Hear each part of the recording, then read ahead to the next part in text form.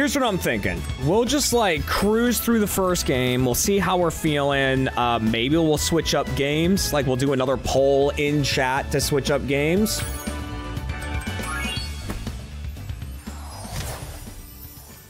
You know?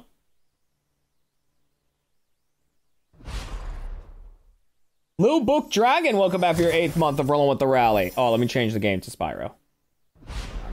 Spyro the Dragon. Okay. Also, just gotta make sure. Yeah. OG music.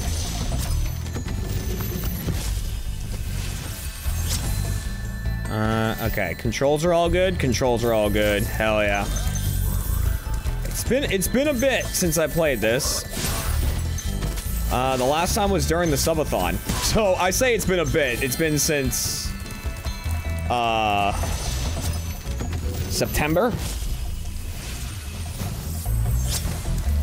I almost put Dredge on the list of like what games should I play today. And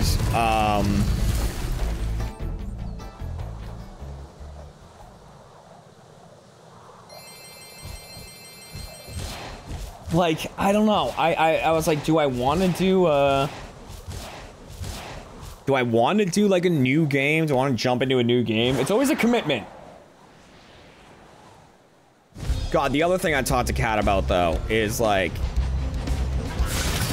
Kat and I have a Minecraft server that we're not doing anything with.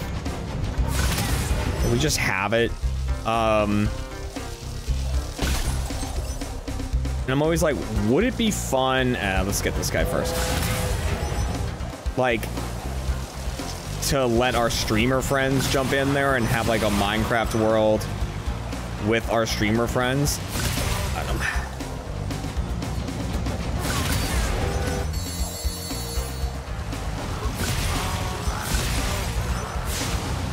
It wasn't until I left AH that I realized how much I really miss Minecraft.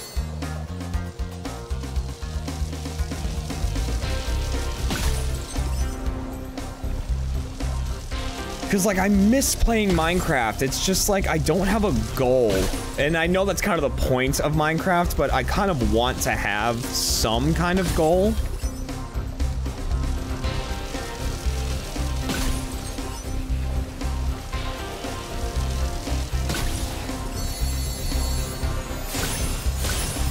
I should just get a bunch of my streamer friends together, and we should play old Achievement Hunter Minecraft games. We should do, like, shopping list and shit.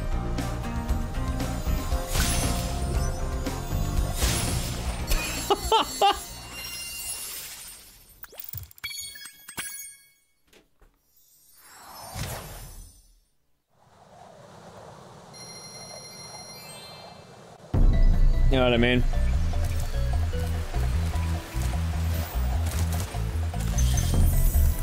Drag Ray into it? No. And if you're wondering why, the reason is for the same reason I wouldn't send a vet with PTSD into war.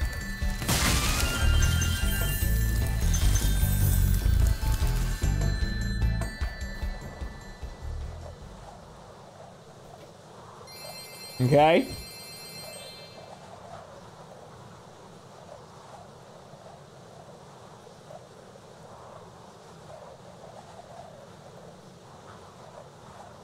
A Minecraft mod pack with a quest book. Ah. He's planning to play with Matt Sheep. Oh, right, he is planning to play that with them, yeah. Mango, welcome back for your 85th month.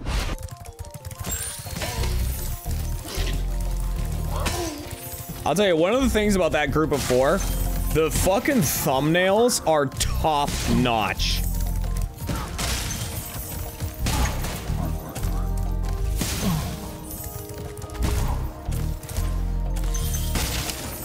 Like, they pop up in my suggested feed. And, I'm always like, wow. Very impressive artwork every time.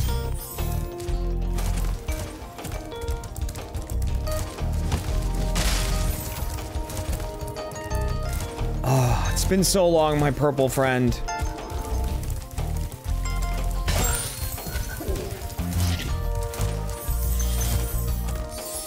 I mean, my spare time gameplay is usually Isaac. When I was in AH, it was Spyro. If I was killing time. I mean, it was Isaac for a while as well. But... Ow. Got him anyways.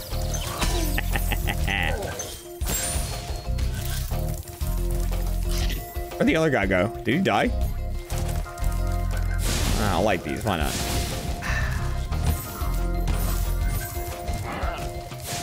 Alright, yeah, get out of here. I didn't... Ah, missed it. I didn't see him die. And if you don't see them die, did they really die? Ah, such a hard jump. Honestly, I'd probably be better off not having my frame rate as high as it is. That would help a lot to make things like that, but... We're not really speed running right now, so I don't really care. Yeah, apparently we got him.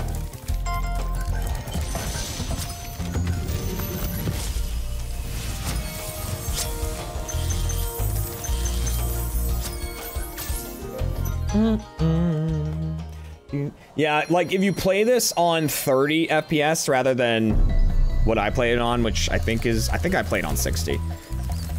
Playing it on unlimited is an awful idea because like everything breaks. But if you play it on 30, a lot of jumps are easier to make.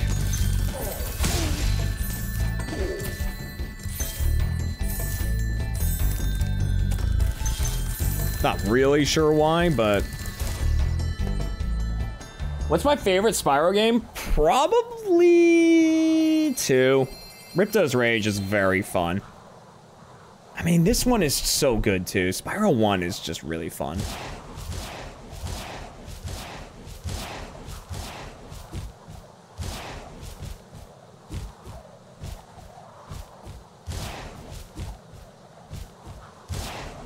There's one door that doesn't open at higher frames per second. Yeah,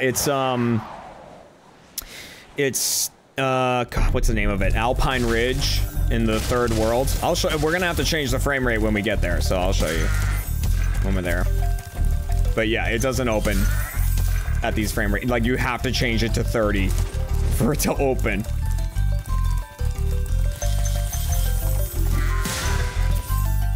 And if that sounds like a pain in the ass, it's 'cause it is.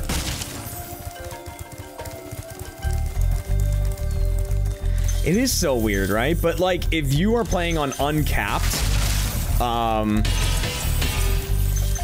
you will literally like run in place sometimes. It's so weird. It's such a bizarre thing that happens with this game.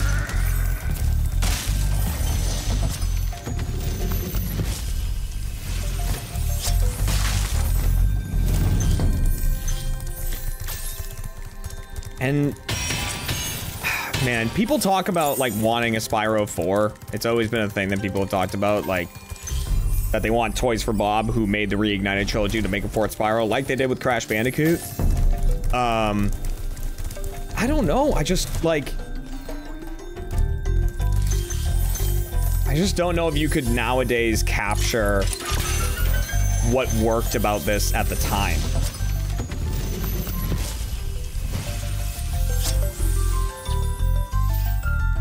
Oh yeah, that was Gavin. That's Gavin the Dragon.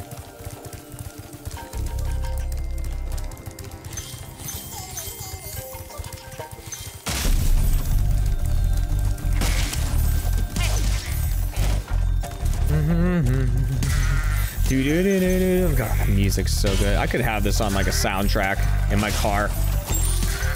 Just listen to it as I'm driving around. Which I am doing more. I mean, the snowstorm obviously put a damper on that, but I've been trying to actually like go out more. It's part of my like be better in 2024 thing.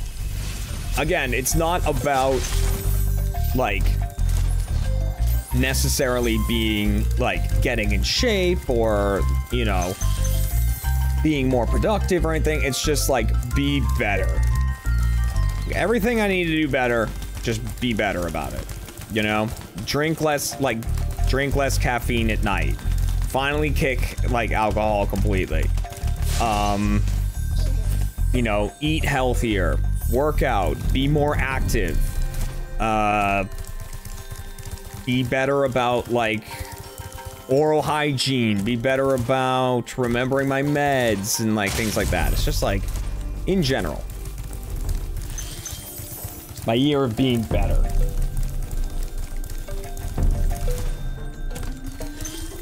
That's the plan anyways. Is there another gem there? I guess not. That one always surprises me. There's just one gem hanging out like that. I guess I'm thinking of these two. What are we at? Okay. We should be good. There should be 6 of these green gems around this building. I think. 3, 4. And then there's one down and one on the ledge. Boop, boop. There we go. Super Quiche, Prime Gaming, thank you, thank you, thank you. Thank you for getting gamer subs. Any chance of the Are We Lost podcast returning? Unlikely unless I hire an editor, then maybe. And should that be part of, like, the whole being better thing? Like, actually hiring people that I've needed to hire since, like, 3 years ago? Yeah, but, you know. I just have no interest in having employees, like having people that I pay that do things for me, because it's like it's more management.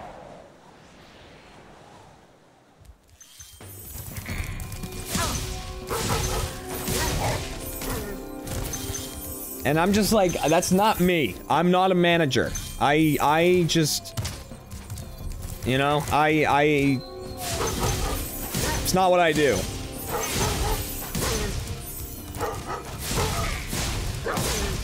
Jeez, that one was close. Alright.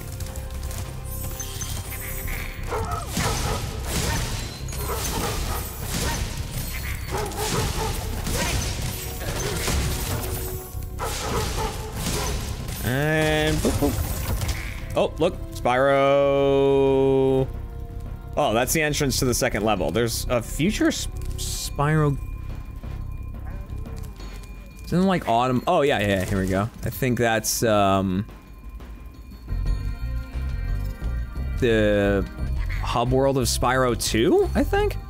One of them is like the hub world for, there it is, there it is. That's Midday Gardens or whatever. Or, no.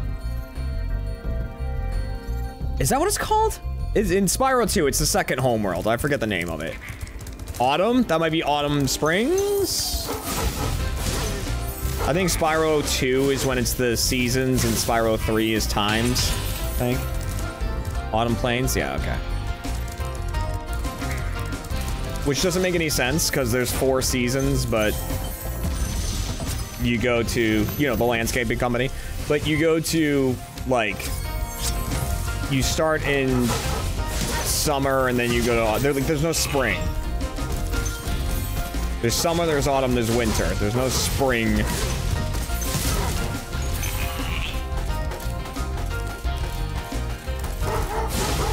Oh, that one slipped through my fingers.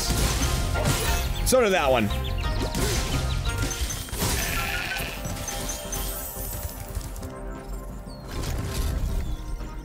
I'm gonna do what Matt hates.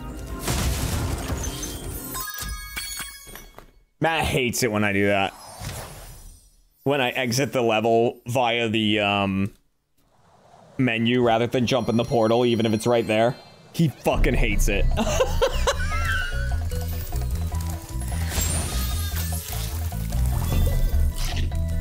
He used to sit next to me in AH. It does save time. But he used to sit next to me in AH and watch me play, and I would do that, and he would, every time he'd be like, "It's right there!"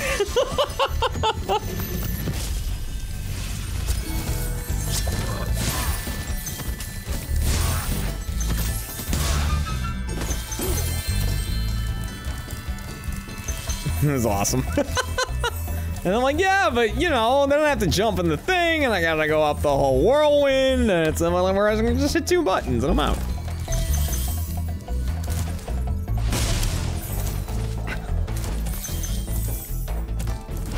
Oh, guys, man. So tonight,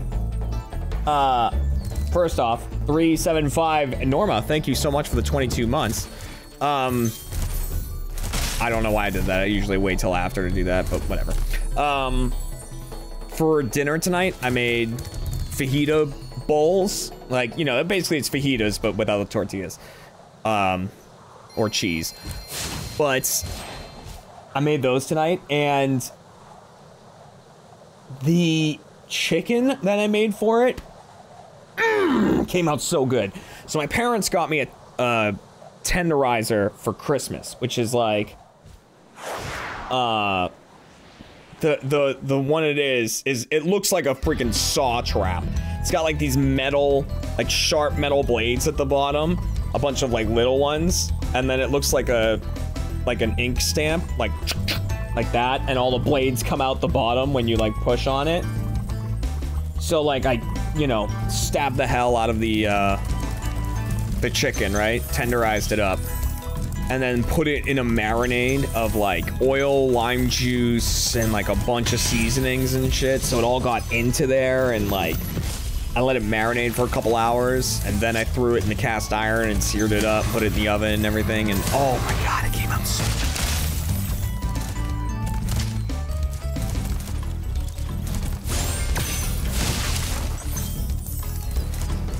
And it worked. Like, I didn't know if I would like it, like, because to me, using something like that, like, my first thought about using something like that on chicken or steak or whatever is that it's gonna, like, let all the juice out of it. And, like, the meat itself would be less juicy. It's like, that doesn't sound good. But no, it actually made the chicken, like, super soft. And I was like, oh, okay. Because I knew I was gonna cut it up anyways into little pieces.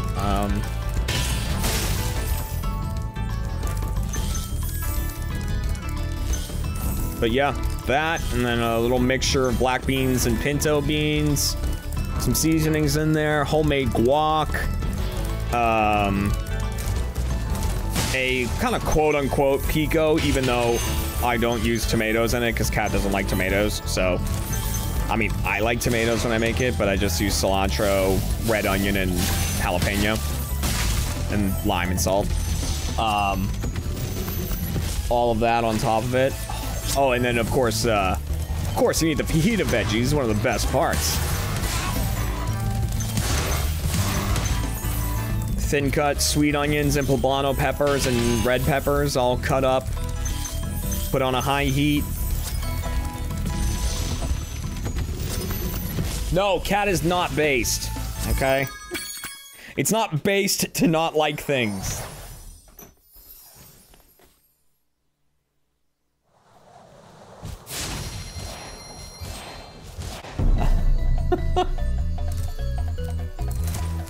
If you don't like a food, I recommend, like, if you ever have the option to try it again, try it again.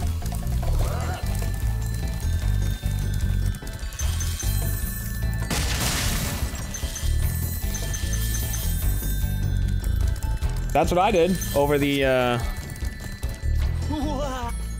weekend. Kat and I went out to lunch. Didn't like I don't like green beans. I've always said it's the only food I didn't like.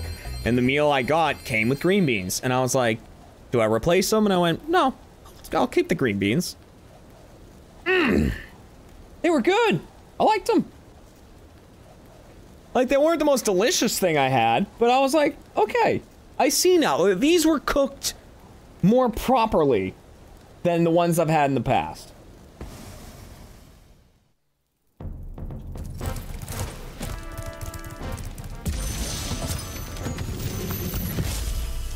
And like, so what it is, you know, Kat and I were talking about it, they were cooked lightly.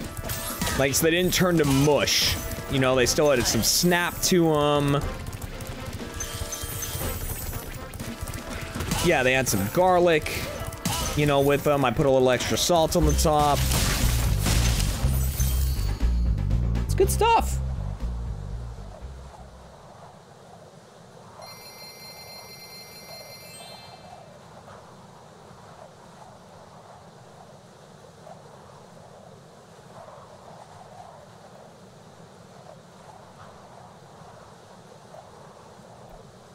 I've had one thing I'm not big into eating are like insects. I guess a lot of people eat grasshoppers. Yeah, I've had them. When my dad and I were in Australia, no, not Australia. We haven't gone to Australia. We were in Europe. Sorry. And I think we were in Germany, maybe? We were in some restaurant. But like I say restaurant, it was like a Chili's or something. And they had like fried grasshopper. It was like big grasshoppers, and we were like me and my dad looked at each other and we're like, well, we're getting that. Like, like, absolutely. And like, we were with a group of people on this vacation, like, kind of like a tour group almost. And, they were like, what are you eating? And we're like, listen, they had grasshopper, we're eating the grasshopper, okay?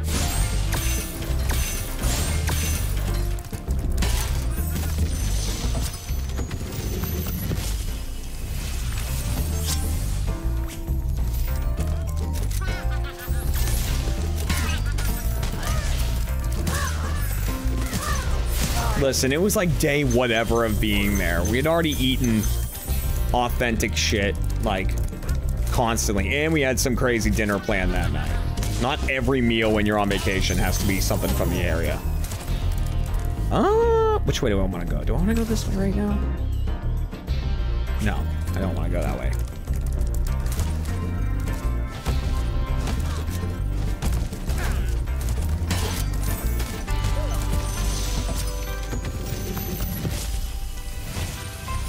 Technically, they may have been, but yeah, I don't know whose garden they were in.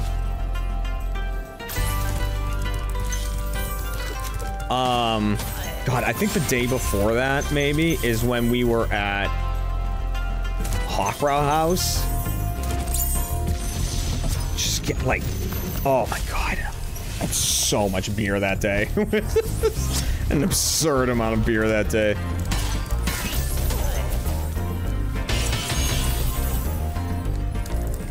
For those who don't know, Opera House, they have like these giant steins of beer and like, you know, just awesome pretzels and shit. And there's these like, at least when I was there, there's these fucking buff-ass women walking around, like carrying 8 of them at a time. Not dropping a single bit of it, and I'm like, what the hell? How?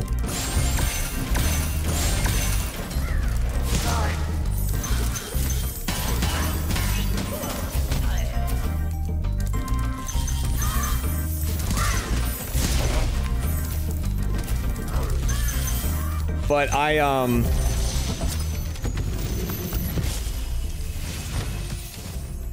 Is that you, Spyro?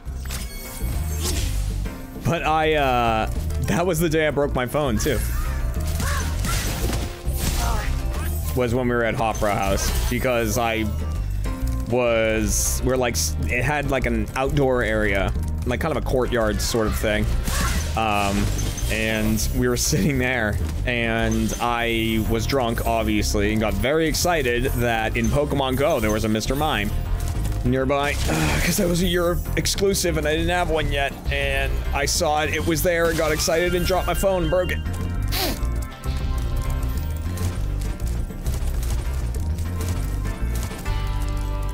And that was how that phone went. I still got the Mr. Mime though. No, I got it.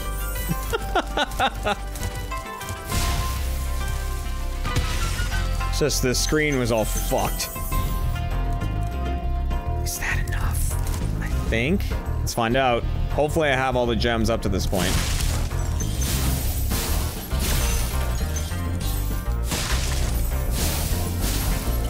Yeah, I think we're good. I think there's 25 in here. Yeah, okay, sweet.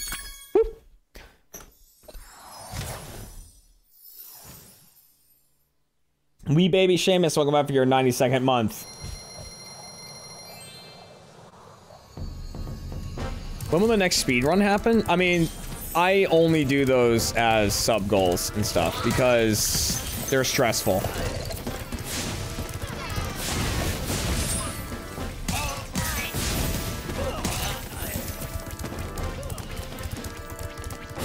And I don't like stress being added to my ultimate stress relief game.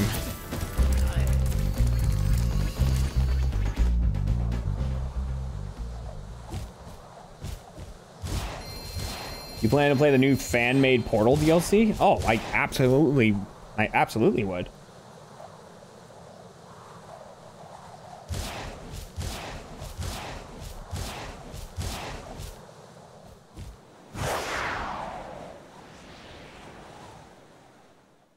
It has great reviews. I would play it. I love Portal. And since we're never getting Portal 3, I'm like, I might as well play a DLC. Or a fan-made.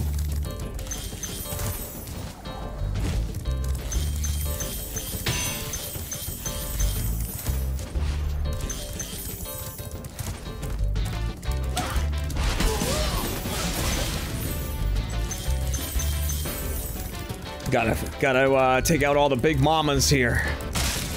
I'm pretty sure is officially the name of these enemies. I'm pretty sure it's Big Mama.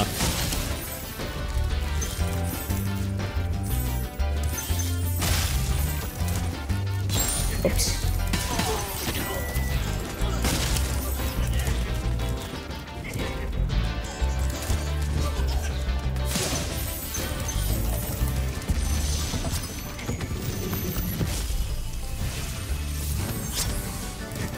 Got all the Passion Project mods? I agree. I mean, if they're made by someone who really does love the thing, you can tell.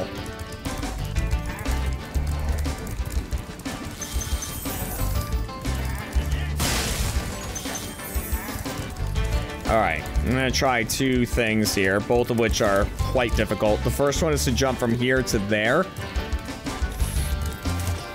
Oh, it's really hard, but let's see if I can get it. You have to jump. It's like frame perfect. It sucks. And I mean, oh, that one was close. That one was close. I'll try it one more time, and then I'll just, fuck it. I'll do it the normal way. That one's really hard. And then this you're not supposed to be able to do, but you can do that. Okay, one more time. One more time.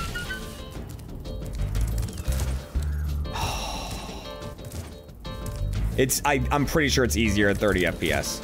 Let's see. You know what? Let's test it. Let's test it. So that was me trying at 60 all that time. Let's change it to 30 and see if it's easier. Because I actually don't know.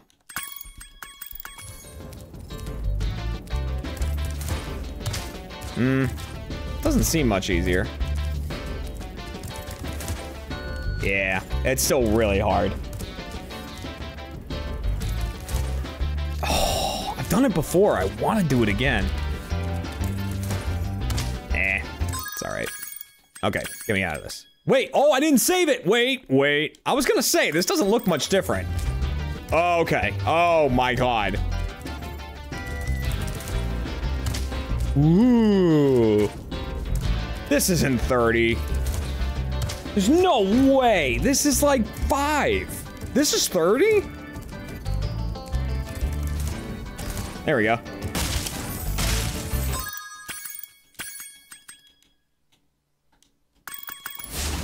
There's no way that was 30.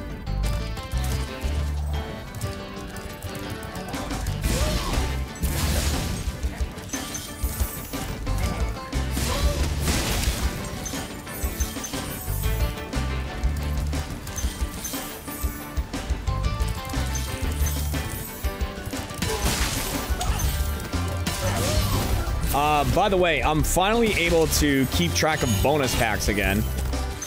Now that I got my shipment in of Paradox Rift, I was like, just barely paying attention to like how many packs I owed. We opened 20 packs in the last stream. Because I just didn't have the packs.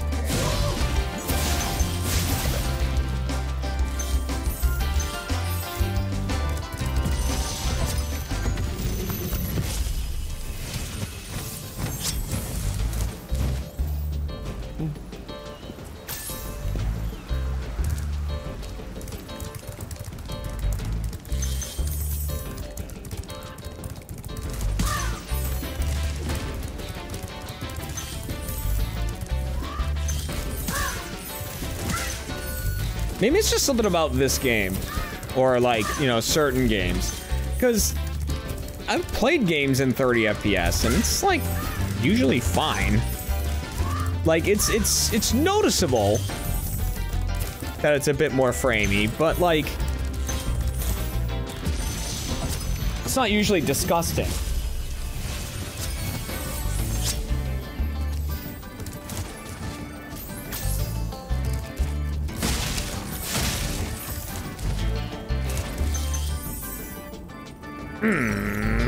Oh, is it these two?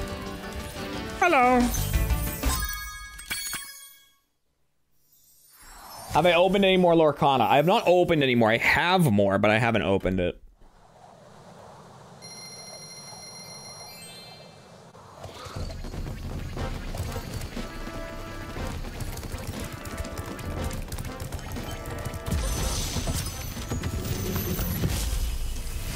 Still better than Scarlet and Violet? Oh my god.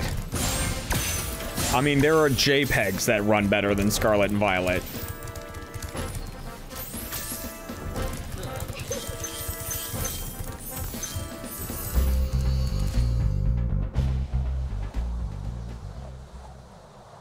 Scarlet and Violet's a fucking travesty.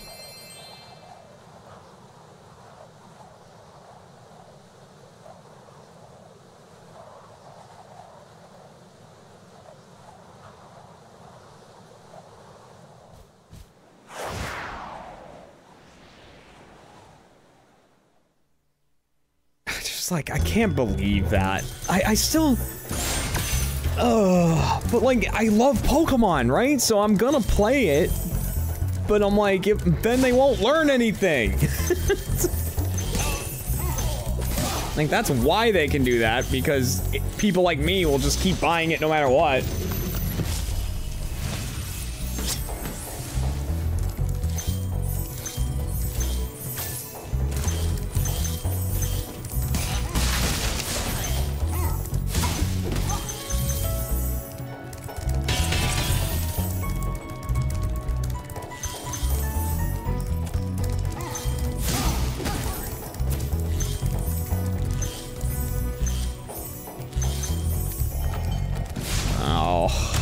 I don't know why. I've always hated doing those. I feel like I'm gonna charge off the edge. I mean, I know why. It's the reason I just said. I feel like I'm gonna charge off the edge.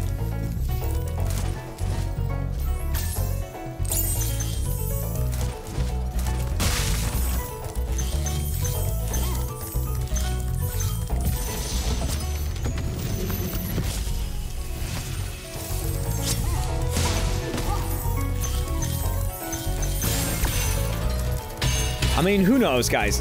Maybe the next Pokemon game, maybe Gen 10, they're gonna be like, we have to do something big. We gotta do something big for the 10th generation, and the game's gonna look awesome.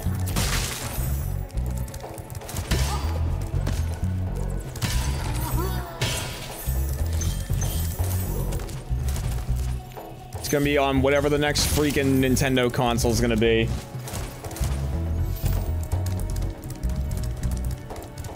The Nintendo Frisk or whatever the hell their next gimmick's gonna be.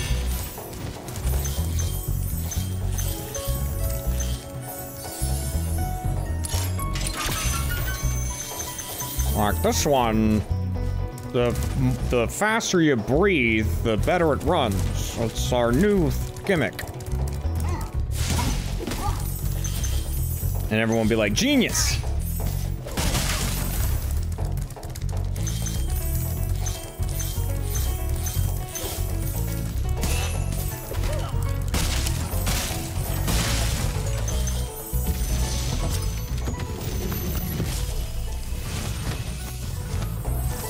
And they're like, it consistently can run at 60 FPS, not to brag, and also, you can be online for up to an hour without dropping.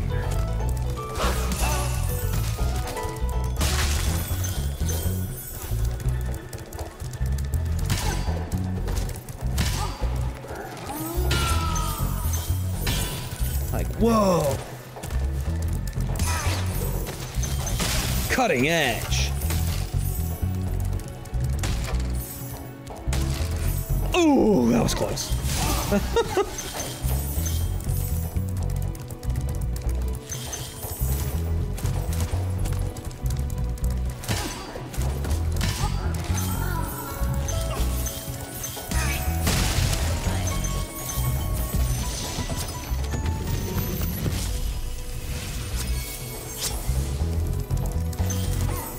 For the low price of $1,200, we here at Nintendo are paving the way.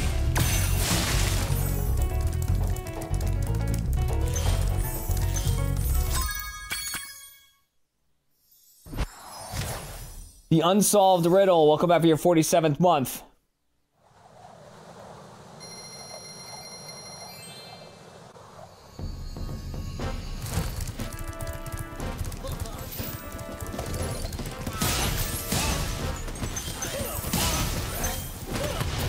Don't believe me? Ask special guest Charles Martinet. It's great. Say it like fucking Mario. Oh.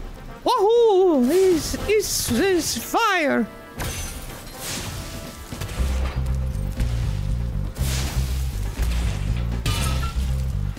Goddamn right.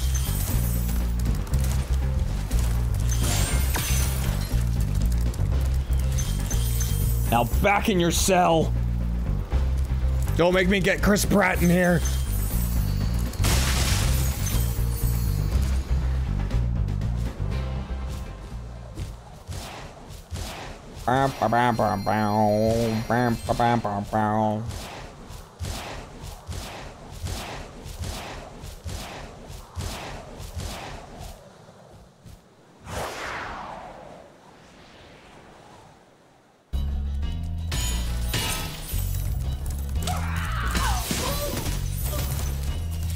Yeah, that's what happens when Bowser's in charge, you're right.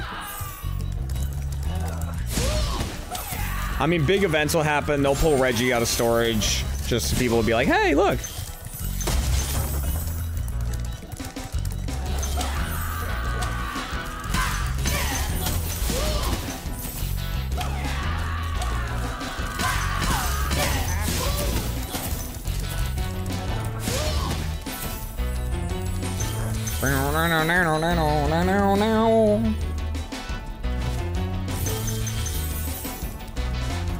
Pokemon this and that!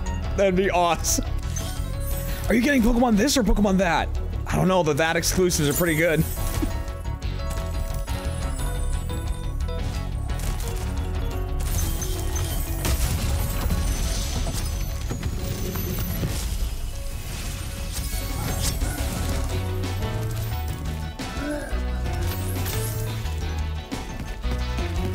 Here comes the cake.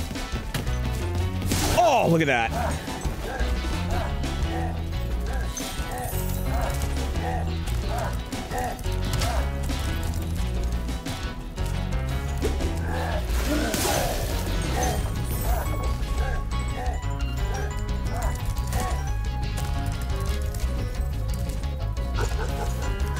I totally forgot what this one is. Oh, right.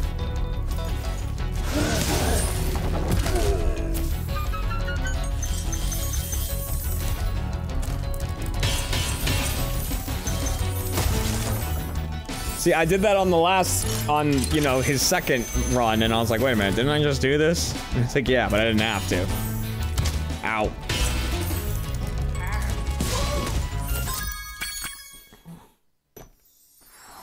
Pokemon, both of them. Hey, which Pokemon game are you getting? Both of them!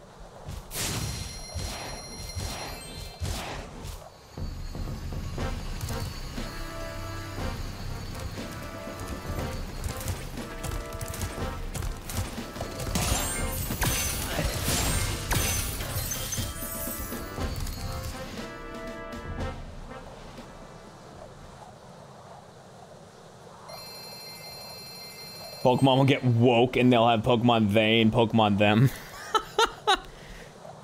How dare. How dare.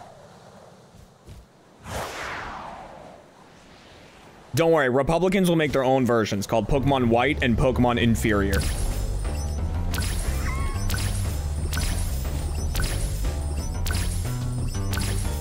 So they'll have that.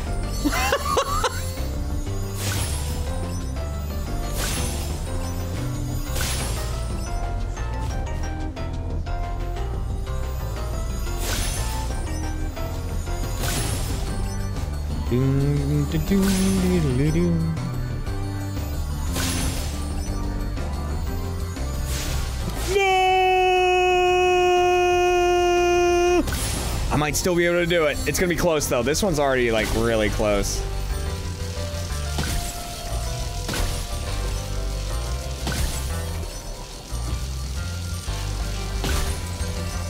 Oh, I can't believe this could— who could have known that God was a Republican?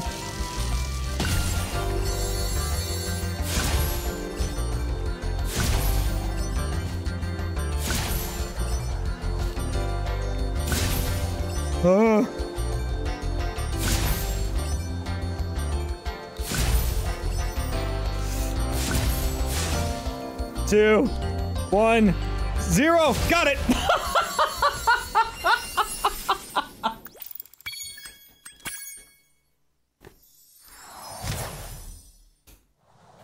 We're good.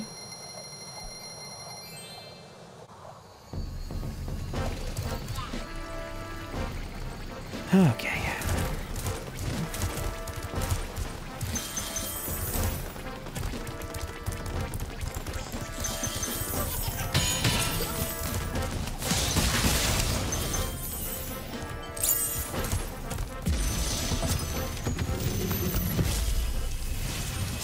Pokemon straight and Pokemon degenerate.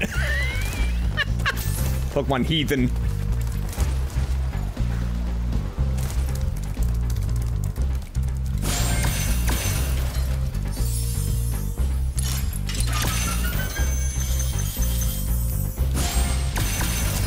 Dude, Pokemon normal and Pokemon another trans. Ugh.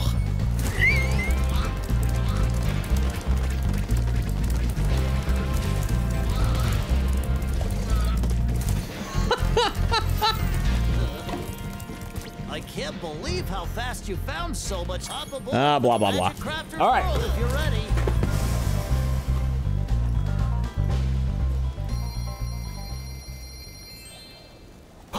Pokemon oh, Pokemon ooh.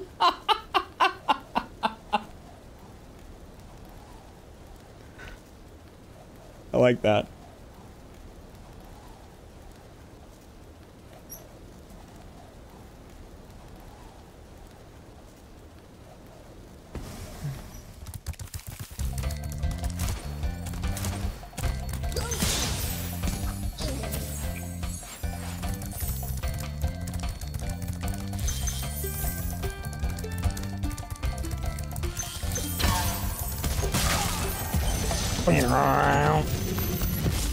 Pokemon Mini and Pokemon Wumbo. Dude, I'd play Pokemon Wumbo. You kidding me?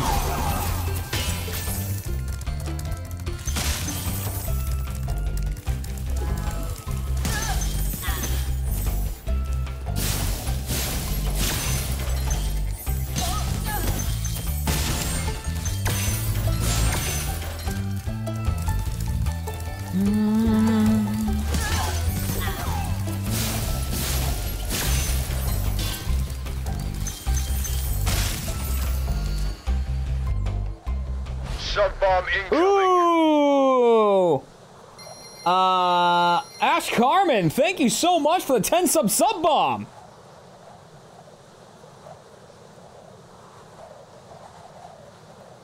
How's the progress on Smoke? It's some more sketches at this point. I just haven't had the time to work on it. Oh, well, thank you. Sorry you had a bad day. Appreciate the subs very much.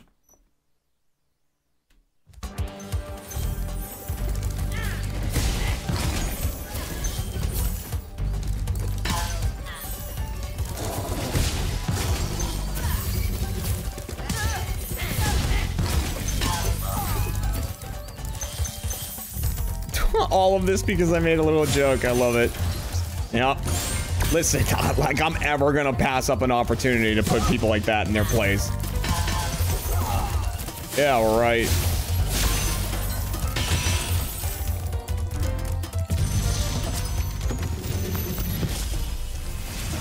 Pokemon Sound and Pokemon Silence. I could see them doing that. That's something I could see them doing. By the way, this is the level that's broken at 60 FPS. It's that door in the distance. I'll show you when we get there.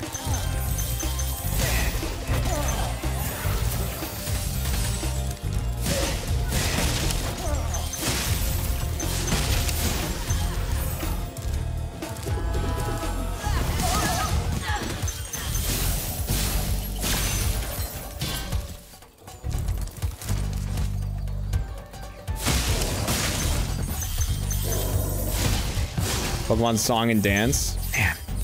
You'd be able to find out. It's this door right here. See? Not moving. Totally broken. Can't continue the level.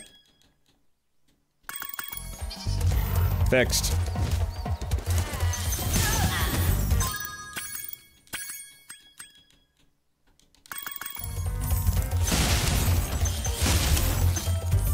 Same here. This whole like the platform he's on is supposed to be going up and down. Doesn't work at 60. Don't know why.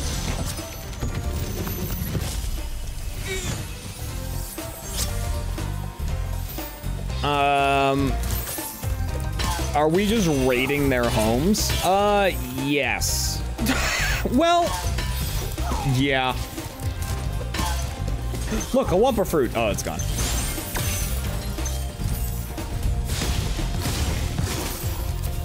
Yeah, if you couldn't tell, the druids are feeding these beasts. They're feeding them Wumpa fruit.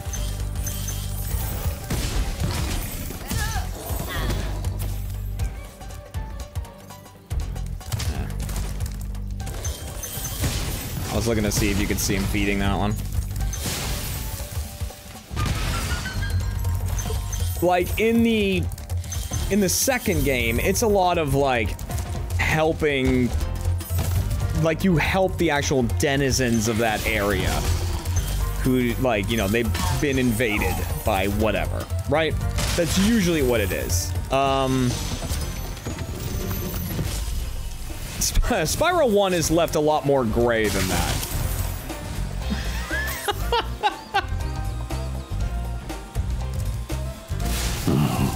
Monkey.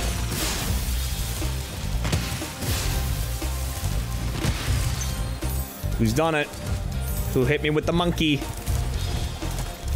Oh, you know, I didn't reset the stream label for today either. It was Ultimate.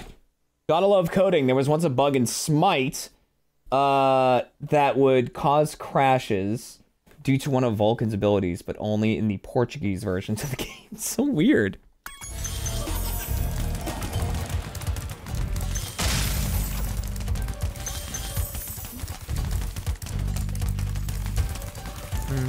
This guy's a pain in the ass to catch. That's why I'm not really worried about getting the gems right now. Because I have to catch him first.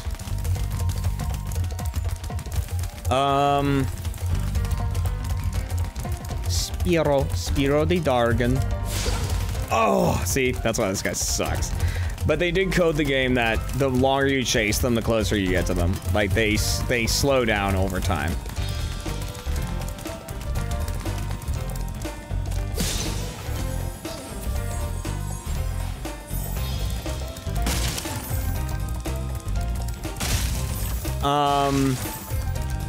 Crash is purple. I mean, Spyro was green originally.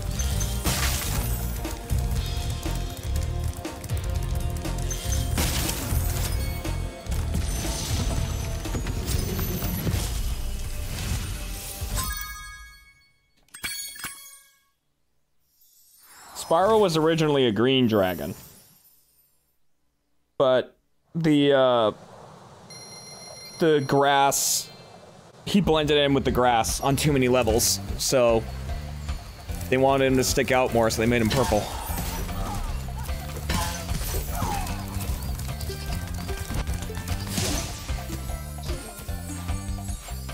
Arej, welcome back for your 54th month. Also,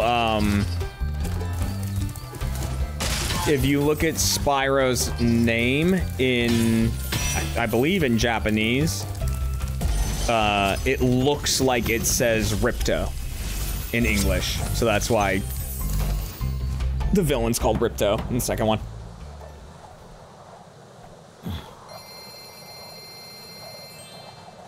I think it's in Japanese.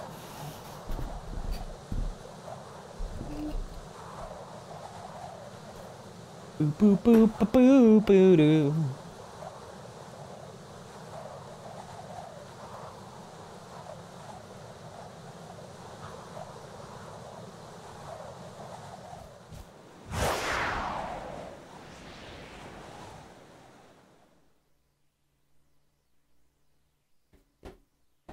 Can confirm, just Googled. Yep. It's cool, right? That's why Ripto is called Ripto.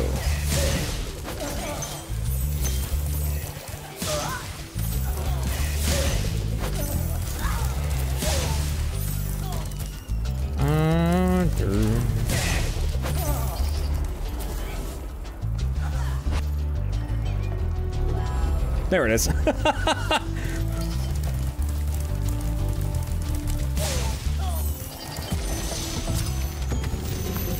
I like this guy's animation a lot. I don't know why. His facial expressions are great. Something about these green druids. They insist on moving everything in sight. I don't know why. Something about his facial animation I really like.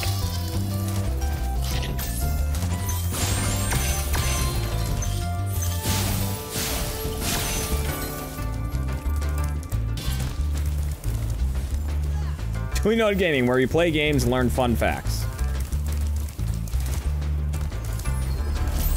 We learn fun facts, which makes us different from most streams. And we play games, which makes us different from Platty's stream.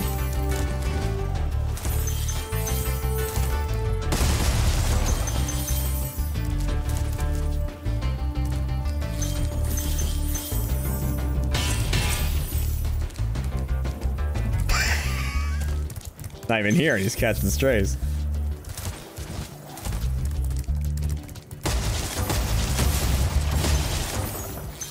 Well, he called me, the other day, right, when we were shiny hunting, and he was like, it was Friday. He called me while I was, shiny hunting, and we were talking, and he was like, he's like, hey, buddy, I heard you were asking about Fucked Up Friday, and, you know, like, doing all that, and, I was like, yeah, like, what have you been playing? He's like, oh, we haven't played anything yet. I was like, dude, you left 2 hours ago. You haven't played anything yet? In fairness, he was doing his P.O. box opening, but still.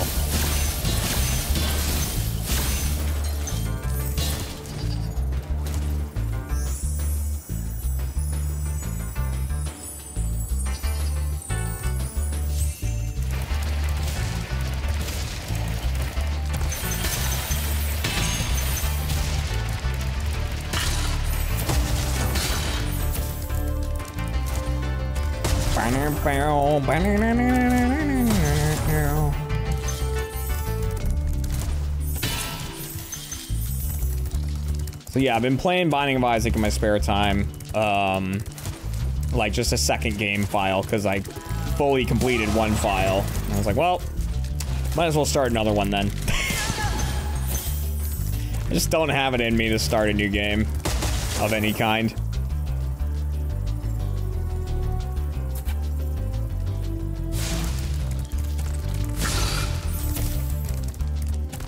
And like, I know I should. There's so many games that I need to play.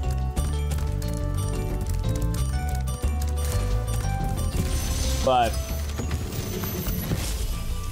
did I play Cyberpunk's DLC? I didn't play Cyberpunk. Like, I played it a little bit when it came out. Like, I streamed a little bit of it, I think. Did I? Maybe. Or maybe I just played it? I don't even remember. And I just was like, not feeling it. So I was like, alright. And then I never got back into it.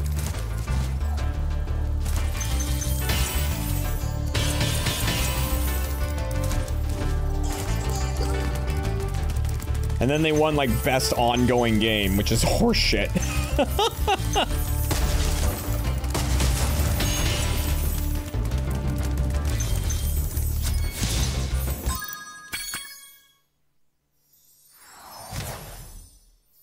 Yeah, I do need to play the God of War DLC, yeah.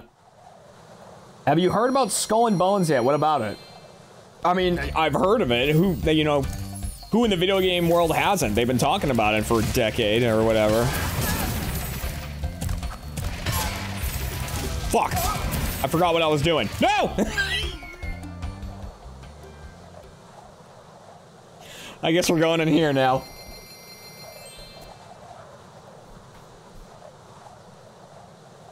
I guess we're doing this level.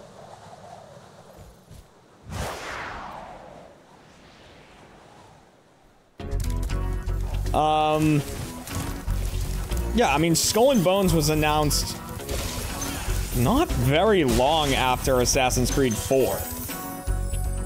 Because it was going off of the same, or was it even, it might have been 3. No, I think it was 4. Because, like, it was basically, they just went, hey, you know the, jeez. You know, like, the ship combat from Assassin's Creed 4? Like, what if we made that into a whole game? And they were like, that sounds good. And they went, okay, let's do it. And then...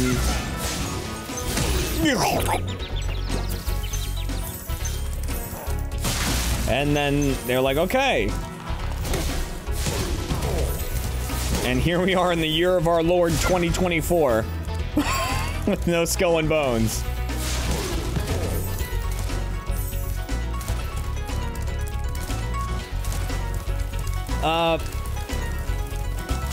And I've played Skull and Bones. That wasn't the first hit. I got hit in the toasty level, like the first boss. Like, I played Skull and Bones at E3 in 2019, maybe? They, like, had a build of it, and I was playing it and whatnot, and I was like, yeah, you know, it's combat. It's exactly what they said it is. But, like, I guess what's happening with it, it began development 11 years ago. So when I said a decade, I was joking when I said it, but apparently that wasn't a joke. So I guess the whole thing with it, and you have to look up the details about this, because I'm gonna be, like, paraphrasing and getting things wrong. Just letting you know. Apparently, it's like that game is being developed in tandem with some other studio, like foreign studio. And, like, so they have on contract that they need to make a game, but the, like, head of development for those games keeps dropping off, and, like, it keeps getting reworked and shit, and so, like, they have a contract to make the game, but, like, no one that wants to make it. And, like, that's why it's still talked about. The Singaporean government helped fund it or something. Yeah, that's it. I was gonna say, I think, when I said it's a foreign, like, company, I think the government of that country's involved. Yeah, so that's Singapore. Yeah. Is involved in this contract of, like, you need to make this game. Isn't that so weird?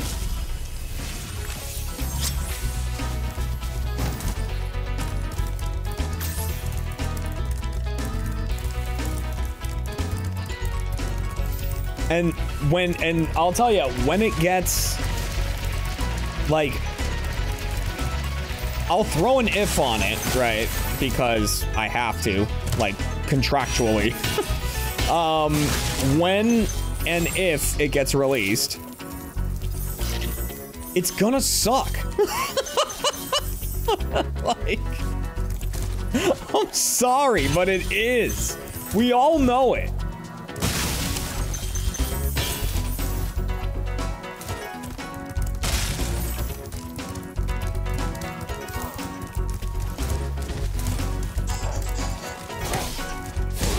Like, first off, any game that is talked about that far before it comes out is it's almost always doomed, because then people's expectations get insanely high.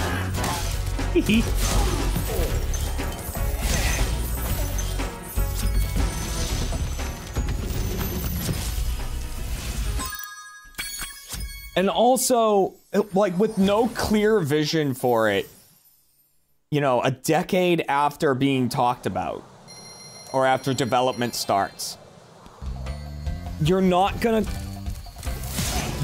have something that people are gonna be in love with.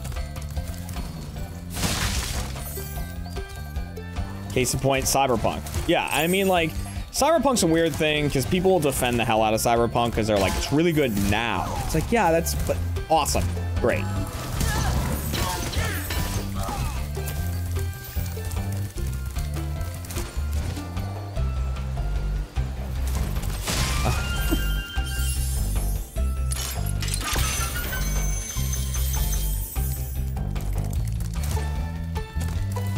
But, you know. Am I planning more Sea of Thieves with Kat soon? Yes, tomorrow, in fact.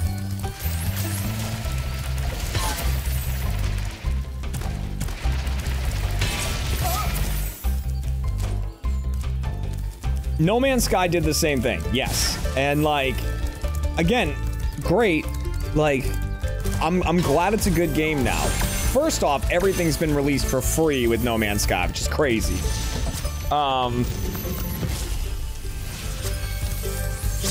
But I think the reason that I'm just, like, hating on Cyberpunk so much is that it's, is that it won that award. That was so annoying to me. That it won the award for best ongoing game.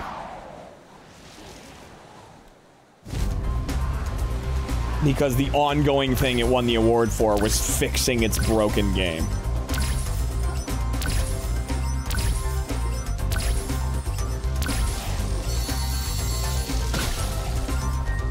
And, like, yeah, well, I give my hats off to games that are like No Man's Sky and Cyberpunk that, like, oh, it's actually a really good game now. It's like, yeah, well, it should have been a good game then. It's like, we shouldn't praise it too much for being a good game now, because that's gonna set a standard of that's okay. And it's not.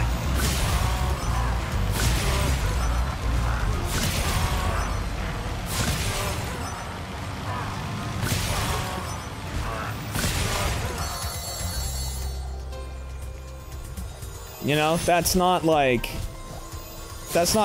to do. To release a game and go, oh, but eventually this game will be great. Well, don't release it then.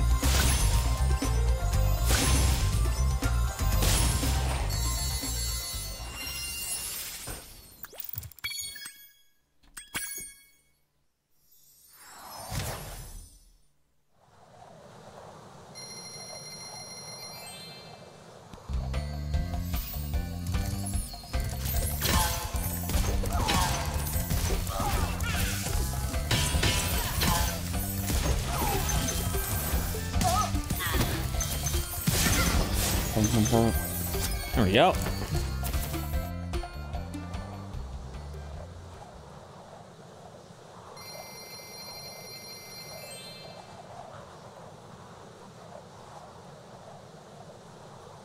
It's a met expectations after release, yeah.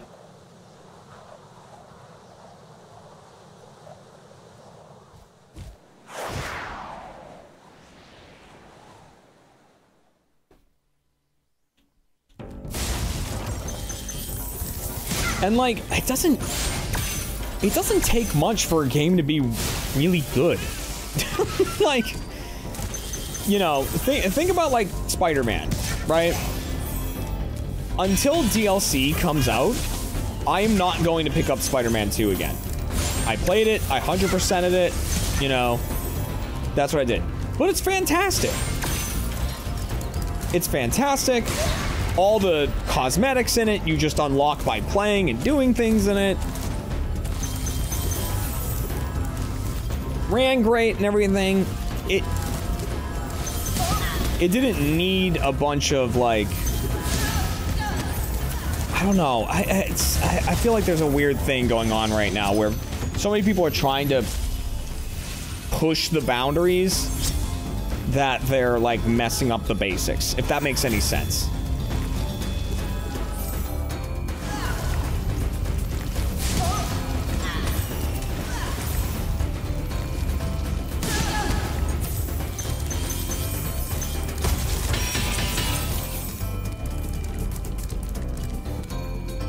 It's getting overly complicated, yeah. And I just miss, like, I love what Spider-Man 2 did with unlocking cosmetics, like, because one of my favorite experiences of unlocking basically cosmetics is Modern Warfare 2.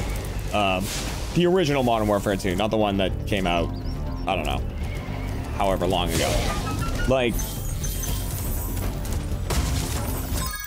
the thing of, like, get this many headshots with this gun, and then you'll unlock the skin for this gun. I'm like, hell yes, please. I love that.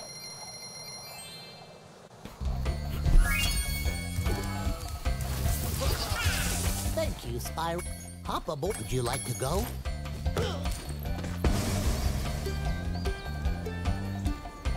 Tears of the Kingdom was definitely a complete game. Yeah, it was good, too. Really good.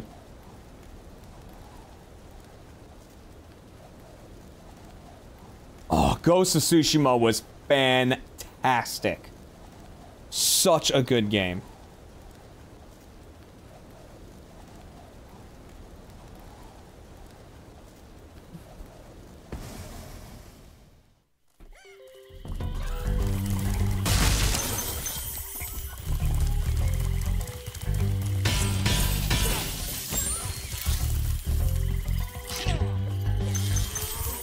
Sparks, we could have... Alright.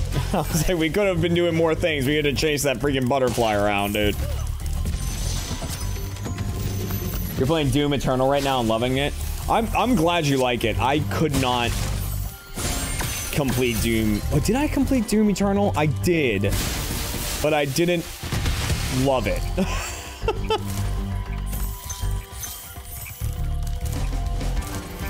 Doom 2016... Fucking incredible. Fucking incredible. Doom Eternal.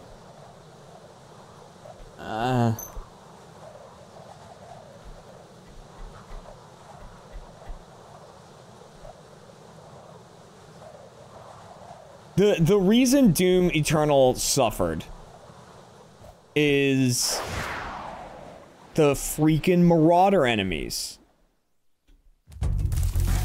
Because, like, what made Doom so great, the 2016 one, was how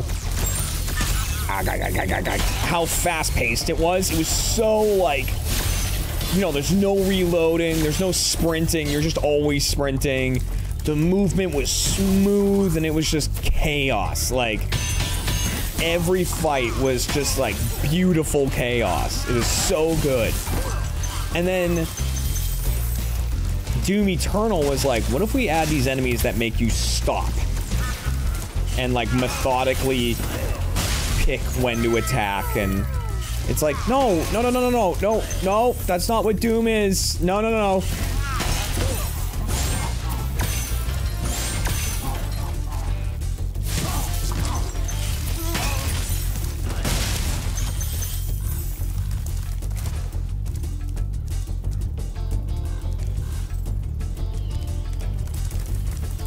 I mean, also, it's not always the developer's fault either. It's also a culture thing of, like, games have microtransactions and stuff because people buy them.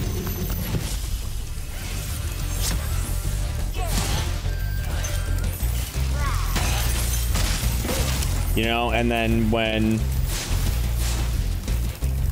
you know, not so much the developers, but when, like, the producers of the games and whatnot, like, you know, they go, oh, you want this game to, like, you want us to fund this game, it better be successful, like,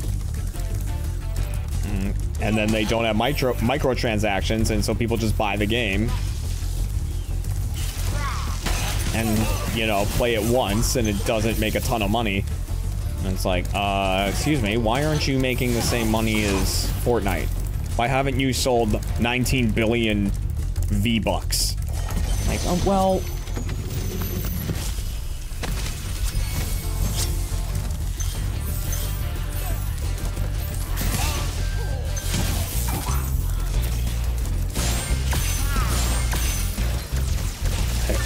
Excuse me.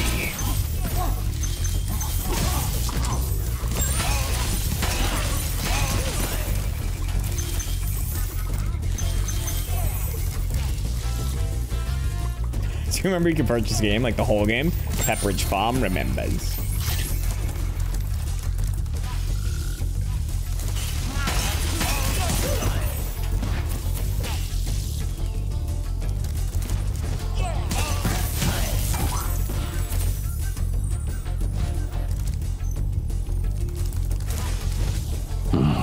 I bigly prefer Eternal to 2016. You are literally the only person I've met.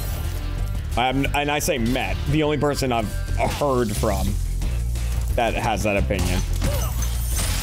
So, it's a strong opinion. I'll give you that. It's a strong opinion. And then they came out with that DLC, like the Old Gods or whatever. It was so difficult. I stopped playing it after like I think I refunded it after like the first fight. And I was like, forget this. I don't have time for this.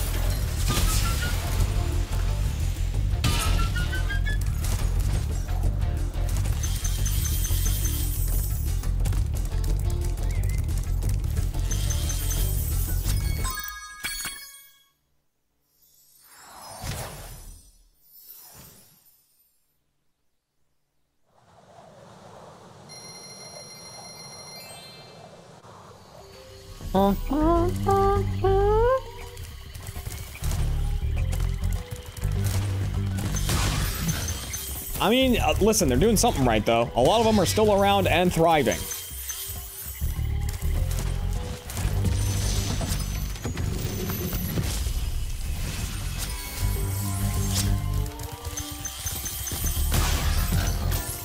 You know, Destiny's still doing well.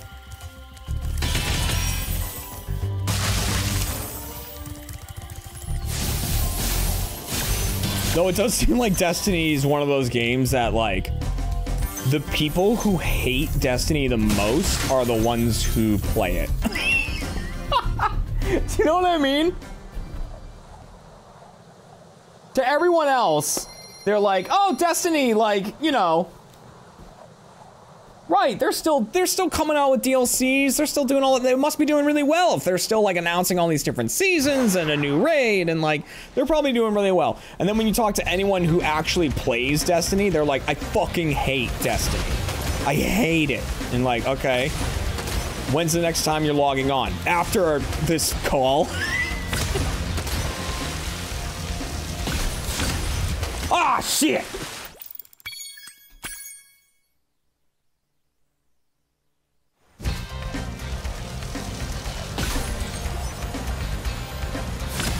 It's like, okay. Why are you doing this? What do they have on you?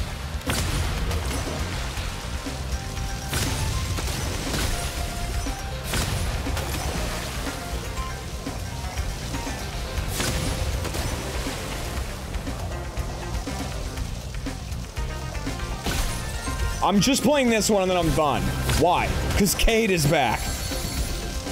Okay.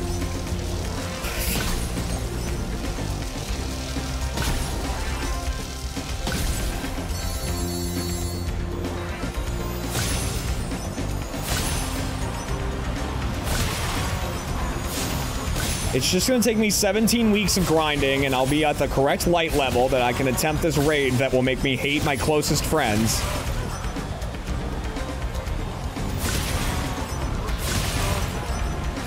And then I'm never playing again.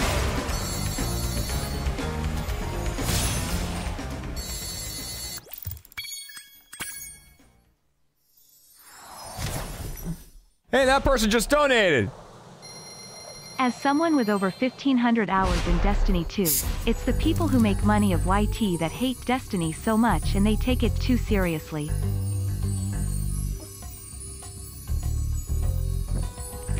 Dan, I will ban you from my and Cat's chat.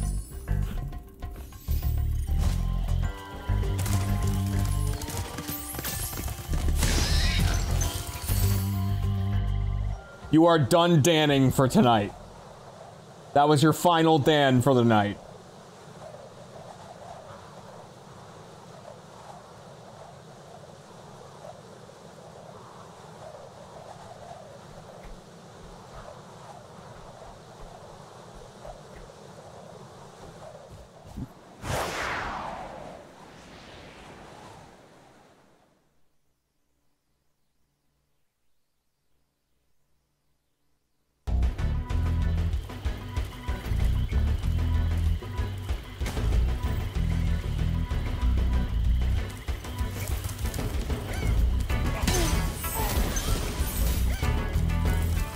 I mean, and you know, I'm probably was like that with some games.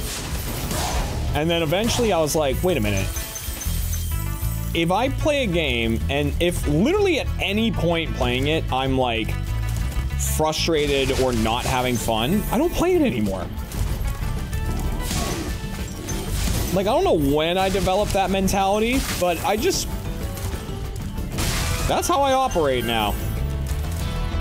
The second I'm not having fun, I'm not the kind of person to go, oh, well, maybe it gets better after this. I'll just get through this part and then it will get better. No, I'm like, all right, that's it. We're done. Life's too short.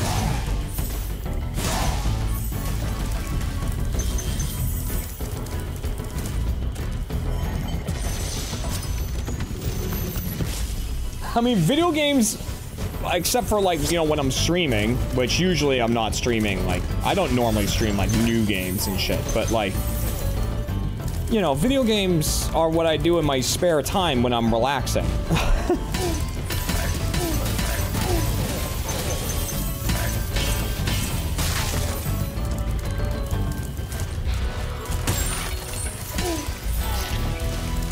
Also, anything competitive in any way. Where, like, I have to push myself to be better than someone else. Believe me, I don't need more reasons to dislike myself. I have plenty. This fucking frog.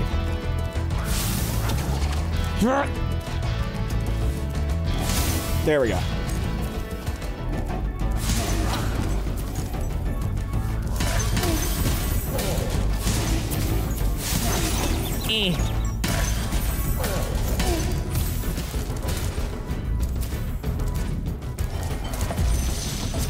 Just was donating to the greed machine and it jammed at 999. Really? That sucks.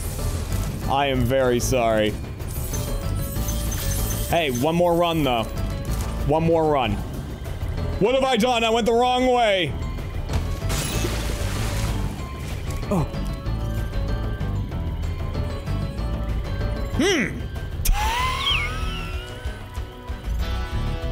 Well, Sparks, we found ourselves in quite a predicament. I totally forgot where I was. Okay.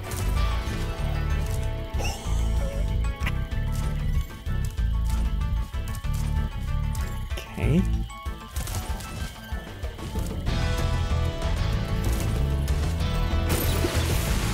Oh my god!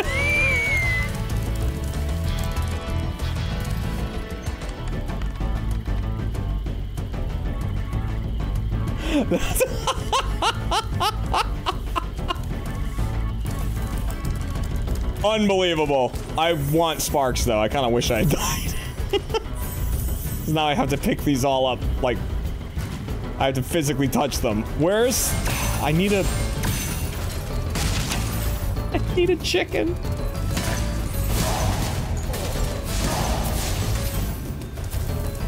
I think there's one up ahead.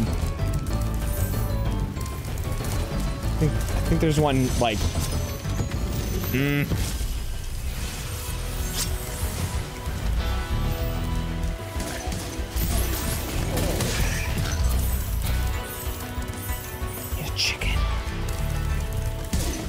Ayo, chicken.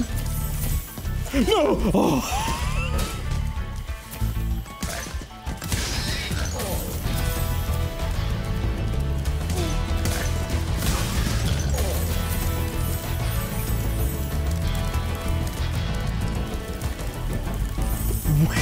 Where the hell?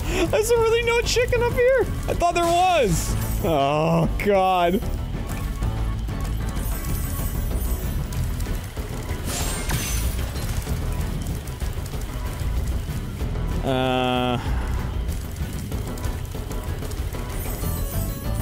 I really thought there was one that you could get the boar to run into. Huh. Alright, let's release Daddy Dragon.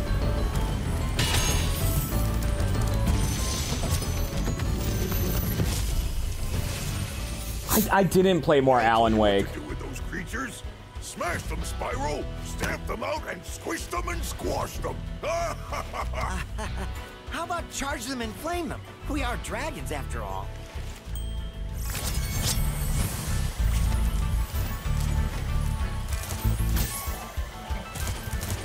Down, down, down. My partner's begging you to play more Alan Wake 2. Renee Mai, welcome back for your second month. I mean, clearly it's a fantastic game, right? People rave about it. I just like, again, the only way I would play more of it is if I streamed it. It's not a game I'm ever gonna play more in my spare time because it's gonna take too much focus.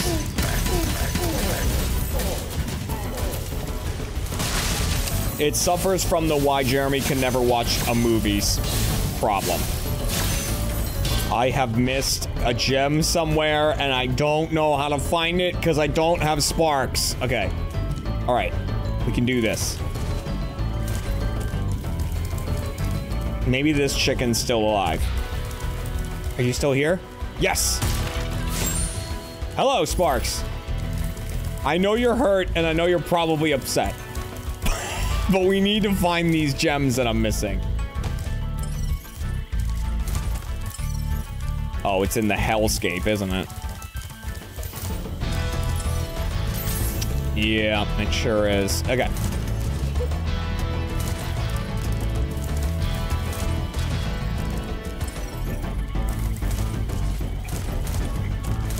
There it is.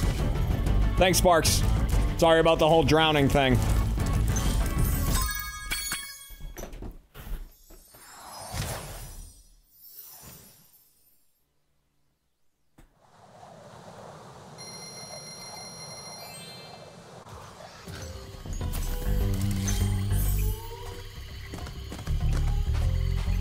Infuriated that there was not more.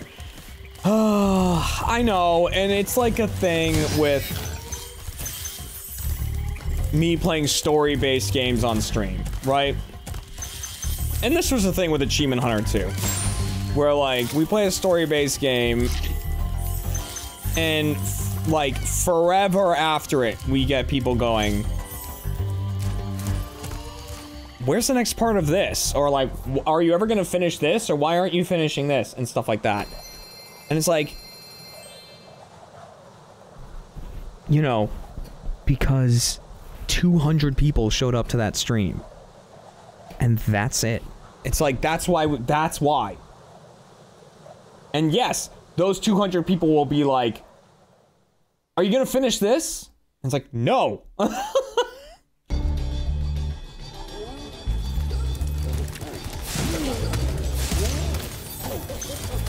It's like, are you gonna convince 1,000 of your friends to watch the stream with you? Then I might.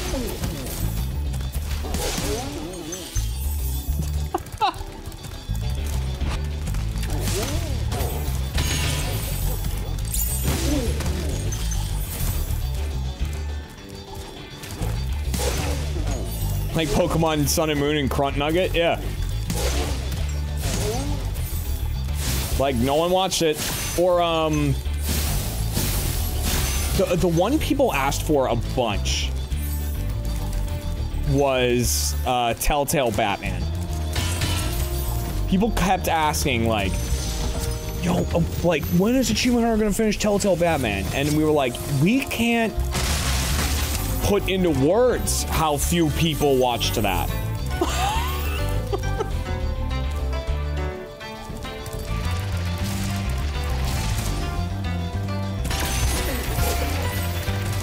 Oh god. Okay, we're good. No, we're not good. I remember now. See, I told you guys, it's been too long since I played this. Oh, actually, yeet.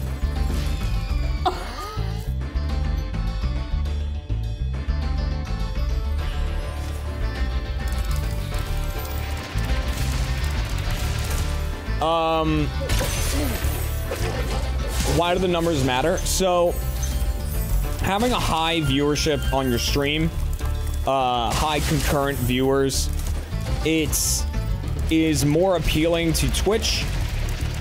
It makes your stream more discoverable. And also, just the more people that are around, the more likelihood subscriptions and bits and donations and things like that happen. And, you know, because it is, you know, my career, I have to take those things into account.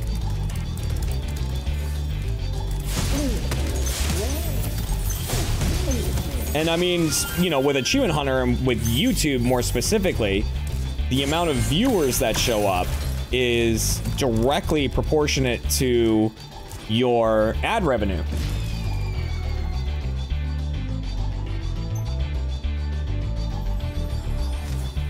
And, you know, so the more viewers on your YouTube video, the more money you're gonna get from it.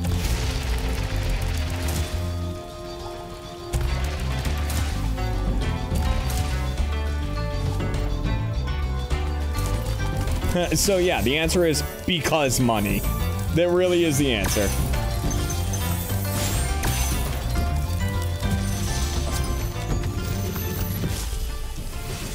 Just searched it up. The lowest view count on Telltale Batman was like 100K. Yeah. Which is a harsh reminder to everyone, you know, now that Achievement Hunter's gone, that at one point, Achievement Hunter was very popular.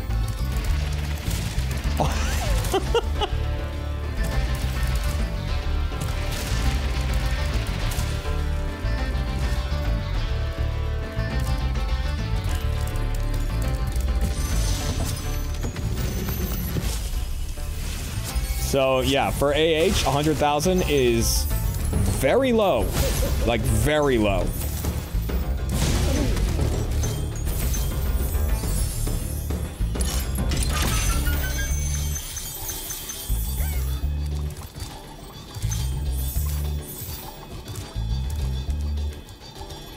You know, and it was a matter of like, people would get burned out on Minecraft. People get burned out on GTA.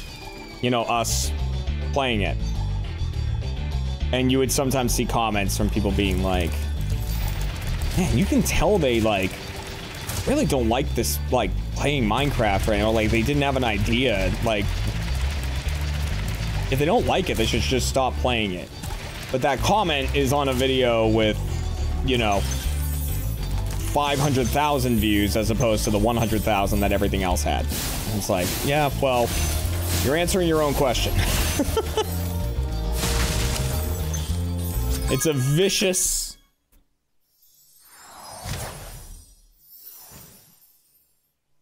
It's a vicious thing.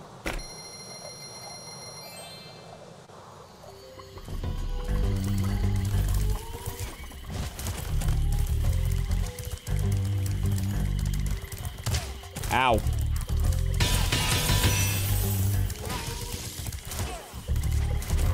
I'll tell you, the most fun I had playing Minecraft was playing Minecraft.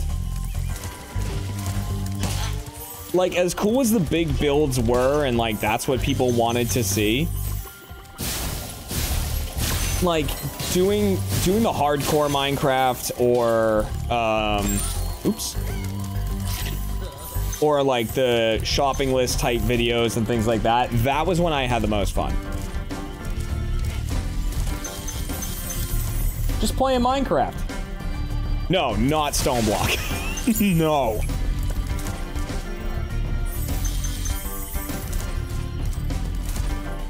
Stone block and Sky Factory are not Minecraft. They are how quickly can you stop playing the game and let the game play the game for you. That's what those are.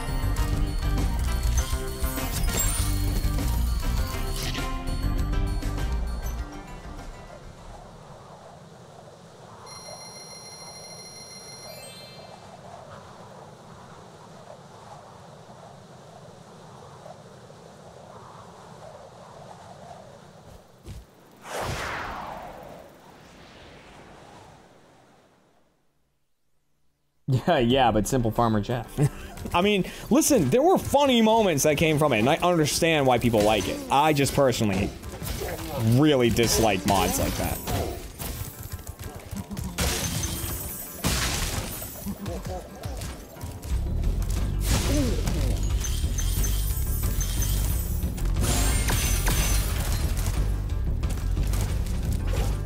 Yeah, like the Munch doing shit. Oh my god. Like, you know, the thing I had going for me when I was doing stuff like the magic, like in the Munch do and the botany and all that stuff, right? Is that there were, and the blood magic and whatever, is there was however many other people there in the video making content, like Farmer Jeff was also going on at the same time, right? And so thankfully, I could just sit there on like a wiki page reading during these videos and be like, okay, how I gotta do this, and then I can, and then I should be able to grow this, and then once this grows, then I can put it in here. Oh my god. You thought I enjoyed the magic and blood? Congratulations! Then the illusion was complete.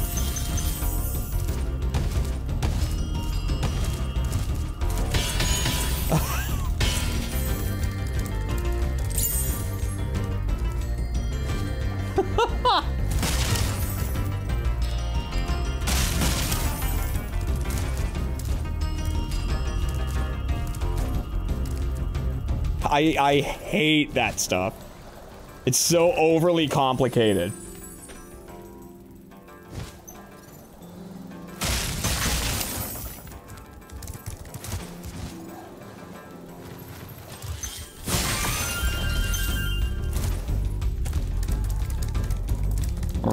Acting!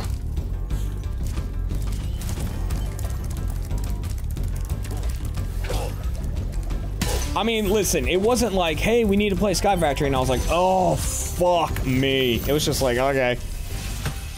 The oh, fuck me was the Get Good series.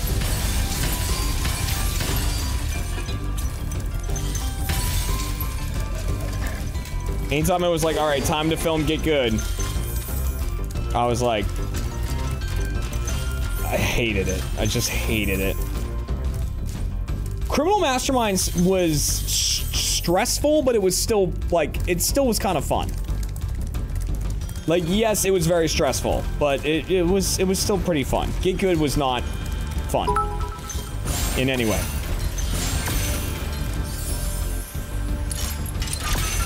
No, we didn't get good. We didn't. You got good, to be fair. We did not. We got competent.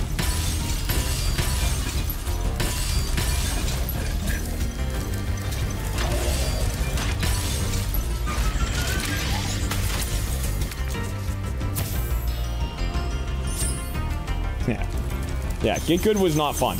And, like, that was the only... I think that was the only time I specifically requested not to be in a series.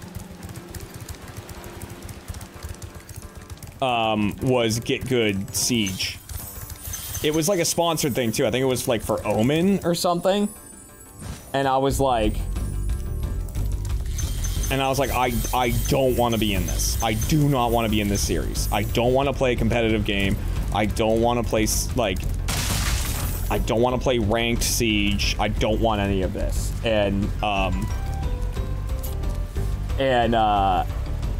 Fredo was like, Jeremy, Because he was like running the whole thing. He was like... What did he say to me? It was funny. He said like... He was like, Jeremy, look at... like... you know, look at everyone else who's going to be in this video, right? And everyone else that I have to choose from. Oh, I've been jumping. Are you ready to go? And just realize that I need you. It was like something along that. It was like something along those lines.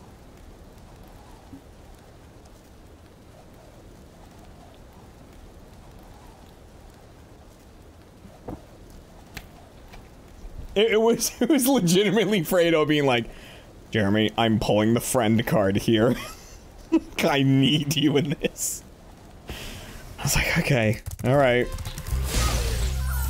Deal.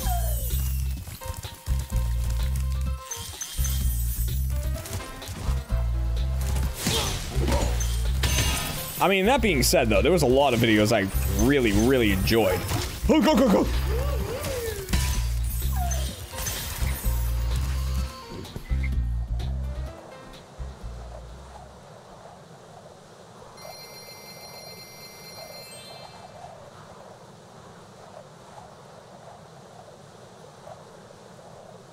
We never would have had Red Dot Dooley.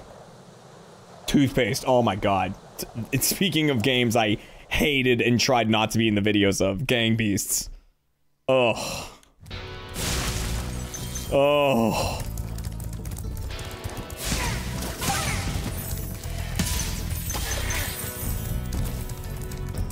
God damn. This is such a cool level, by the way. I love the aesthetic and the gimmick of this level. How do I feel about party animals? I'm out. I played it with Platty when he played against the community. Had an awful time, and then I played it the other day with a bunch of people who were in the fucking Twitch rivals and had an awful time. I was like, okay, we're good. We're done. We're done.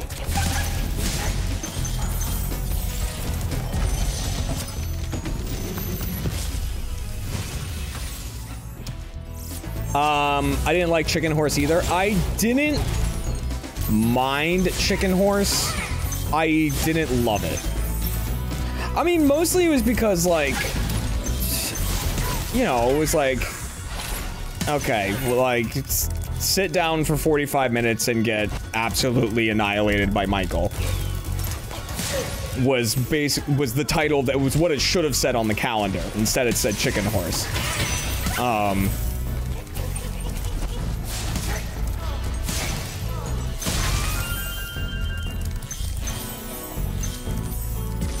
But yeah.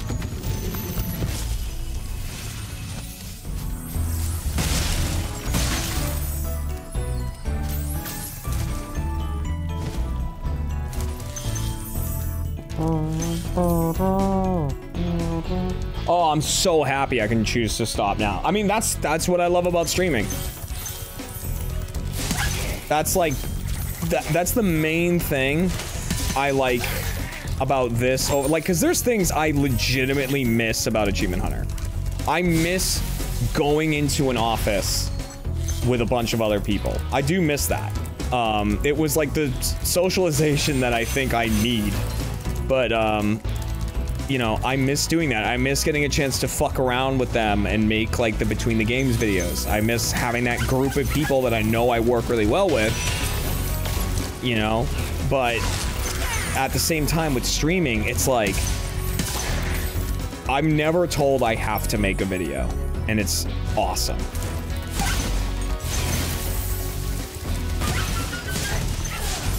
Ah! So nice. Ah!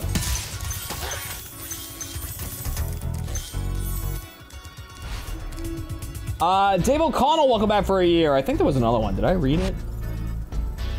Packle, welcome back for your 90th month.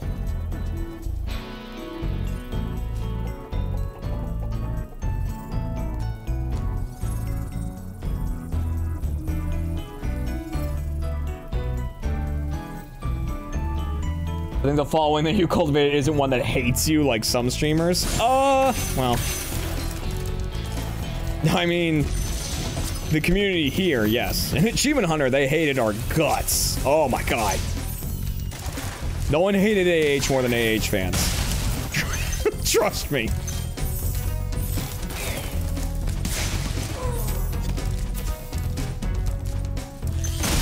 It was brutal.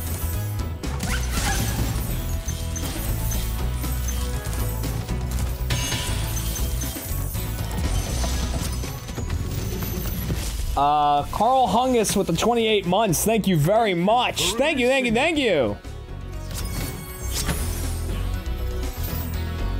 The Moonball era seems like absolute torture. It, sometimes it was. I mean, I don't know. It wasn't, it wasn't.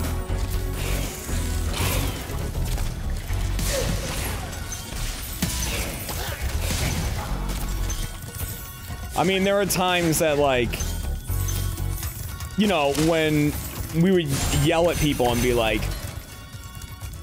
you have to call Moonball before you throw it and stuff like that. I mean, like, that wasn't just like a funny haha rule. That was the rule with Moonball so that someone didn't get hit in the fucking face. You know what I mean? Like,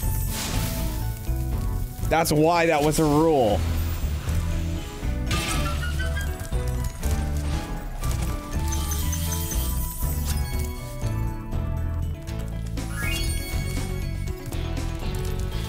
The Myat ball? Well, I mean, in fairness, there was an everyone ball. I think... Oh, wait, why am I doing this? Jack was more prone to throw Mat balls. I was more prone to throw Gav balls. Gavabo. Gavimbo. And he would go, Jimmybo. Gavin and I would stand next to each other doing that for absurdly long periods of time.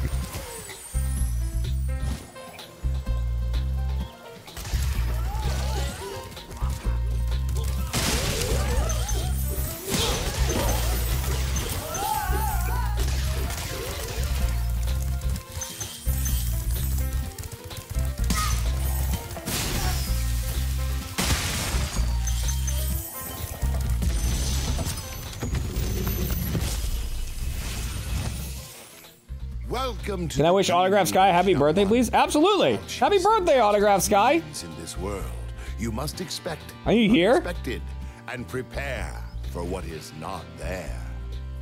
I hope you are.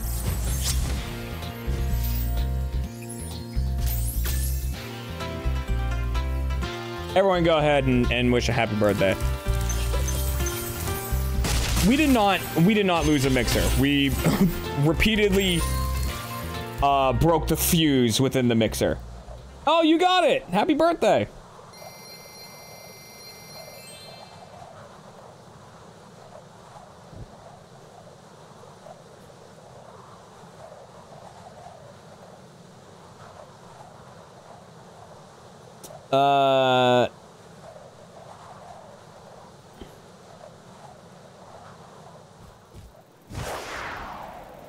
No, we never broke a computer, and when it's like, didn't a Moonball hit Lindsay in the face, I would say yes and no. It bounced. It was on its, like, 4th bounce, and it bounced, like, in front of her and off her desk and, like, off of her forehead.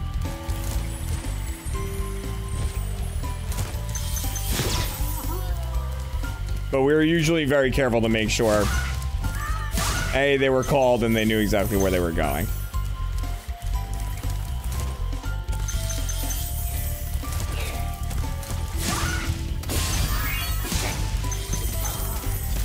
Whoop.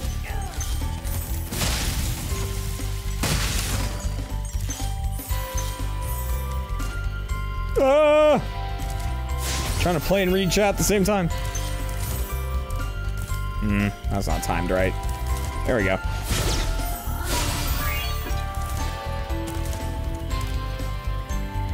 I love Ready, Set, Show. Ready, Set, Show is a lot of fun. It became way more fun once Tyler took over directing it. Because then I could just show up and do the show. And often didn't have any idea what we were doing. And that was, I loved that. It was really fun. And it was basically just sit here and improv with Trevor for however long. And I was like, I can do that.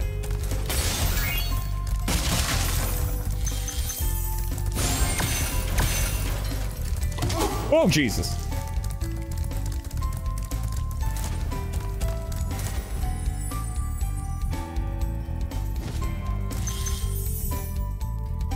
You rewatch the Patrick and Squidward episode. It's a good one. That's not timed right. There we go.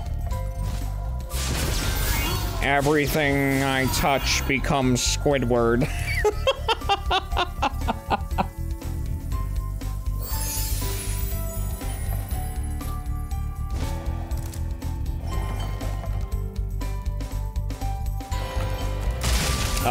They made a TikTok of either Trevor or Alfredo getting nailed with a moonball. That was Alfredo.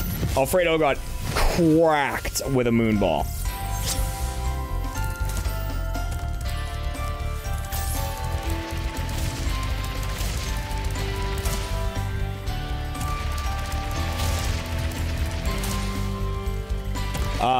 But I can tell you who did it. It was the person who repeatedly would throw moonballs without calling them and threw them way faster and, you know, harder than anyone else in the room would. I bet I don't even have to tell you who that is. Or was.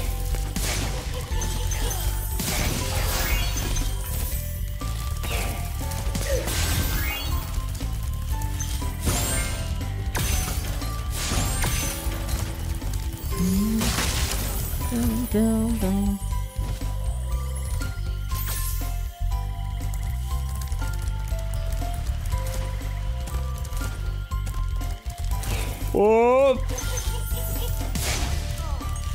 I know, weird. It's almost like he didn't give a shit if he heard us or not. Weird, right?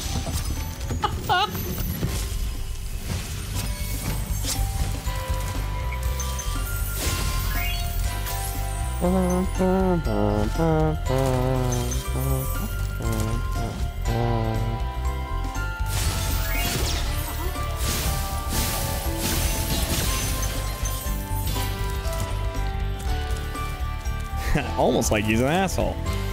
There weren't too many, there weren't too many instances of someone getting, like, actually, like, cracked with a moonball. That was one of them. Alfredo got hit in the face. Matt hit Jack in the throat during an AWU.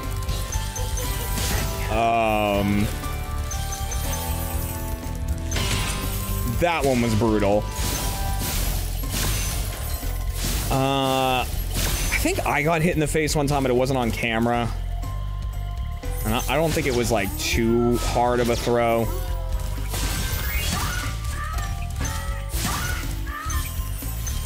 Other than that, I don't think there were any, like... And then Gavin got hit in the crotch when we were doing the lights out moonball. It's really all I can think of.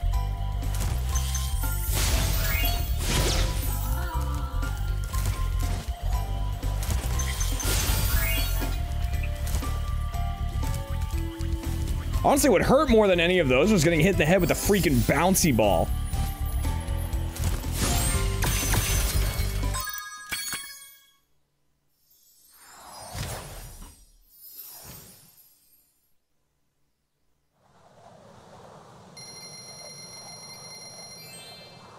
That one fucking hurt. The sound that ball. Okay, so a little peek behind the curtain. The reason the bouncy ball hitting my head made such a loud sound isn't because it was the sound it made when it hit my head. It's because it bounced directly off my head and up into one of those, like, China ball lights that we had hanging there, and the sound of it hitting that light is like a loud crack, and it just really worked out. That, like, it sounds horrific.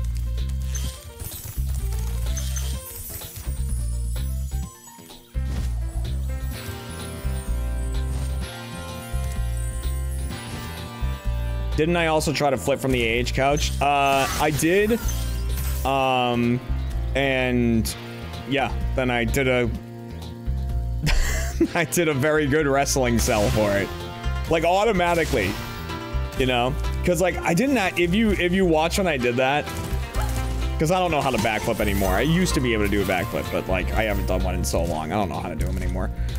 I like my feet hit the ground basically, and then like my chest kind of rolls off of the couch, and I knew it looked really bad, so I instantly did like the wrestling, like I just took an RKO. It looks awesome.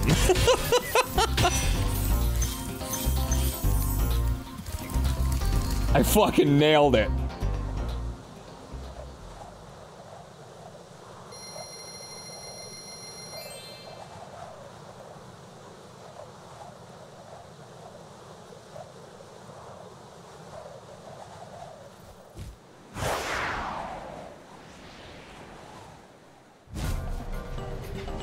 Being taped to the wall was fun. I mean, it wasn't fun. I mean, it was, and it was just fine.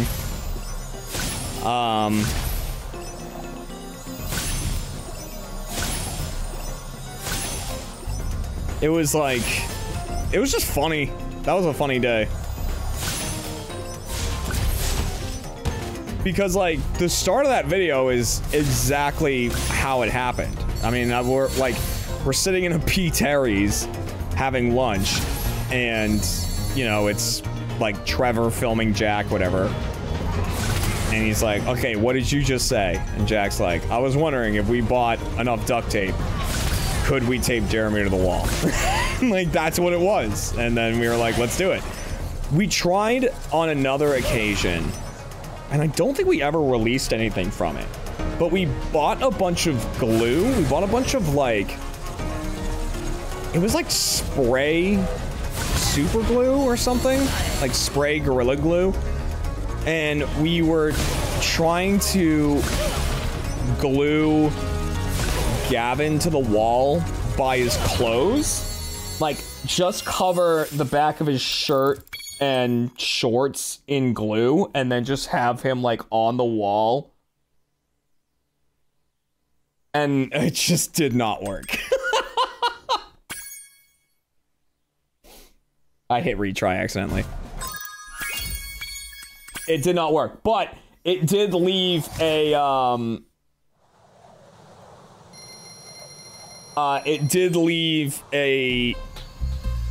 outline in glue on the wall that looked like shorts. That was basically always there until the room got repainted. Do that at the end.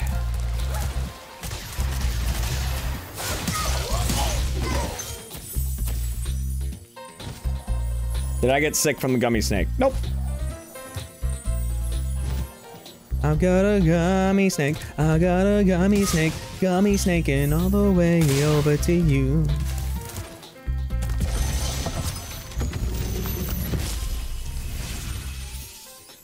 How did the maintenance crew feel about the AH room? I mean, they didn't care, really.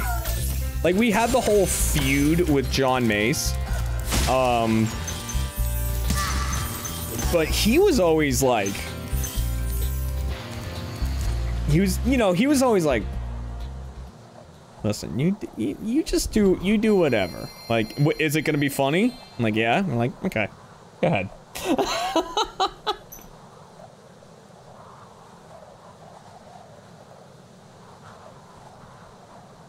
Cause he was talking to me one time after he helped them put my desk up on the stilts. He was talking to me cause someone, in Awu received like giant bags of salt. You know, it was like probably after the salt raid or something. It was like giant bags of salt. And he was talking to me about like, man, he wanted to somehow install sprinklers on the roof, on the ceiling, that would basically act like fire sprinklers, but for salt. Like, he wanted to do that. And, you know, obviously we just never worked it out. I also, you know, and this didn't happen because I'm lazy and never really planned out everything with it, but for the longest time in the bottom drawer of my desk, I had these remote switches. So they were just outlets, they were just plugs that you would put over an outlet, right? And you had a remote that could control them. And there was 6 of them. And I always wanted to, and then I just never did it. I just never, like, took the time to do it. I wanted to plug everyone's monitor into one, and then have all the remotes for them under my desk, like taped on the underside of my desk. So during gameplays, I could just reach under and hit the button and turn off someone's monitor. And like do that for a while and then have a reveal of like, this is why your monitors keep fucking up. And I just never did it. And they were all in my bottom desk drawer. They were still there the last time I went back.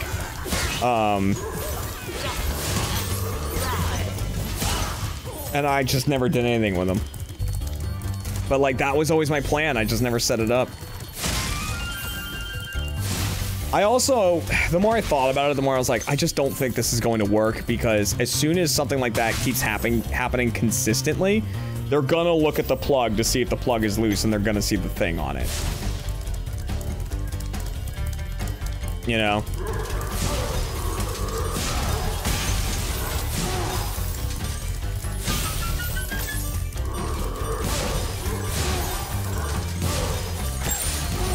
Wow, I got them all. I did not think I was gonna get all of them.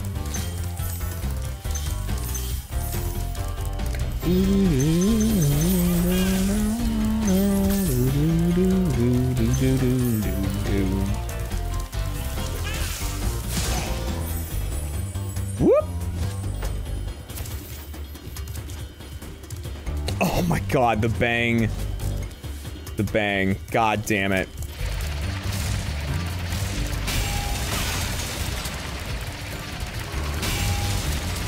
No, not bang. Bang. Why are you saying bang? Tab. Why am I saying bang? Tab sodas. Hiding the tabs. That was so funny. That got out of control.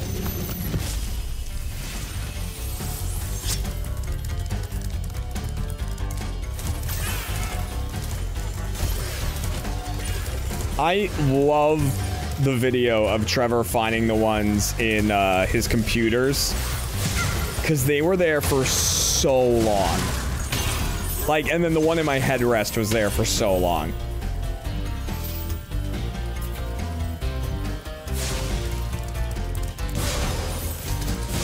It's like the video starts and Trevor's like looking in the glass through his computer tower and he's like, it's in there.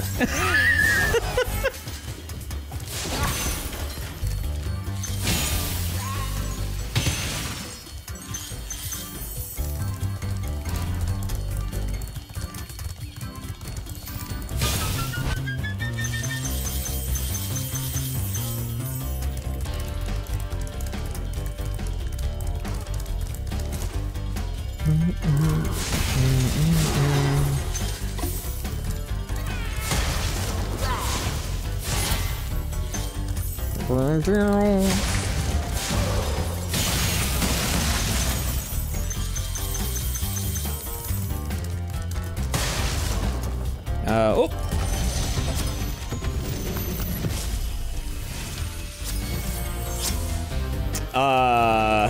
Those cans got very warm, yes.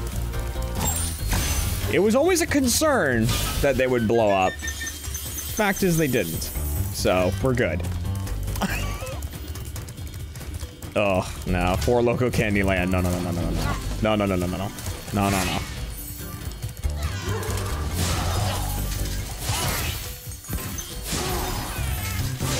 No, no, no, no, no, no.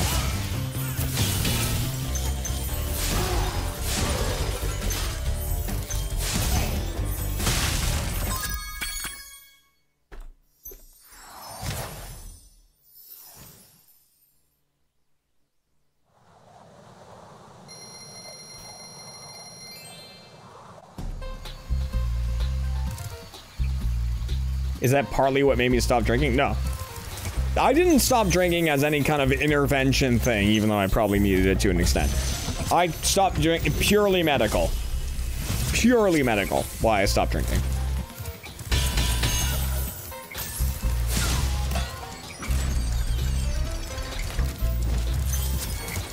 So it's like, oh, you remember this, like, embarrassing thing you did? Is that why you stopped drinking? It was like, no.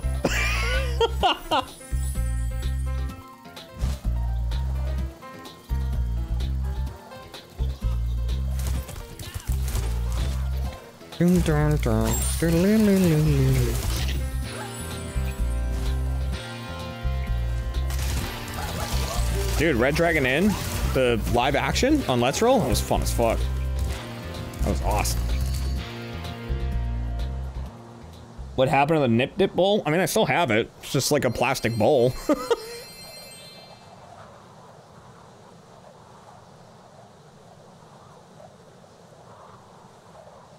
If he killed me with that too. If he's just hilarious in general. So.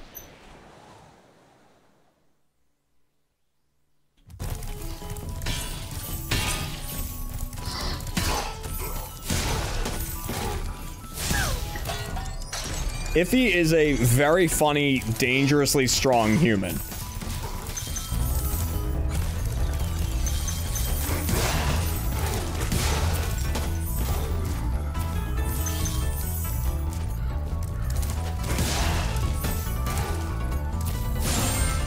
What's my favorite theater mode? I don't know. Which one was shortest?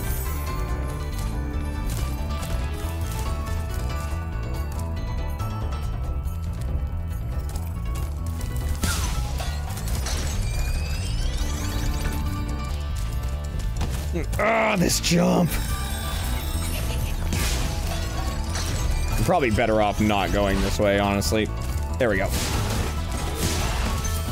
Because you can go around and get to here.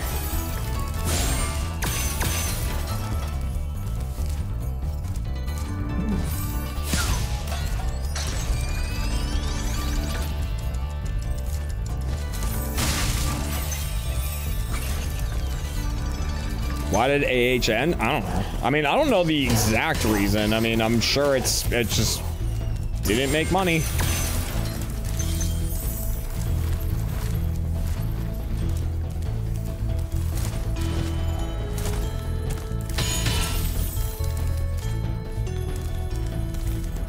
I mean, why does anything end, really?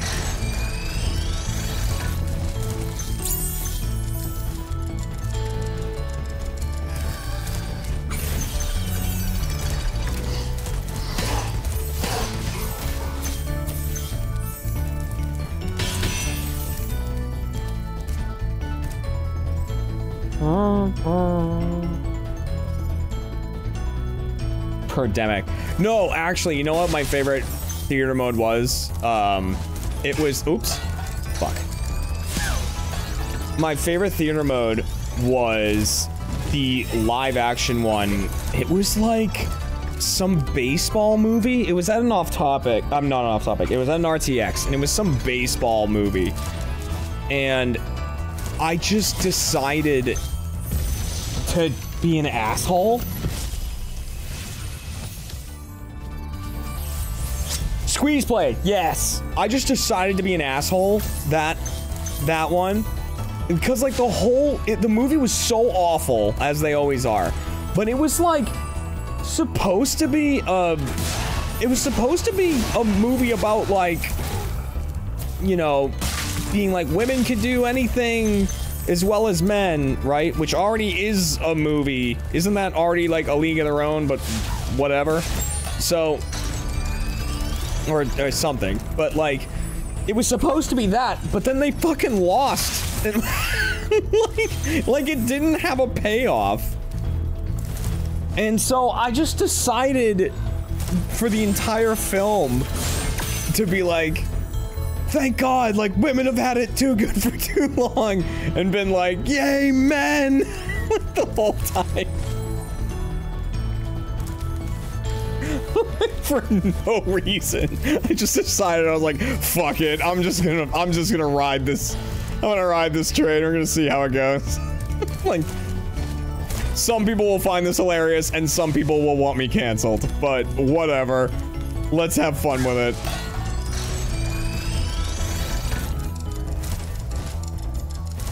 But the thing is, like, nowadays, right, I would have no second thoughts about doing jokes like that, because my community knows who I am. No one in my community is gonna be like, Jeremy, that's really fucked up, alright? That's not okay. Right? But in Achievement Hunter, that community would immediately be like, this guy fucking hates women. I can't believe they're putting him on camera. Unbelievable.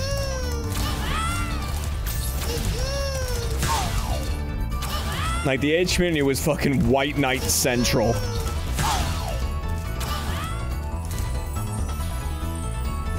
It was insane.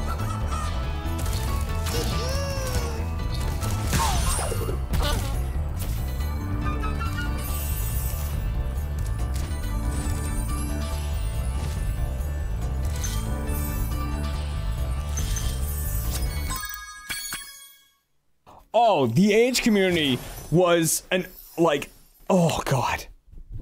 Some of them were amazing, you know, but a lot of them were white people defending a lot of people of other races and saying what was, like, offensive and whatnot, or, you know.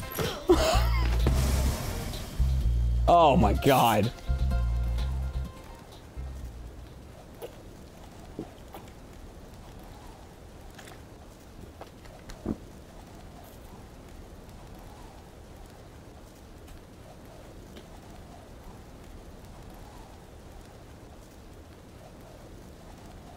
Literally every comment section of every age video is, I miss people who are gone. I hate all the new people.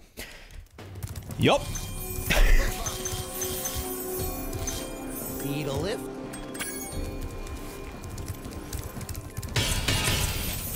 I mean, honestly, like, when, you know, when I was playing Lethal Company with Ray, like, I hit him with the Let's Play thing on the,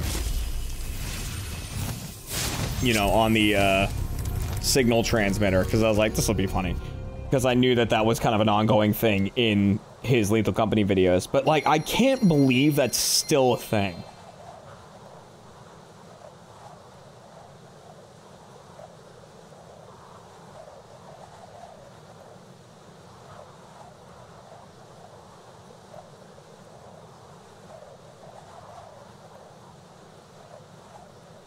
And you want to know how bad it got, right? There were people who got mad at Jack because he said dead ass. And, like, not even, like, just said it, was repeating, like, Iffy saying it or something. Yup.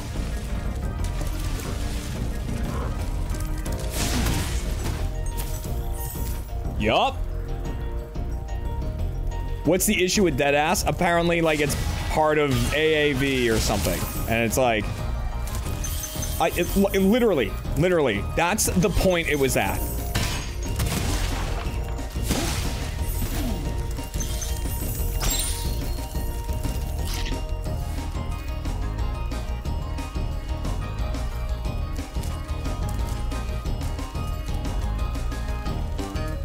Yup. I know. Well, yeah. What's AAV? What is it? African American vernacular or something? I don't know. It was so stupid. It was so stupid.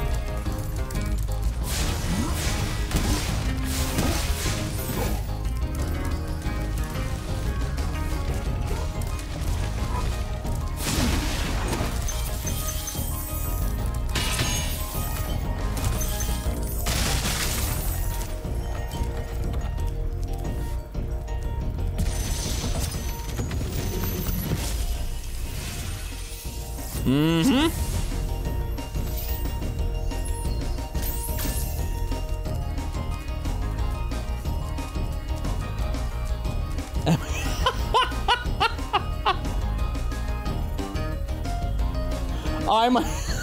The term whole-ass black woman is my favorite term. I hope that comment went through, otherwise that's gonna need context. Fuck, where was that comment? It was Alex Rising. One tough chick, thank you.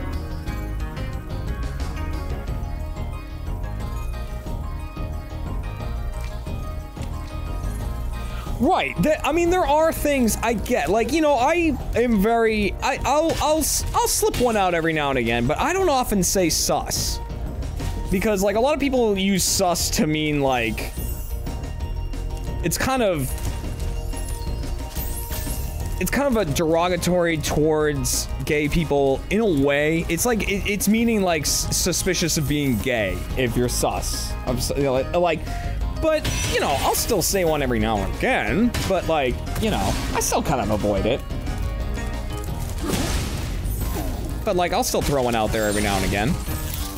Because I'm like, listen, people know that that's not what I'm doing. People understand. And, like, and, you know, there's other things that I avoid saying because I'm like, I don't say them often, and, like, I don't say spirit animal, right? I'm not like, oh, that's my, this is my spirit animal, because, like, you know, that's a Native American thing. Go for it. I'll never sit down to have a powwow. That's not like, you know, that can be, you know, that's a term that, like, you know, it's just kind of, because it's like taking something that is like a cultural thing and making it something else. And it's like, you know.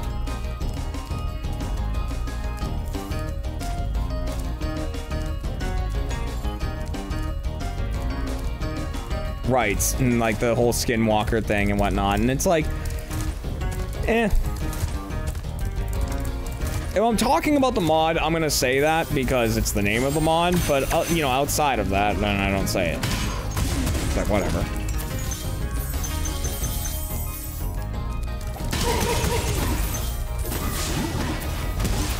But yeah, I'm not exactly as worried about getting canceled as a streamer as I was in AH. Wow, I never...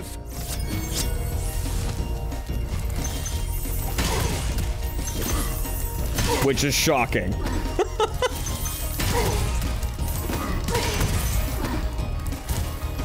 Because, listen here, if I'm gonna get canceled, it's gonna be for something good. Alright, I'm gonna make it worth it. I don't know what it's gonna be, but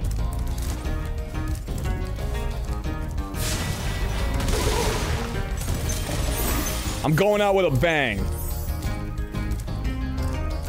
Probably a woman other than Kat.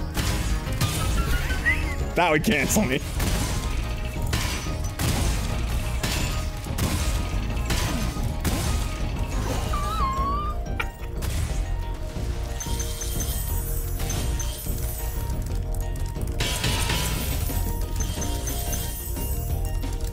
Certainly would. That's the thing, all right? I have fucked myself, right? Right? I have royally fucked myself in that, like, there are streamers out there that are married and in relationships and stuff like that, and you know, then something happens and they cheat on their partner or whatever, and it's like they can bounce back. Right? People are like, it's an adult, it's a consenting adult, like, you know, whatever, that's a personal thing, it's not the end of the world, they cheat on someone. If I ever cheated on Kat, I'm fucked. She's like one of the most adorable people on the internet. I've fucked myself. I'm never coming back from that.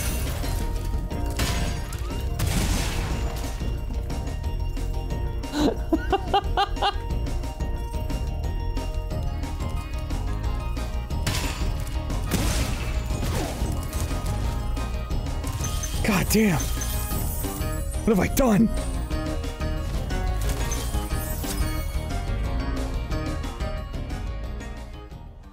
I never should have let her on camera.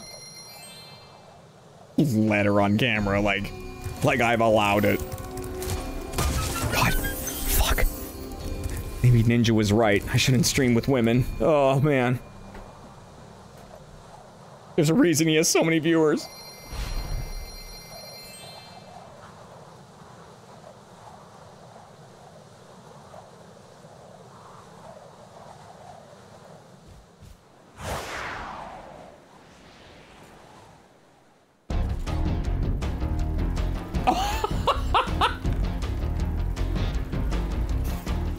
cat sent me.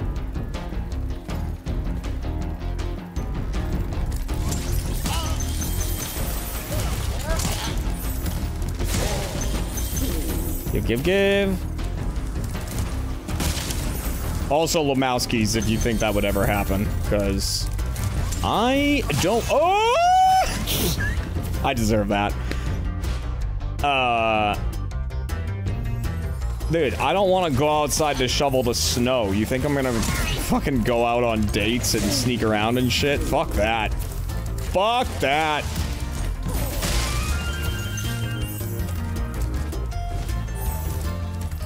How much work that would be? Oh my god.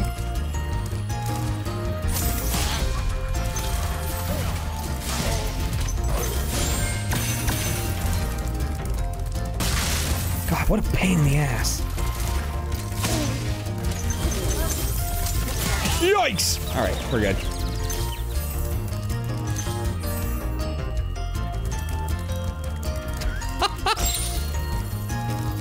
I was lucky enough to get one girl. You think I'm gonna risk fucking that up?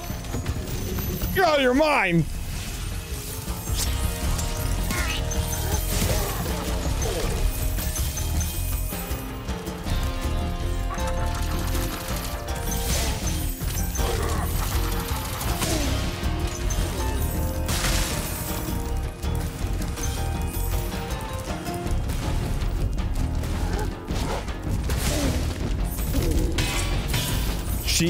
She actually did something really funny right before this. So she was feeling a little stressed out, right? And so before I came up here, like to start streaming, she was like, "Can I get a hug before you go upstairs?" And I'm like, "Yeah, of course." So I gave her a hug, but I was also holding this. So, you know, I like had this arm down and I was like giving her a hug, right? With this arm. She just like slowly reached her hand down to this hand that was holding the bottle and got to it and was like both hands. I was like, Jesus Christ, like put the bottle down and like hugs with both hands.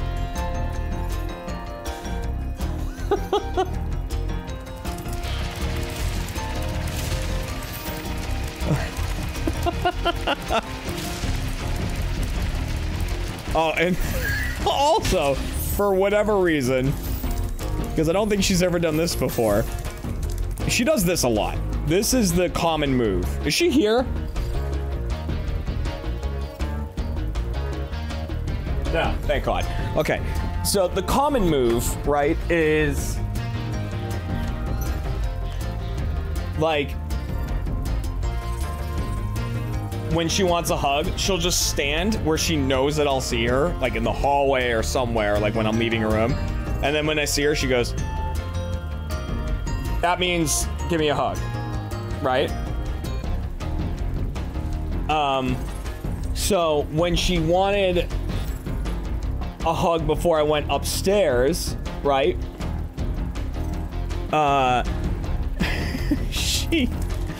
She was like standing there and she looked at me and she like kind of put her arms out and she's like, standing cuddle? I was like, you mean a hug? Okay. Okay.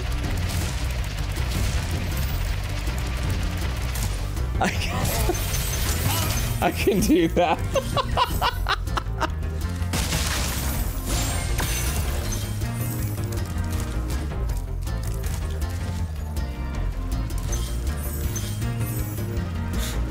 Standing cuddle.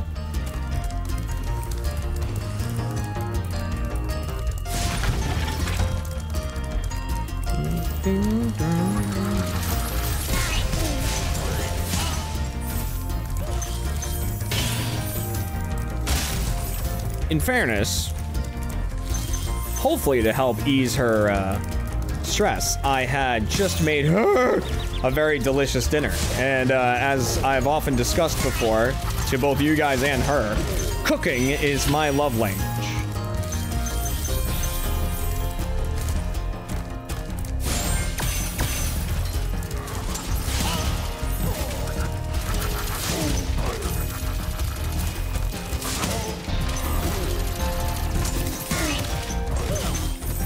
cooking for people is how I acts of service. Yep.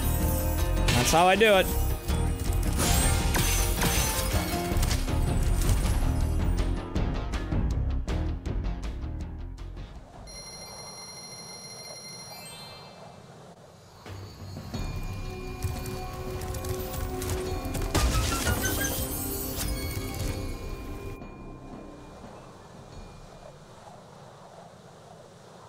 I'm gonna 100% this game, and then let's see, what got number 2 in the Twitter poll? Let's find out. Phasmo did. Good place in Phasmo. Does she help by cleaning up after dinner? Yes. I try to clean as I go as much as possible, but what normally happens is like I clean up most of it as I cook. Then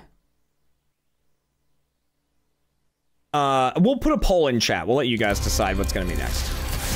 Cause you're here. The people on Twitter aren't necessarily here.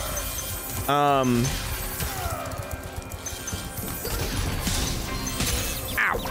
I usually like clean a bit as I cook, and then once everything's ready, Kat will like kind of quote unquote set the table, which means bring plates and silverware over to the coffee table where we eat, where I sit on the floor and we watch TV or YouTube on TV. And when that happens, I take everything that's still dirty, like everything that still needs to be clean, and I put it into the oven as sort of a, like, it's basically a cat safety cupboard. Not my wife cat, but all the kittens. Like, you know, I cut chicken on the cutting board. So if I just leave it on the counter, one of the cats is gonna jump up there and start licking the cutting board. So I have to hide it. And then after dinner, usually Kat will then put the food away and, you know, do some cleaning up. Most likely what will happen is I'll go downstairs after this stream, look in the oven, I'll see what's still dirty, and I'll clean it up. The one thing she, like, won't clean is my cast iron skillet, because she knows that, like, there's very, like, particular ways to clean cast iron skillets, and she's like, I'm just gonna let you do that. I don't want to mess anything up. Like, that's fair.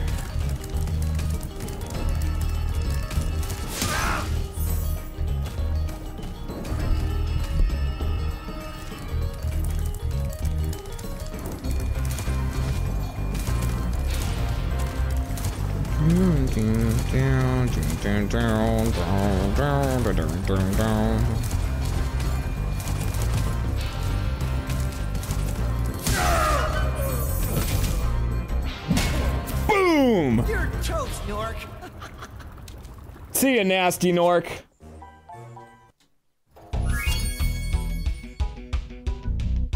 Cat's vengeance, fast food order. Jeremy incriminates, Booker absorbs.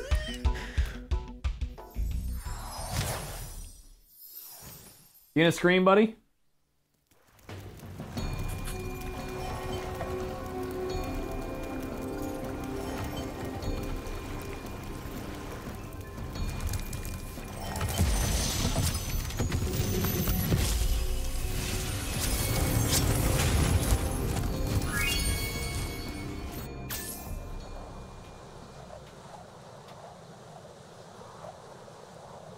Oh, hi.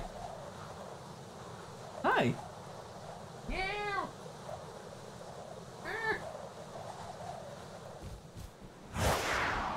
Good boy. Good boy.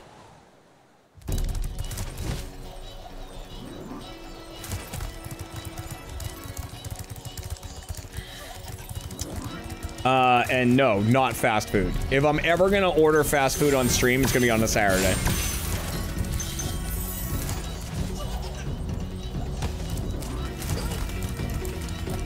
But I'm doing really well,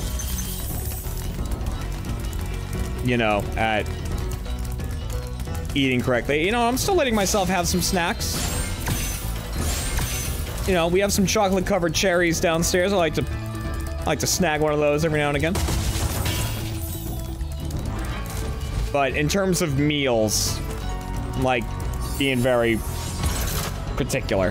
What's my favorite fast food? Oh, man. That's tough, because there's just different moods for different nights. Like, I'm a big Popeyes fan. I love Popeyes.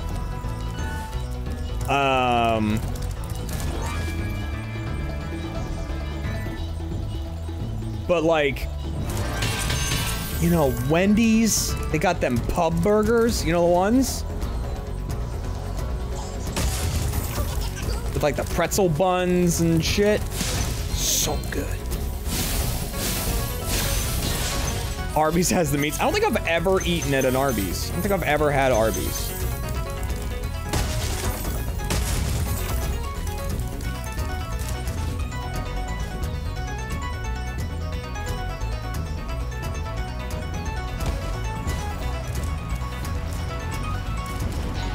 I'm sure it's fine for what it is, you know?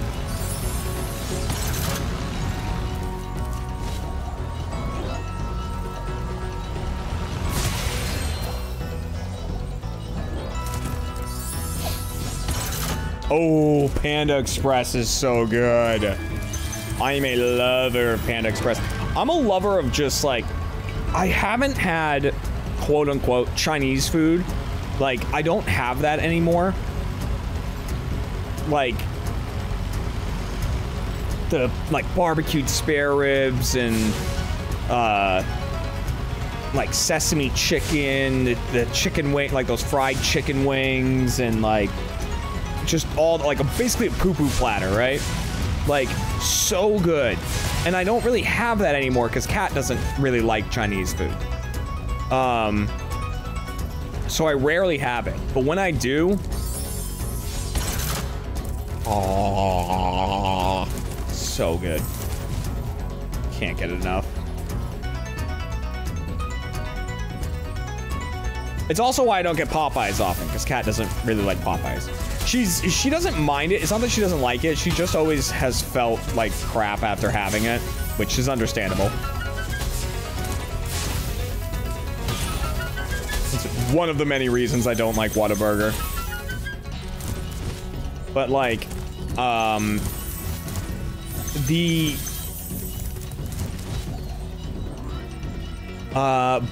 to counteract that, I don't really like Chipotle that much, and Kat loves Chipotle, so.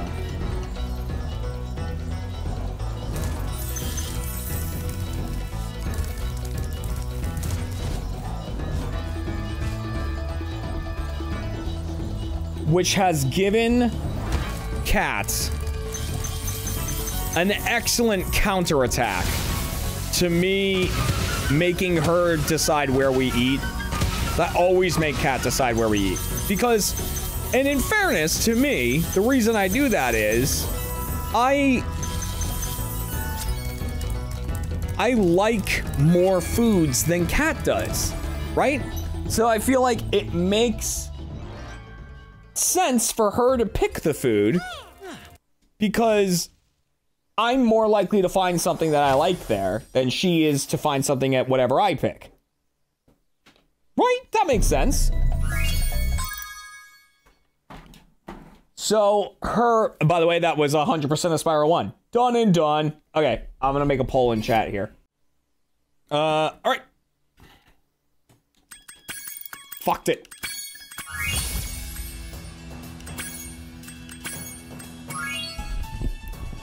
Spyro 2! This one takes like 4 hours, so this will go until the end of the stream. No, it takes longer than that, I think. No, I think it's like 4 hours.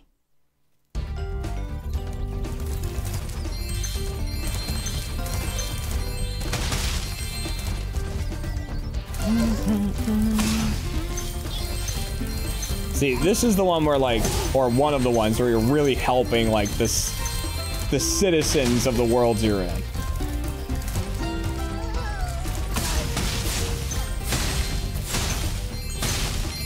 So here it's like the kangaroo mice or whatever they are. Hello, Spyro. Welcome to Glimmer. Hi, Spyro. Welcome to Glimmer. Unfortunately.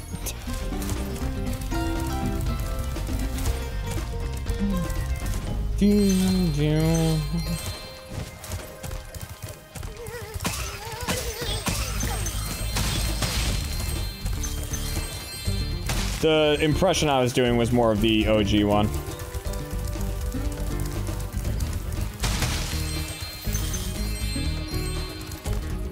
Huh? That's app, blah, blah, blah. Alright, this is where we're gonna try to do a little skip strat as well, which means I'm gonna kill the frame rate again.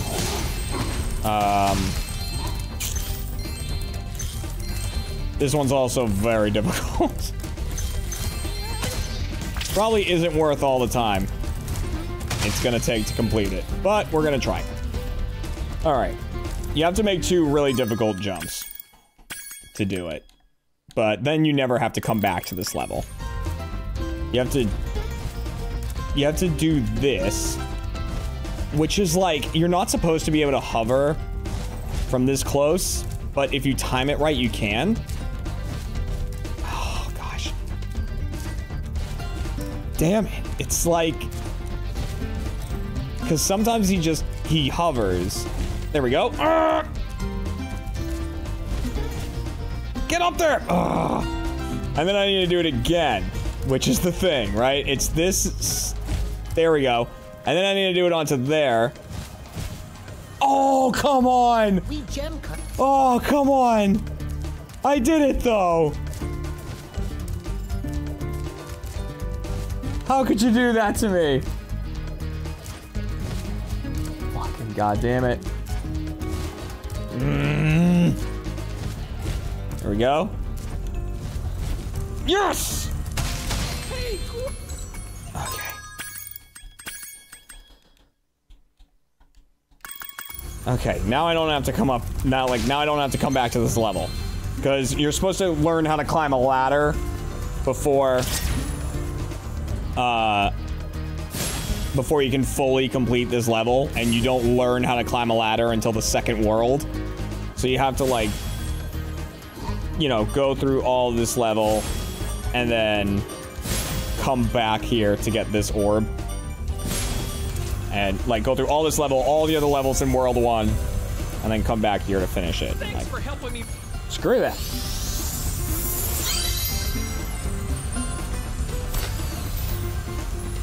So here's the thing. You can fly over from the other flight power-up, but they actually made that a bit more difficult in the... Oh, I can still get those. I didn't get those gems. I can still get those using the other flight power-up. They made that more difficult in the Reignited Trilogy than it used to be. It's still doable. It's just not as easy. Getting to those gems will be easy, though.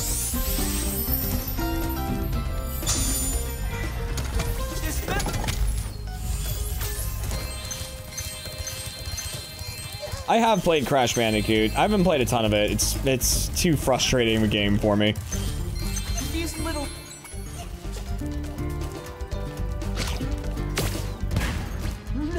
I understand why people like it. It's just not for me. I don't like games where I don't feel like I'm making any progress.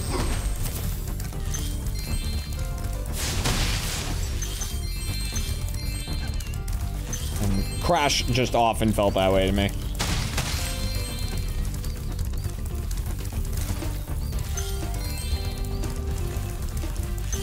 It's like you have to make all like 20 of these jumps in a row perfectly. And it's like you fuck up on jump number 17. And it's like, okay, well, what about all the 16 jumps I just did perfectly? It's like, do them all perfectly again. So I don't get anything for doing them all perfectly no. Do it again. Okay. Okay. Thanks for helping.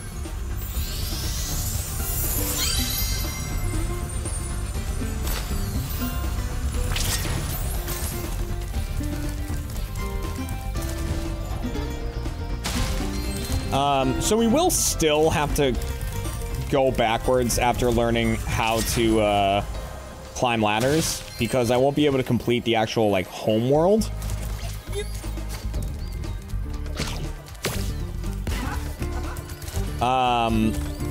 Without learning to climb a ladder, so I'll have to do that. I can't complete, there's a level called Sunny Beach that I'll need to learn how to climb a ladder as well. This world in particular is really rough with, like, requiring climbing to beat a lot of the levels.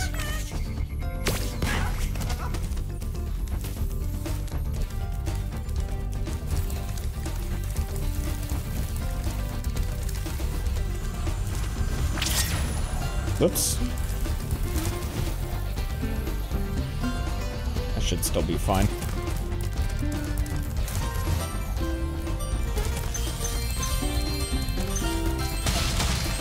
See how much faster that cut off? Like, I ran out of the flight power up there.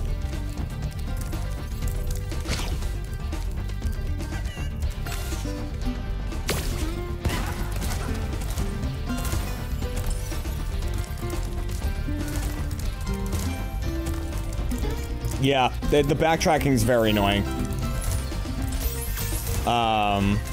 But, you know.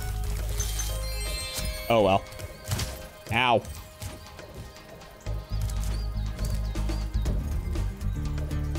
I don't need to be with him, right? Do I? Oh, there he is. Come on, buddy.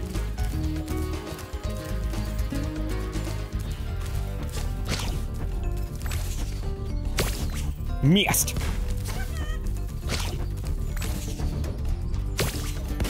Missed. Got him. I wanted him to think he was safe.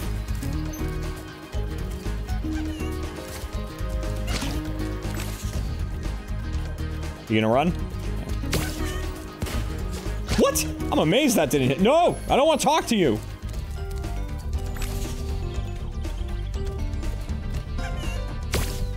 There we go. I was amazed that one didn't hit him. Alright, let's get the hell out of here.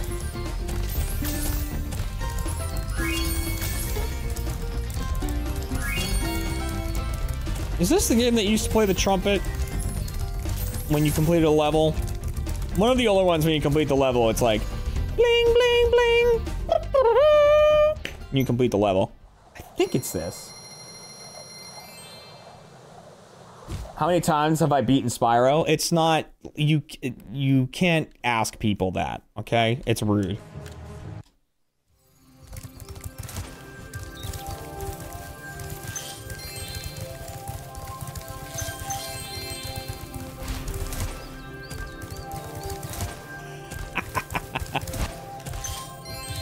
Spyro.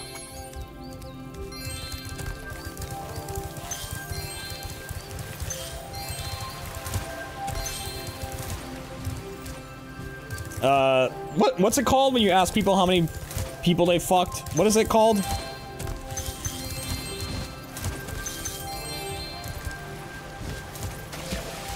Body count. That's it. That's what they say. What's your body count?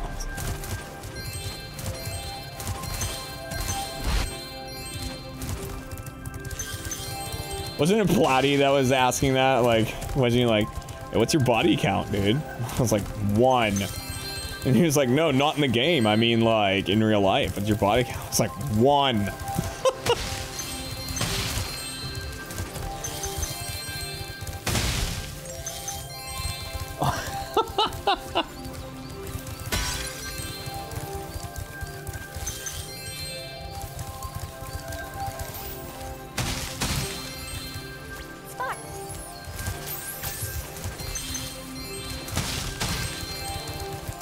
Ow.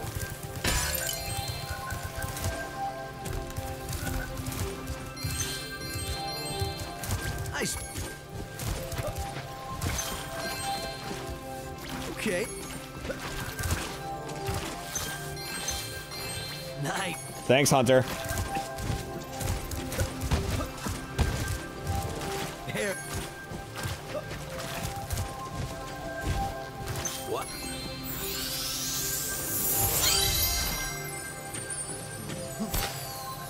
Am I interested in racing Matt in a competition with Spyro the fastest?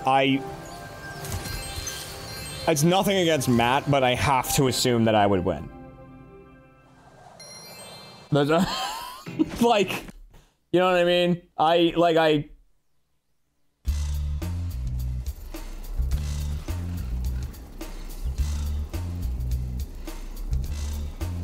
I assume it would be like a very similar outcome to like if I did a race with Matt in Ocarina of Time.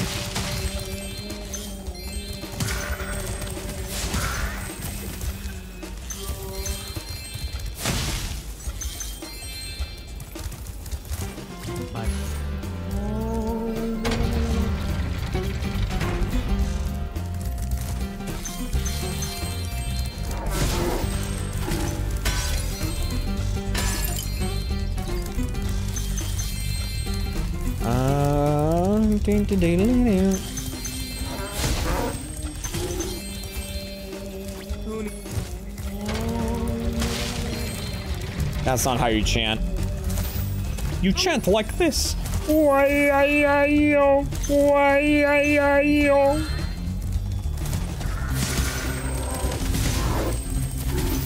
Each time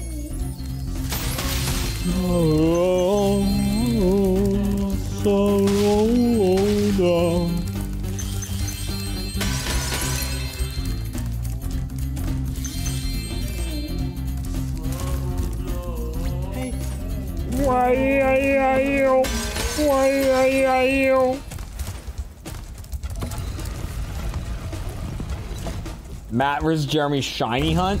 Well, I'm gonna do that shiny subathon probably in April. I think I'm gonna do another uncapped subathon in April. But the thing will be, it will mainly be shiny hunting unless, like, you know, if someone's like, hey, you want to play Lethal Company on whatever day? I'll be like, yeah, sure. You know, and I'll take a break for group invites. But it's gonna be just shiny hunting, and I'm gonna be going in Pokedex order of what I need, you know, in my shiny living dex. And every time I get the next shiny in line, I get to take time off. I get to, like, delete an hour. Loof Kid, welcome back for your 19th month.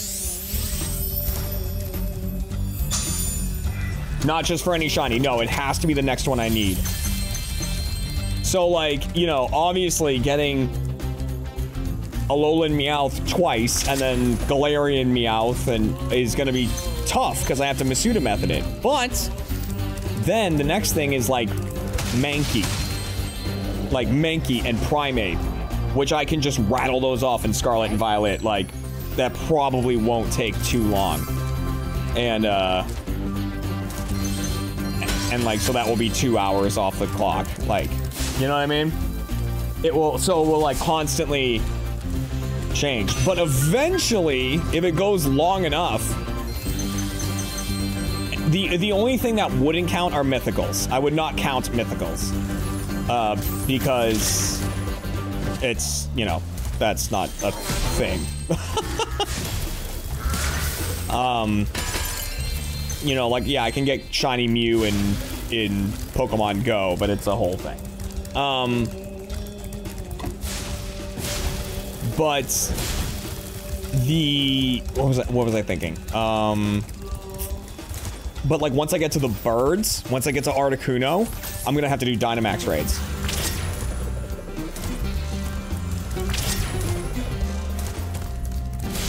Which, by the way, Dynamax raids are one of the things we're going to be doing this Saturday.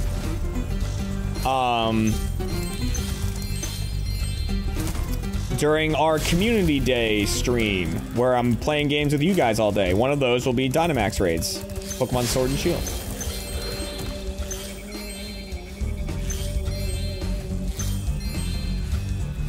So make sure you got Sword and Shield installed on your Switches for Saturday. So you have a chance to get in and hunt some Pokemon with me. Oh, God. Okay, here we go.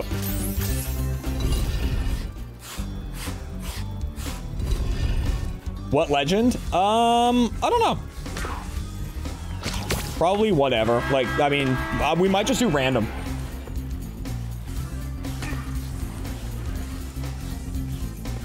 Couldn't I do the birds in Pokemon Diamond and Pearl? What, you mean via, like, encountering them in the... God damn it. Because you can encounter them in, like, that park or whatever? Or there's...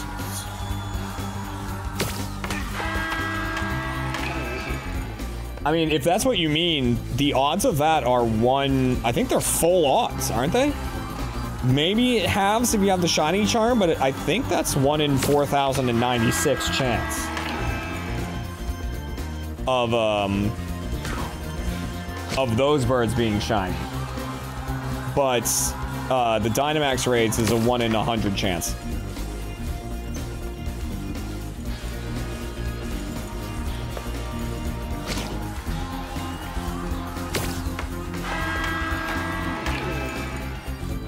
Oh, right, yeah, the shiny charm only works for eggs. I think you're right.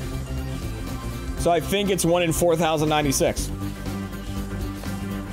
So, no, I will not be doing basically any hunting in BDSP.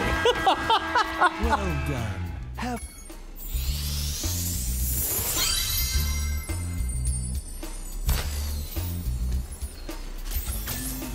Would you like... Oh, it does work for... Okay. That's how you play hockey, right? Oh my god. This sucks. Where is he?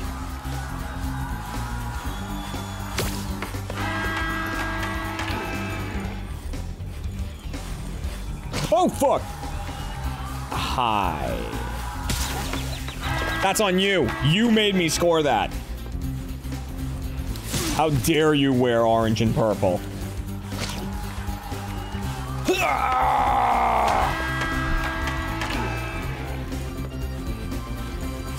Whoops! I didn't realize I had swallowed that. Block it! Oh my god. I thought I had just owned gold.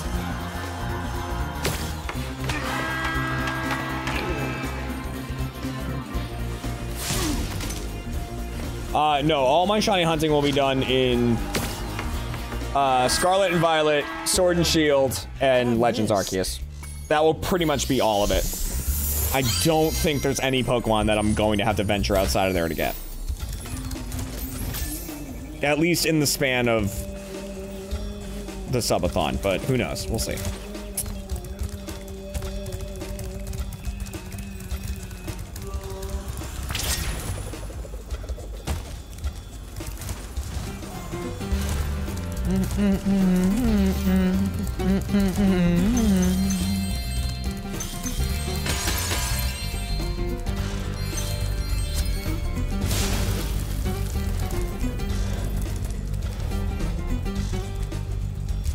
I'm missing one. Who am I missing? I can't remember. Oh, I remember.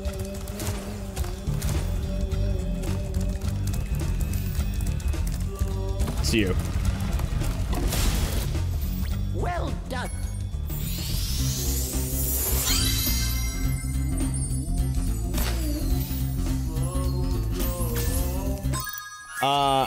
You know, listen.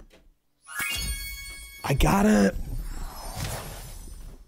You know, we did the last subathon and, you know, it sucked, but hey, you know, at least we got, you know, I made a lot of money, and I keep doing that. Be successful up in here, you know? Hey, yo. Great.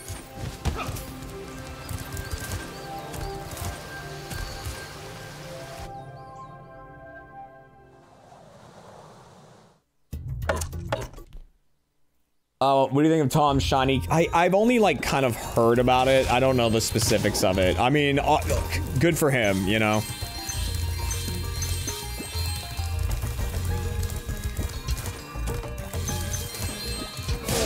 So, I mean, some of you know this, but the reason I did that last level, Colossus, before I did Idle Springs is because you need to be able to dive underwater in this level.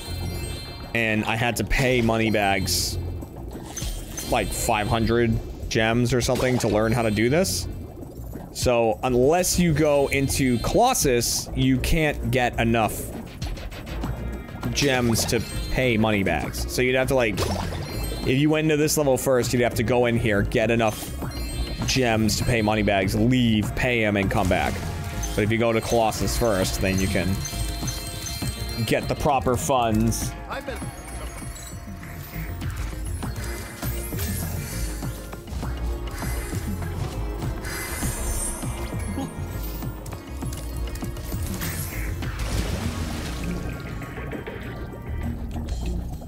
One in 8,000 chance for a shiny in that game. Oh, so it's like the original odds. Fucking insane.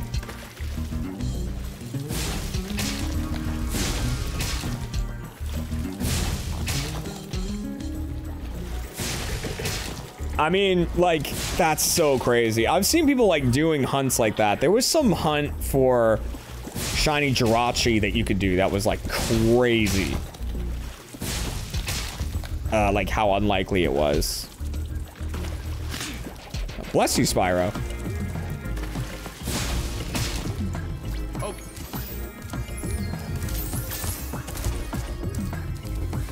Well, I mean, Emerald... That's the thing with hunts like that. Is like, yes, you can run into a shiny... I mean, you can run into a level 100 Magikarp. In most games, you can. Like, in most games, there's areas that you can run into a wild level 100 Magikarp. It's like the only wild level 100 Pokemon you can encounter. Which is also useless, because then you can't evolve it into a Gyarados. But, so, like, you could hunt for that specific Magikarp shiny. But it's like... I don't know, there's some shinies I see a value in terms of, like that one, the value in that is the story. Because I could go snag a shiny Magikarp in Legends Arceus and level it up to level 100. You know what I mean? It's like, you need the context of, like, I did it. I encountered the wild level 100 Magikarp shiny, you know? And it's like, I just don't know how... I mean, it's... Shiny hunting is to each their own kind of thing. Like, you assign your own worth to every shiny you go for. Is it this? Yeah, okay. Okay.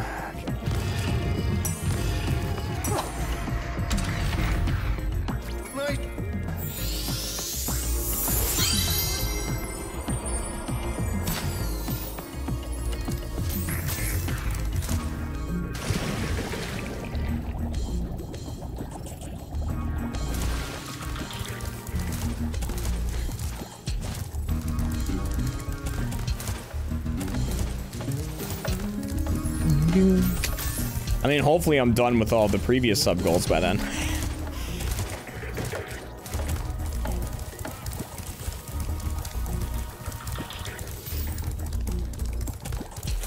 The 1551 concert and the music video are gonna be the... Those are gonna be the big ones. Like the... you know, it's gonna be a while, but we'll get them done.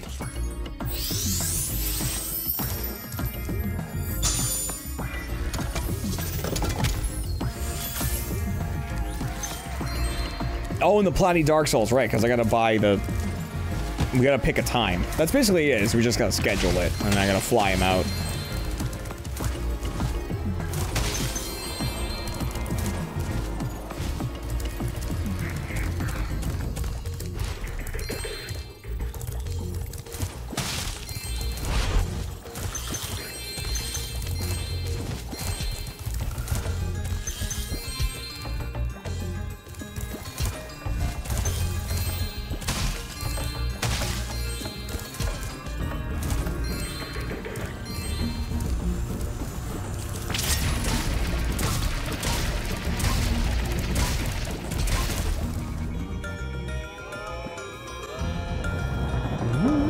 I haven't done Elden Ring yet on stream. Ugh.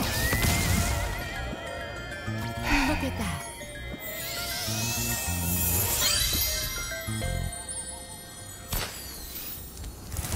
So not looking forward to it.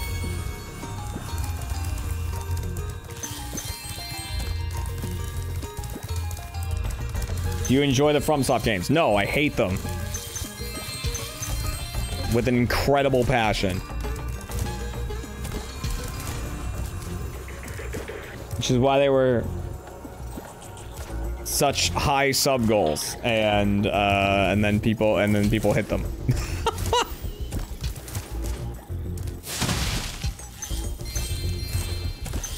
Elden Ring has a co-op mod? Yeah, but that's not what people want to see.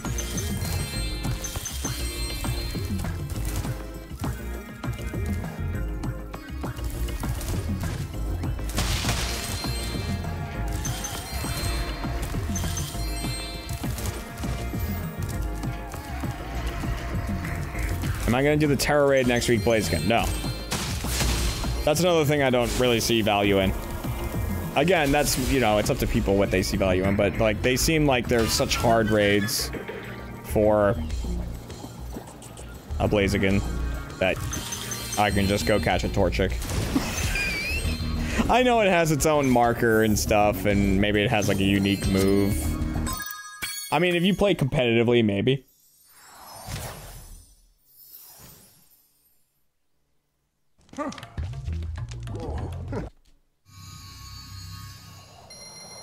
I love playing Elden Ring because I could just go wherever. Death had no consequences, and it rules. I don't know, when I played it for, you know, several hours, and it felt like death had a consequence because I had to go and fight everybody that I had already killed. So the consequence of death was Lamowski's. I just wasted, you know, half an hour of your time. Do it again.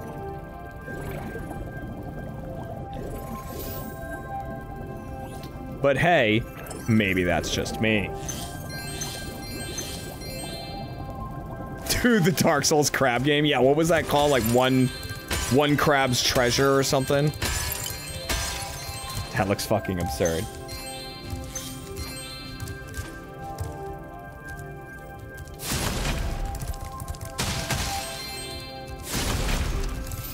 Oh my god.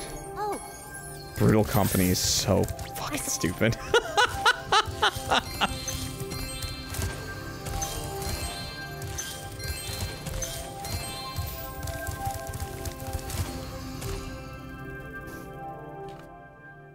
Maybe it's Maybelline.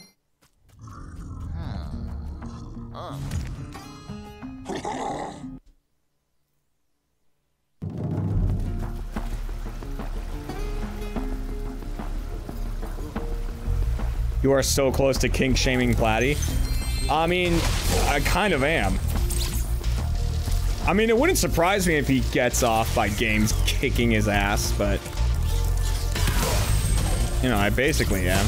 It sure seems that way.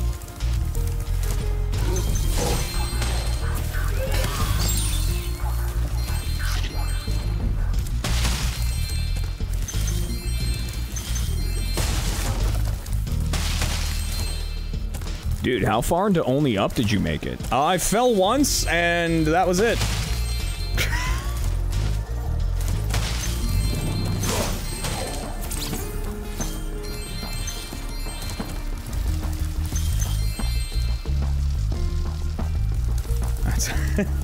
Wait, you didn't try to go back up again? No, I'd already done that part. I did that part for like 45 minutes.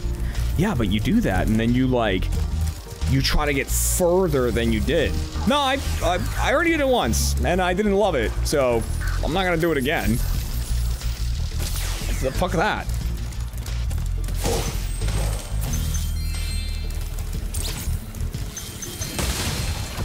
Like, trust me, my wife will have sex with me regardless if I beat Only Up or not. I'm fine not completing it.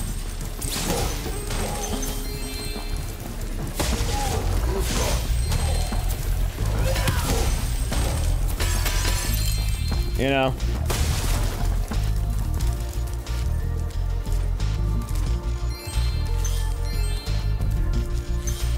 So, I'm good.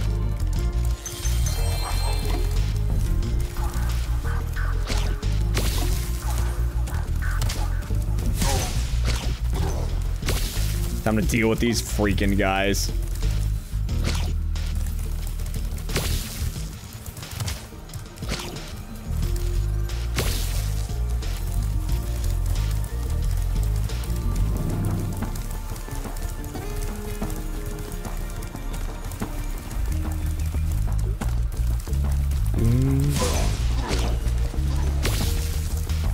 That's just always the thing, right? It's like, I understand the, you know, everyone likes different games. It's fine.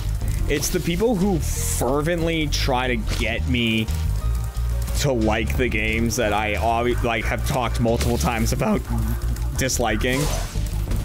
I'm like, no, you just don't like it because you haven't thought about it this way. I'm like, no, I have. You know, I was there.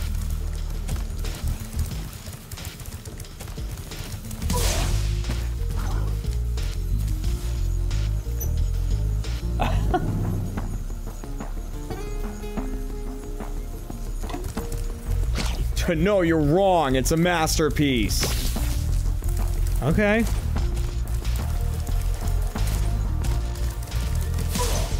I'm glad you have joy. Like, this is what you want from me.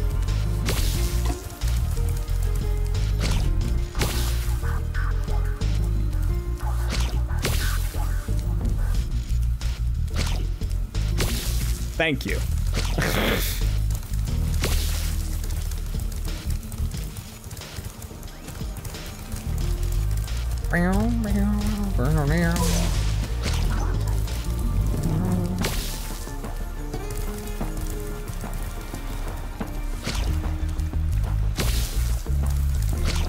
The other people that I find delightful are the ones that,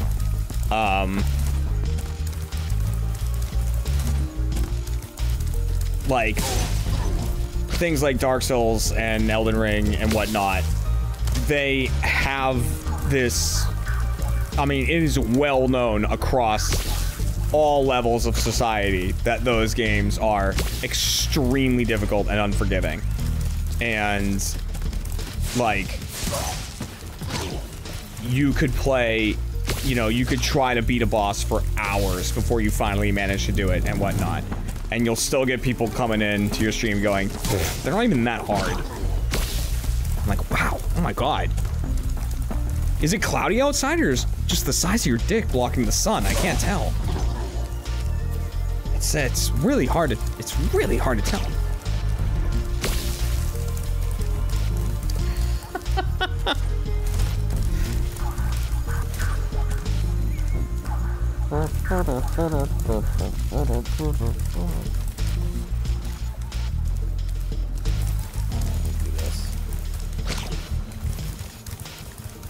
I'm so good at this game. Look how attractive I am.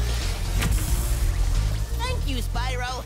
I found this shiny thing mixed up with... Right, it's like, I can tell people, dude, this game is super easy. This game, like 100%ing Spyro, you can do the first game in like an hour. 100% Spyro in like an hour. It's like, no, I can 100% Spyro in an hour because I've played it a ridiculous amount of time. That doesn't mean it's easy to complete Spyro 1 in an hour. It is if you know exactly what to do. That's different. Ow!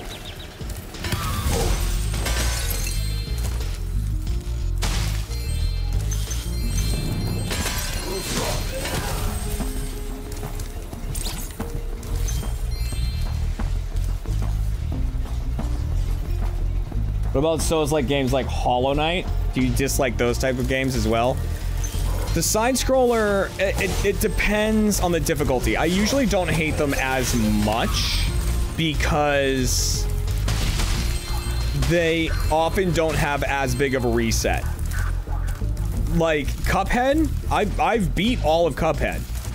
And it was tough, but like, the thing is, I would barely lose that much time. Like, I'd die to a boss and immediately you just hit retry. and you're right back into it. You didn't lose anything. Nothing is different. You're just right back into it. You know what I mean? Hollow Knight was very similar. Right? Yeah, it's like a 5-minute max loss. Okay?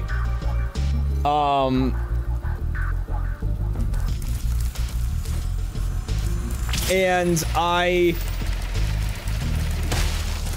but I will say I never beat like what is essentially like the boss rush thing in Hollow Knight. That I was like, nope, can't do it. Because it was, you had to do a bunch of things perfect in a row. And if you fucked up on boss number like 20, then, well, get ready to fight those 19 bosses again. I'm like, yep, no, thanks.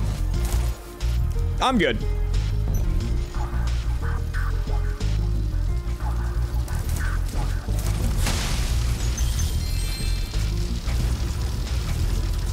Hollow Knight is actually hard though, but again, the reset isn't long.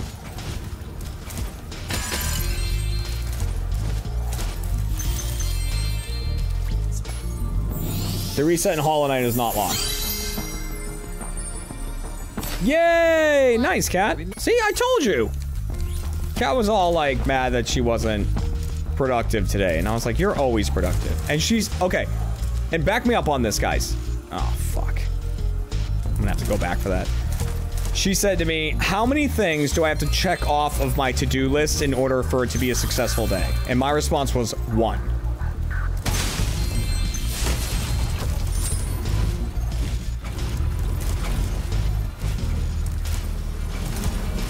Right?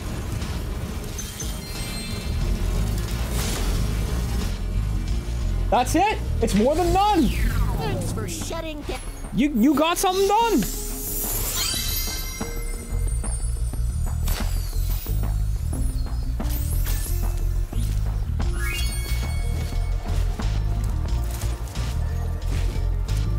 But yeah, the reset wasn't bad in Hollow Knight. That's why I was like fine with it.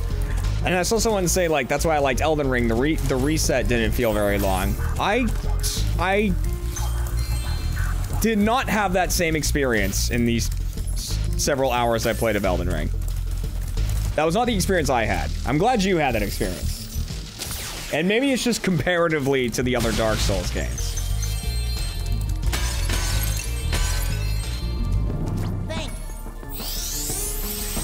Okay, yeah.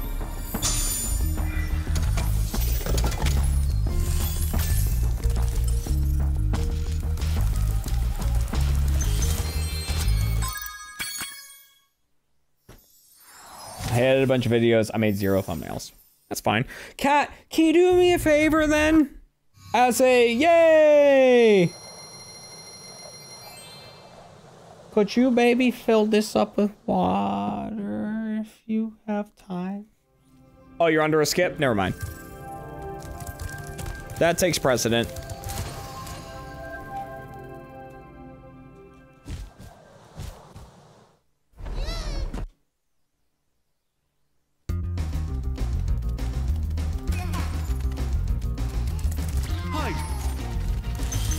Also with Hollow Knight, it's not linear. If you're having trouble with something, you can do something else. This level I'm just gonna run through because I have to come back here when I learn how to climb in order to complete it.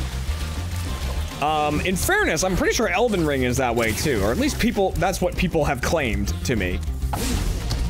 Is like, if you're having trouble with something, you can go somewhere else and find something else. Again, not the experience that I had with it, and maybe I just didn't go to the right place.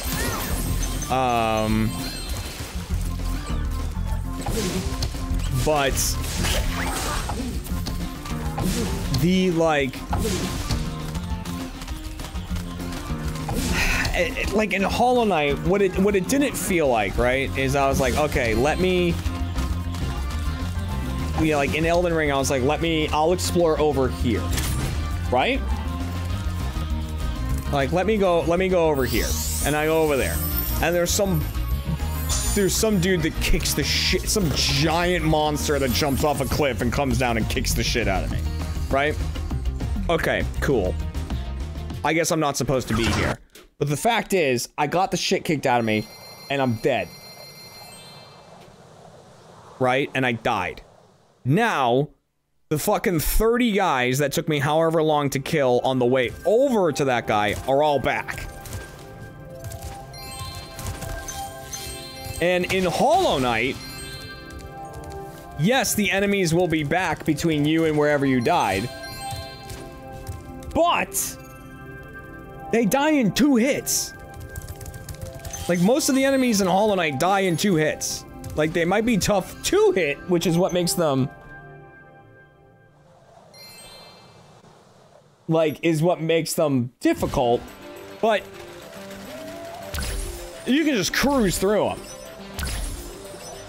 It's not like, okay, parry this guy, then you do this over here, and then you blah blah blah, and then like, okay, you gotta fight the- ooh, is this next? Did I fuck this up? I fucked this up, I think.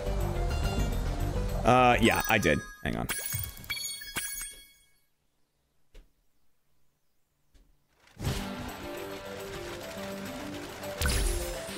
No, I don't plan to have any sort of fun with Dark Souls or Elden Ring. And again, I wanted to have fun with Elden Ring. That's why I played it off stream. And I played it for like 3 or 4 hours. Fucking miserable. Whichever one. Thank you, Lovebug. Congrats on getting the videos done. Oh, well, congrats on getting whatever else done that you got done.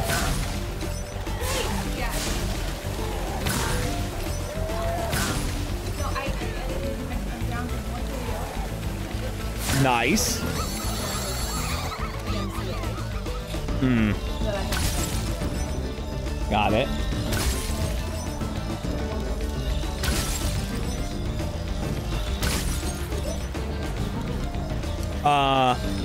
See, and you guys, if you want to know how productive Kat is, right? She even launched her own, bookstagram. Her own book-themed Instagram. It's called Kat's Little Library. Is it cats.little.library? Yep.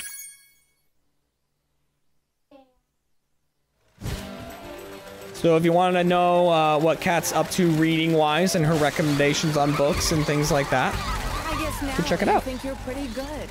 Well, let's see if you're as good as the current champion.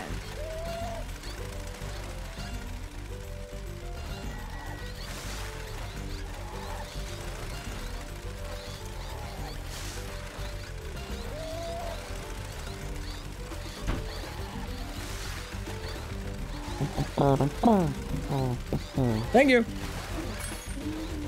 All right, Huh? Spyro. I don't think so. I'm getting a little hungry, which is annoying, but it's fine. I'll have a bowl of cereal after. Yep, that might help. You're right. Okay. Okay. I should be fine. I'll have a nice bowl of honey bunches of oats after stream. It's not your honey bunch, it's out. Cut to Bugs Bunny meme. Our honey bunches of oats.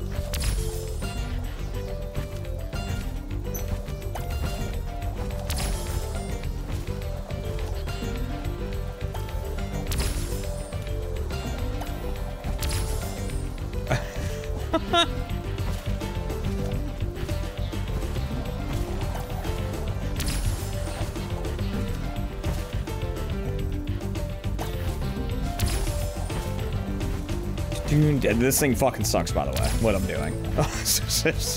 This thing's horseshit.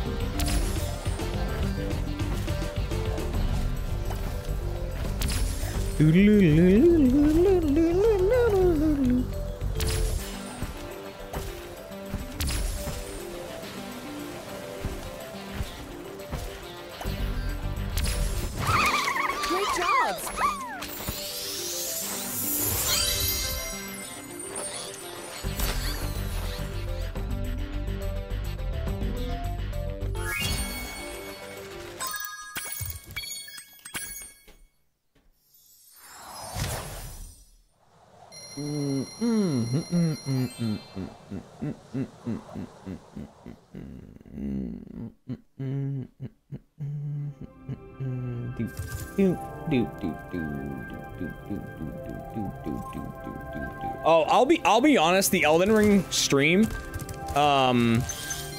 will probably be emote only the whole time.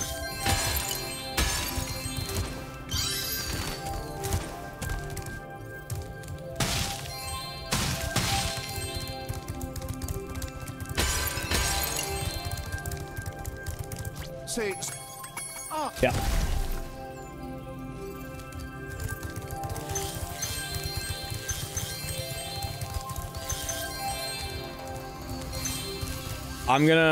It's gonna be emote only the whole time. I'm going to pick an amount of time that I will play. Right?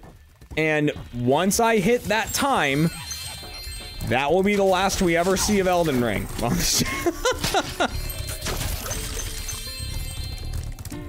Because I cleverly titled the sub-goal, Jeremy plays Elden Ring. Not anything close to Jeremy beats Elden Ring.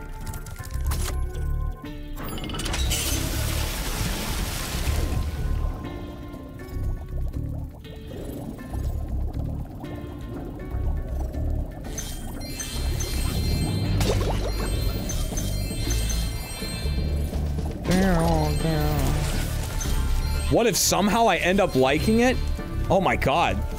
Then I need to figure out what a flying pig tastes like, because they're gonna be screaming by the windows.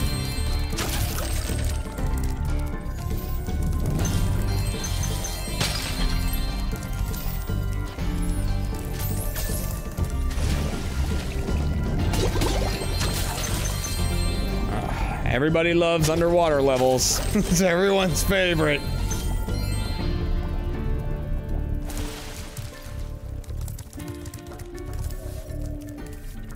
There it is.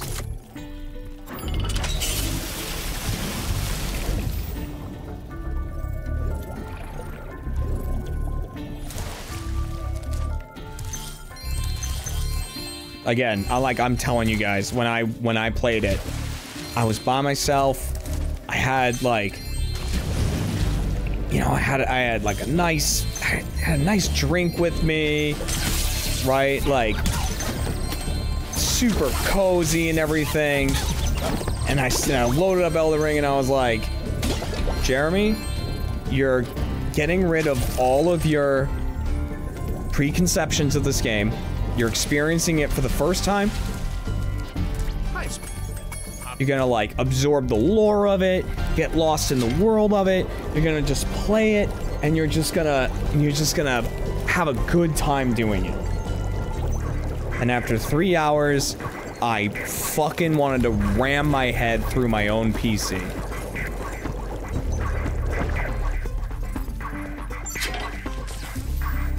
And I went, well, I tried.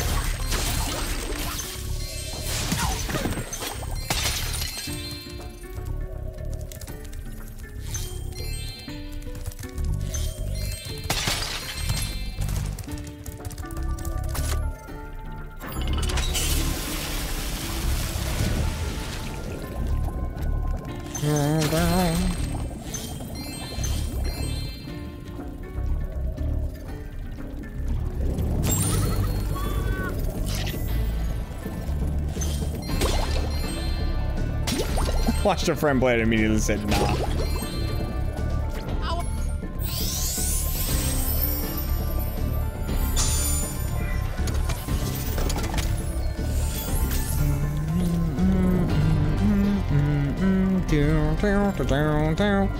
Right, and then I told Platty about it. Like, I was talking to Platty about it, and he was like, but where did you get to? Like, what did you do? I was like, I was fighting this dude or whatever, like, blah, blah, blah. And then Platty was like, oh, right. Yeah, that guy's like a... Dude, they put that guy in the beginning as like, he's like a massive skill check, you know? He's like... I'm like, I don't know what you're saying to me. Like, I don't know what words you're using right now.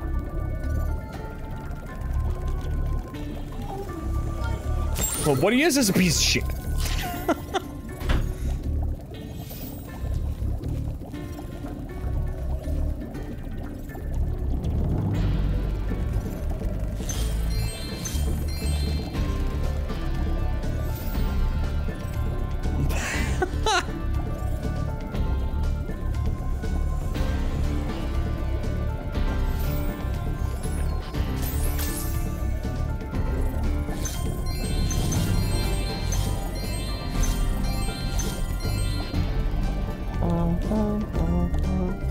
Platty's the boss of my life.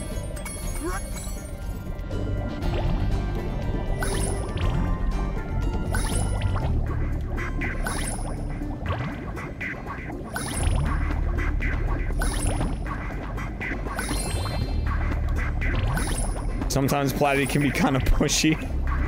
What gives you that impression? Was it the 45-minute conversation of trying to convince Fuya she likes party animals? Now that the manta race. Okay.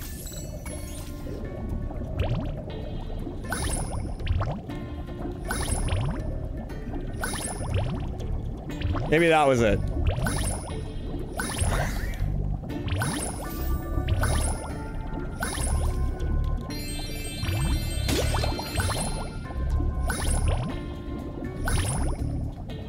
And the whole time I was just laughing. Like, I was legitimately just laughing because it was happening to someone else. Incredible! You've got real talent. I could use a partner like you. You can have the orb I found in my... I was like, honestly, that was one of my favorite moments, was me laughing, right? And being like, I fucking love this. I love this so much. Of, like, Platty getting flustered and trying to help Fuya like a game that she doesn't like. And, like... And then, and Fuya's, like, feeling bad. She's like, we can do something else, like, because she thought I was being sarcastic, right? And she's like, oh, we can do something else. And Platty's like, no. He does, I know for a fact, he does very much enjoy this. I loved that. I loved that so much. Platty's like, no, he really does actually love this.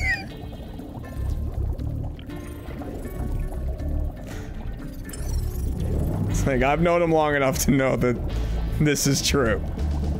Where the hell is this guy again? King Seahorse! There you are. If you can make it to the top Twister Man, thank you for the 15 months. My children will be safe.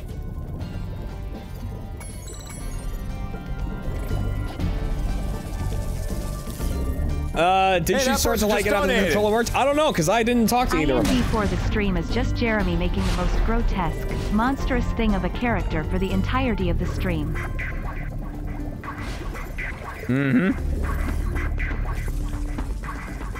Oh, that's true. I can just be in the character creator for the, like, if I say, oh, it's gonna be a 4-hour stream, I can just be in the character creator for 4 hours. Oh my god.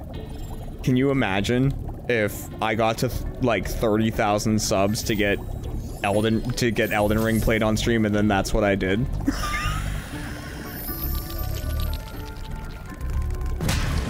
Oh my god. That would be awesome.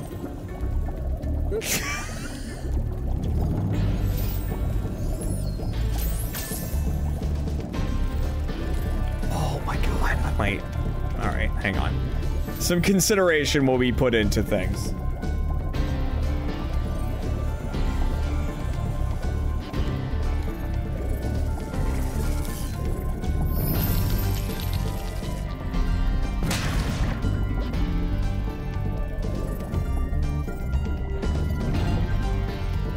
Oh my god, the people who are like, I want to watch Jeremy play Elden Ring because he might like it.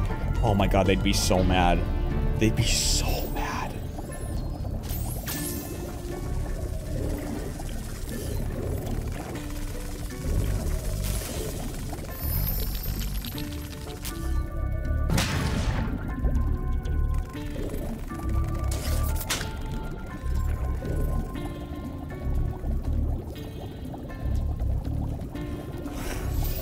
All right, I have some thoughts. Hey, that person just donated. I have some thoughts. Best $10 I have ever donated. Please consider this. LMAO. Consideration will happen. Oh my god.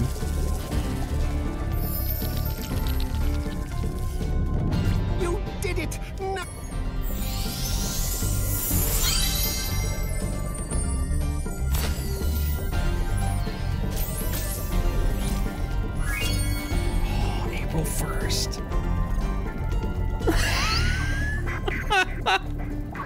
No, because if I can't do it on April 1st. You know why? Because if I did it on April 1st and people saw me doing the stream, they'd be like, "Oh, see, it's a joke. That wasn't the Elden Ring stream." And I'd be like, "No, that was it."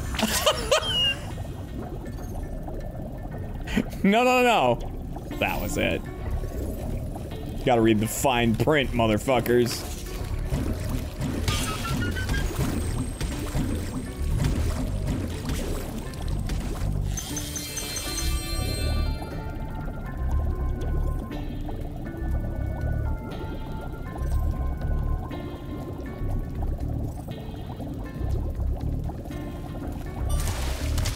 Ooh, did I fuck this?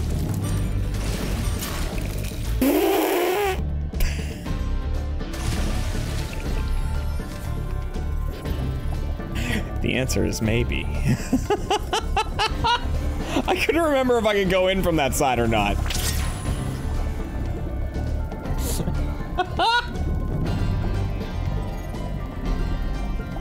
Right, and I'm like, here's the thing, if I did that, I would still leave it in emote only mode.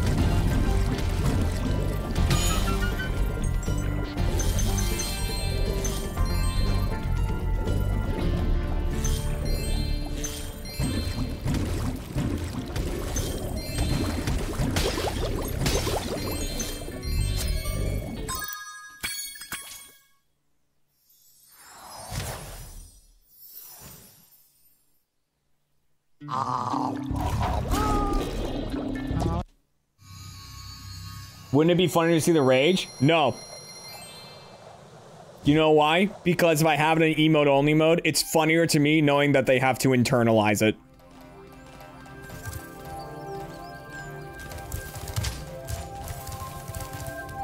That's funnier for me. What?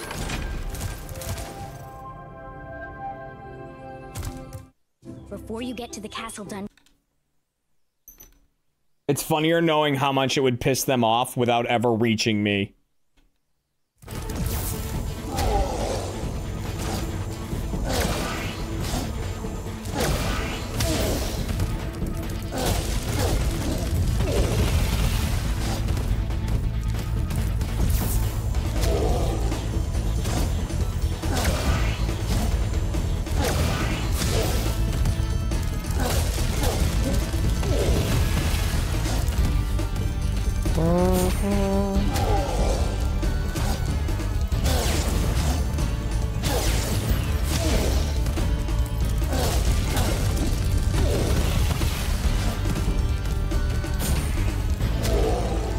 The thing is, I would legitimately feel bad, though.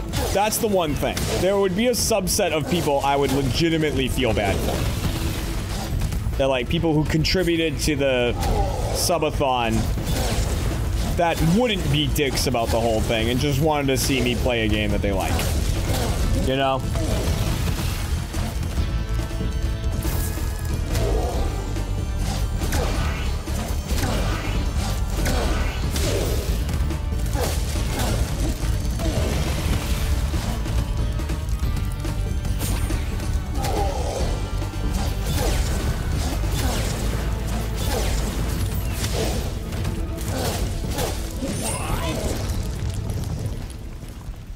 Was this the highest sub goal? I think it was. I think it was the highest sub goal hit.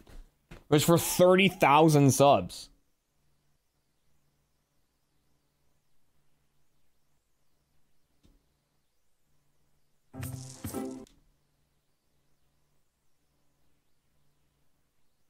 So, I mean, on the flip side, it's like 30,000 subs has to be worth like being miserable for 4 hours. You know what I mean? It like Well, you as funny as it is.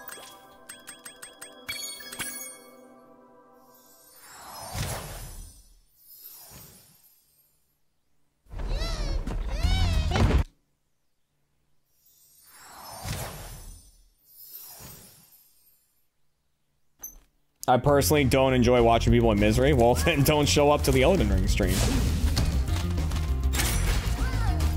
I honestly feel like even if the game is more miserable, the Dark Souls stream with Platy won't be as miserable of a time.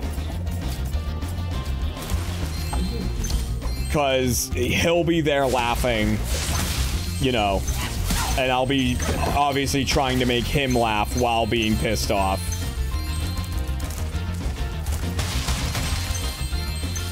Yeah, Platy will be the positivity that will be devoid in the Elden Ring stream.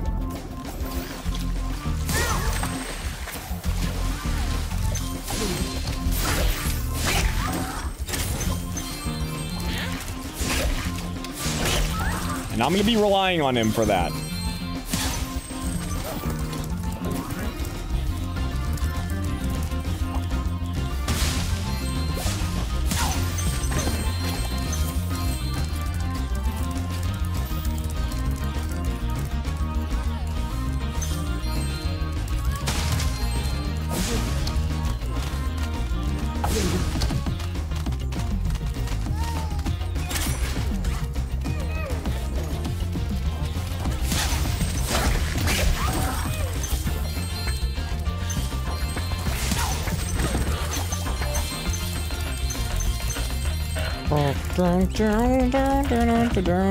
But you know what? This is all a future thing. I don't have to worry about this today.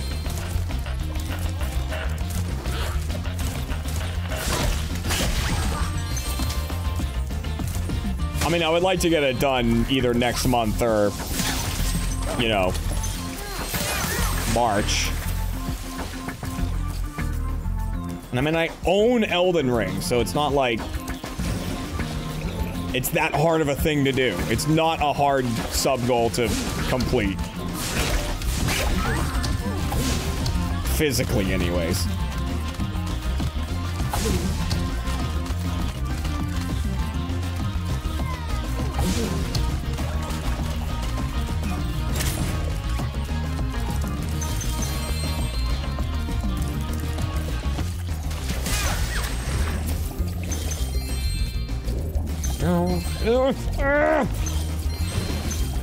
Okay, hell yeah.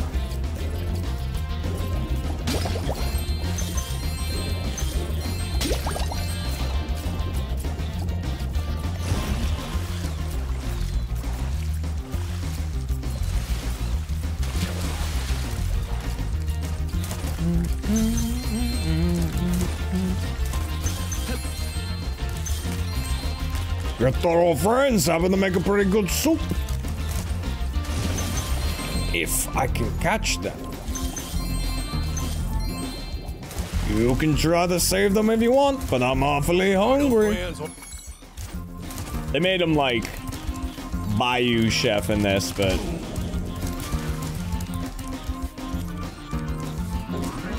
is there a game I thought I would hate that I ended up enjoying?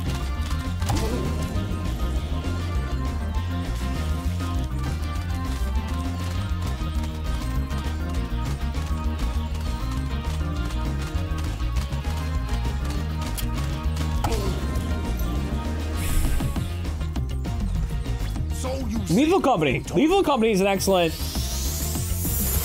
Yeah, Lethal Company is an excellent example. Yes. I hated Lethal Company the first time I played it. Hated it.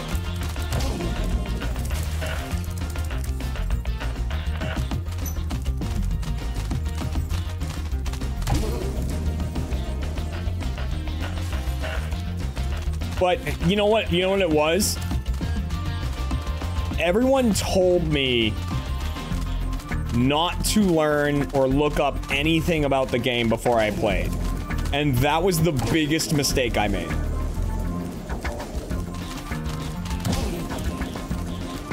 That was a huge misstep.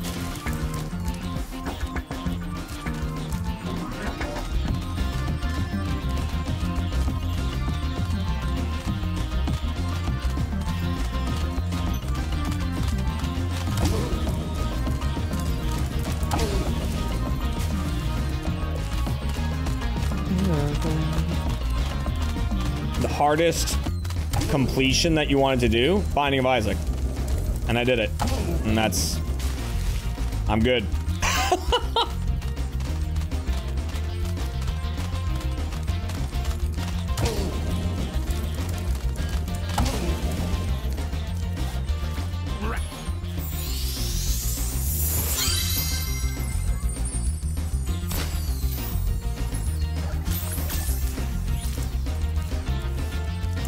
Yeah, like, the thing with Lethal Company is, like, I understand the value in not knowing what to do, like, not knowing what you're gonna run into. But, like, not knowing at all what to do while playing with 3 people who know exactly what to do was not a fun experience. It was a lot of me dead watching 3 people play. And I was like, I fucking hate this. And then I just saw everyone playing it and everyone loving it, and I was like, I gotta give it another shot. Like, people are really into this game. There must be something I missed. And, you know, and there was. Again, I'm not the kind of person to, like, experience something and immediately be like, never, ever, ever again. Like, even if I say it in the moment, I often don't follow up on that because I'm like, okay. Like, cooler heads, try it again, you know. I'm that way with a lot of stuff. I never want to, like, outright be like, no on something without giving it a fair shot.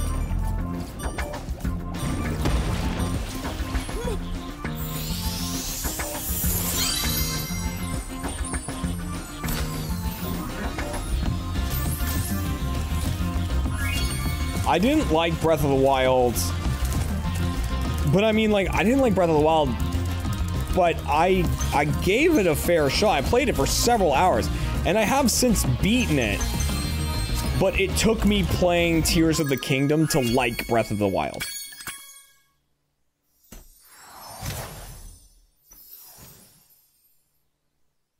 Bushney with the 38 months, thank you. Tears of the Kingdom, in my opinion, is a vastly superior game to Breath of the Wild. And then, by playing Tears of the Kingdom, it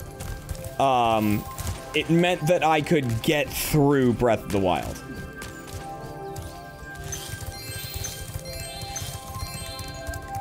Do I still have my lasso alarm? I never had a lasso alarm. Gavin did.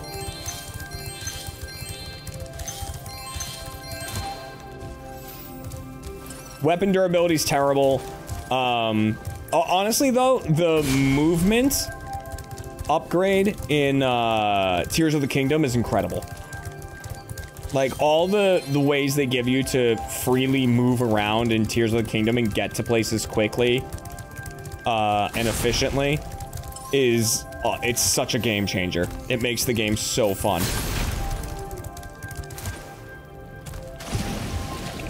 And, like, it really makes Breath of the Wild feel like such a fucking slog.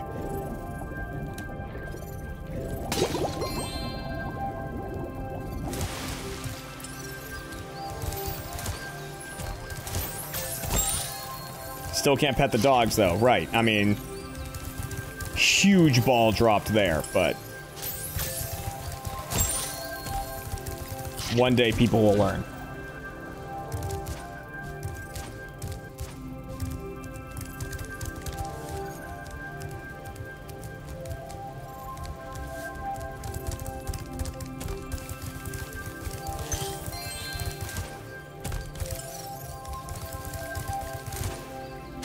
Oh. Oh, I just never got this orb. Ah, I was like, what gems am I missing over here? Oh, I just never came over here. That would explain it.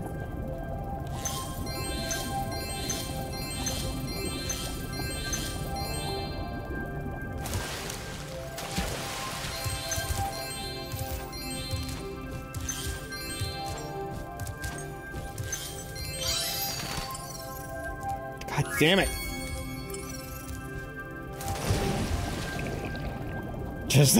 Just complete this homeworld.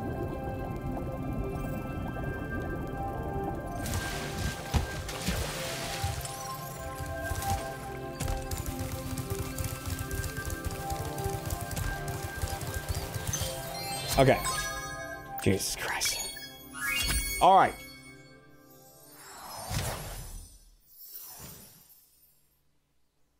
Did I ever play Red Dead 2 on stream? I did.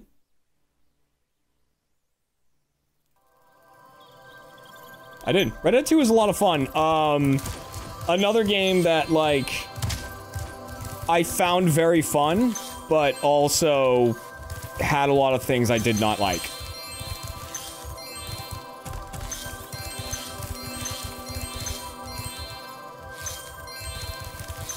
I felt there were too many places in Red Dead 2 that they sacrificed fun for realism.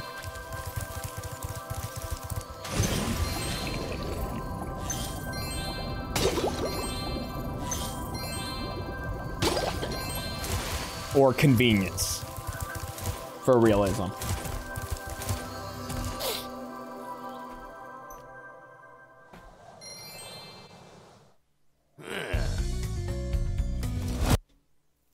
You know, you're in a video game.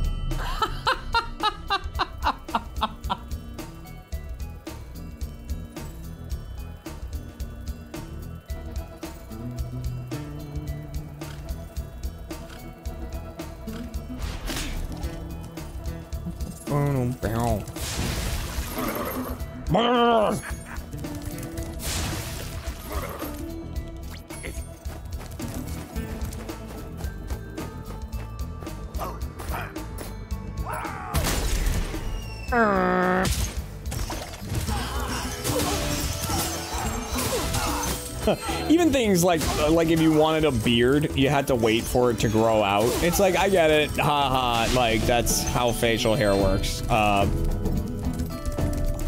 I just have a beard? Or, like, you know what I mean?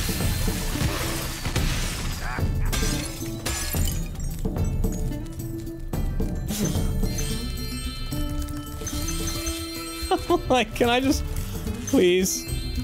I just want to look like Santa.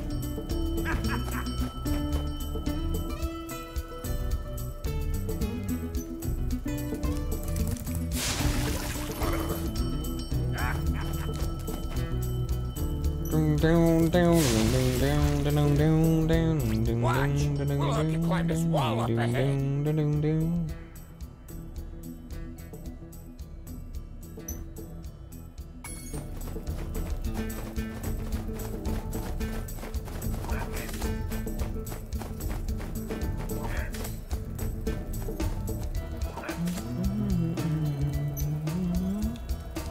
Right, real life is boring. Real life sucks.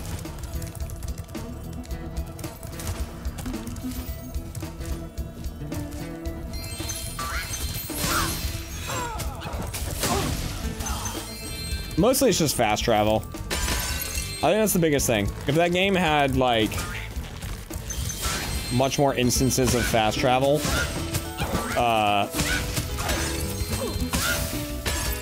I would have been much more about it.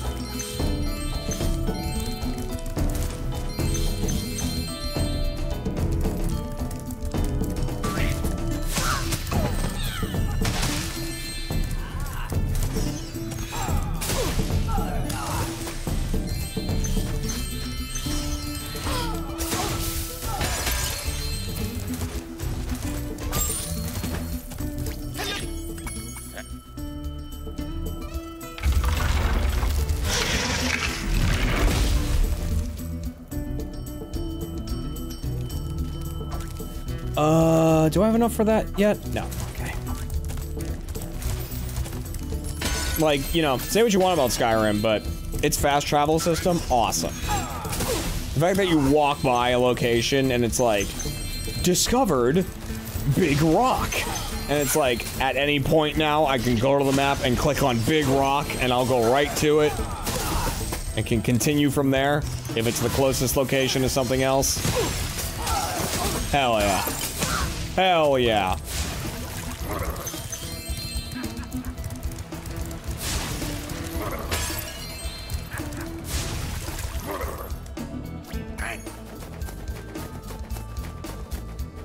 Now that's what I call not wasting my time.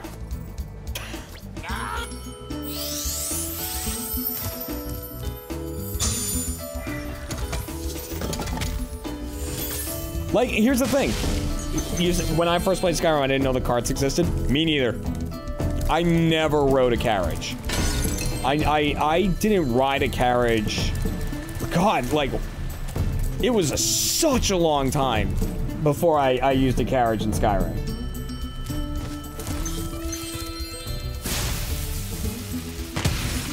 Because, like, I just enjoyed walking around in like, discovering places, because I knew, like, okay, I'm walking around. Like, I'm way far from Whiterun. I've gone through, like, 3 caves. I'm now pretty much full. Like, my inventory's full. I can just fast travel to Whiterun, sell everything, fast travel back to the cave I was at. And then keep going. It's like, it's all about convenience. It's all about, like, quality of life. It's all about respecting your time. I love that.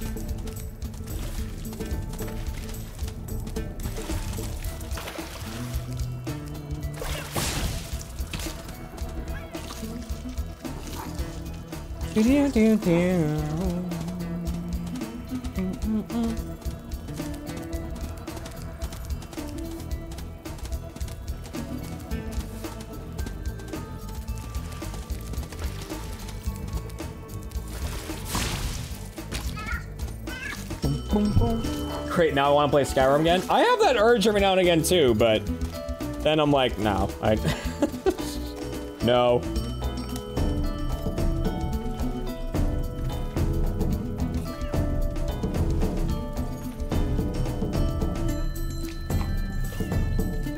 It is a necessary thing.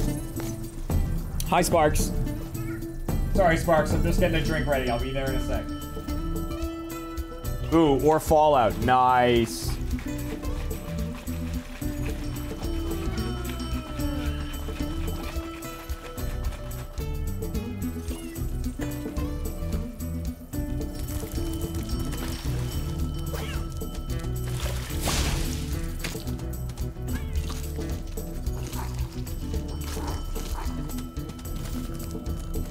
See, I don't like this cat for the same reason I don't like that dragon that someone showed me at the beginning from, like, League of Legends or whatever. Like, yeah, it's a cat, it's got cute eyes or whatever, but it's too person-like. It's too human-like.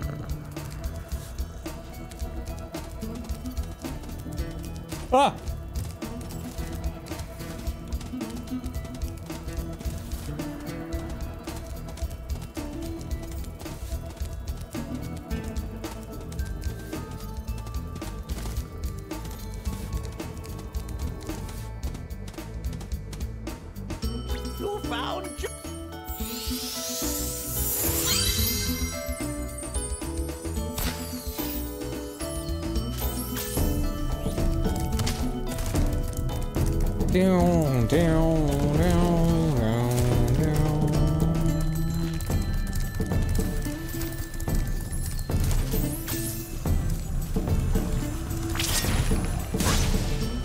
This challenge sucks.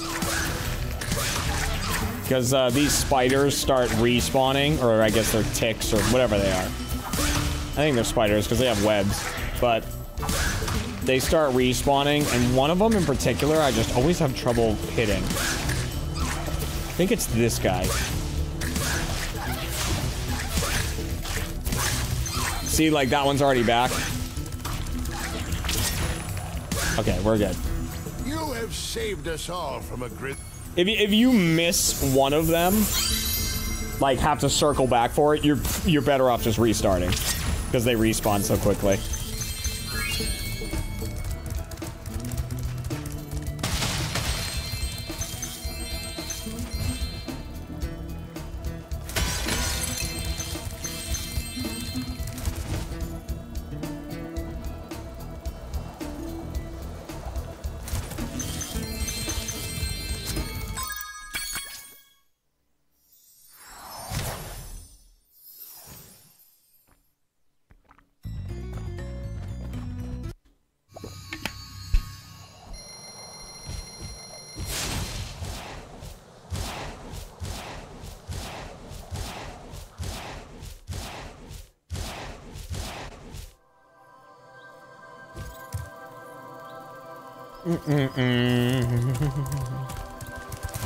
From the ice to the fire! And then it's trouble with the trolley time. Trouble with the trolley, eh?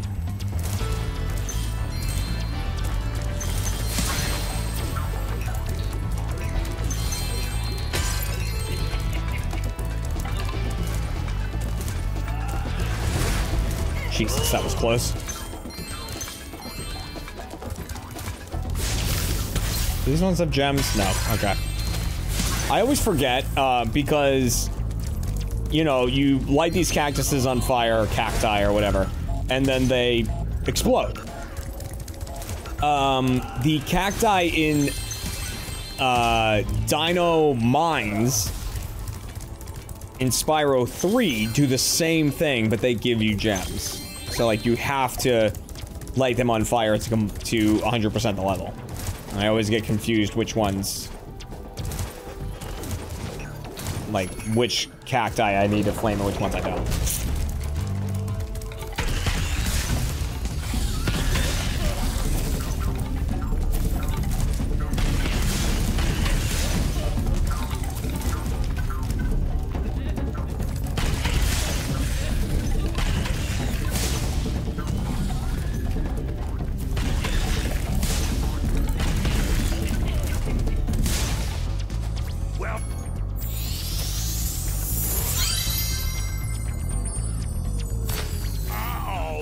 Oh! Dun dun dun dun dun dun dun.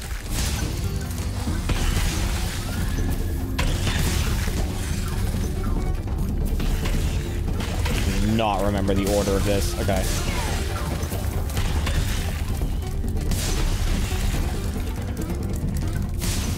Him first, yeah, because this guy takes a while to get to his, oh, his target. Okay.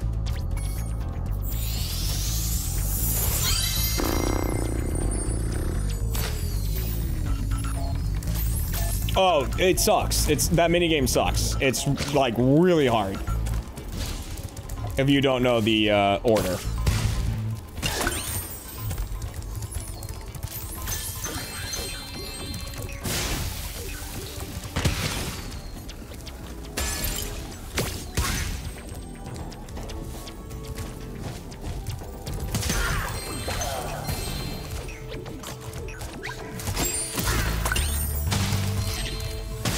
I mean, the biggest oversight in the entire Reignited trilogy is coming up, but...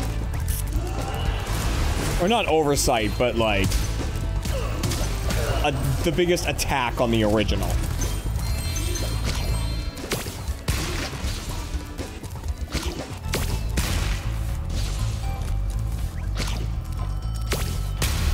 But other than that, the game's pretty faithful.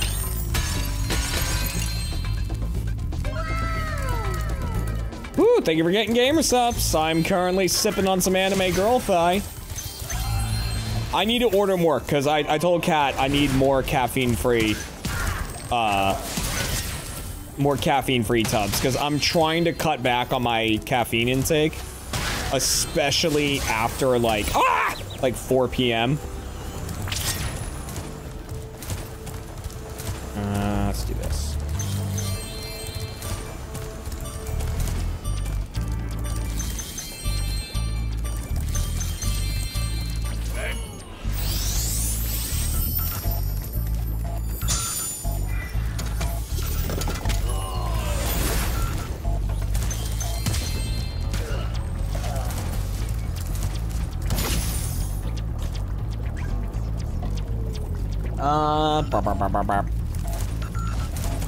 So I need to get some more.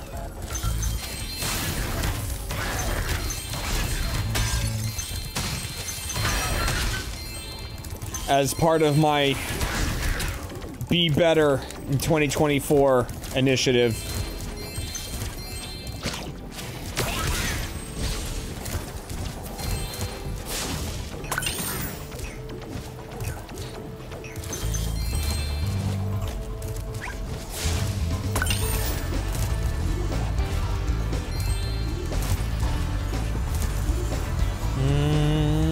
Where'd that go? It didn't go in here, right? What? I totally forgot where the... oh, there it is. Okay, it did go in here. I was like, where the hell did that mystery vase go? Yeah, okay. Could not remember.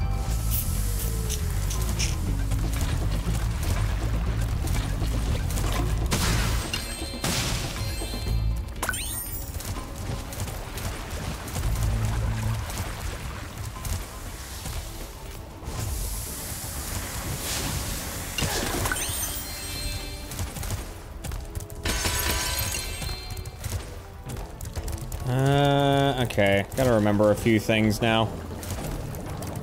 Oh, okay. I was like, for example, I have to remember where the last bone lizard is. It's in there. Let me just get this.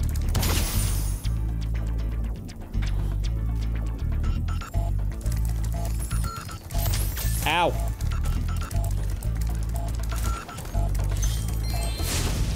We're okay. Everyone's fine.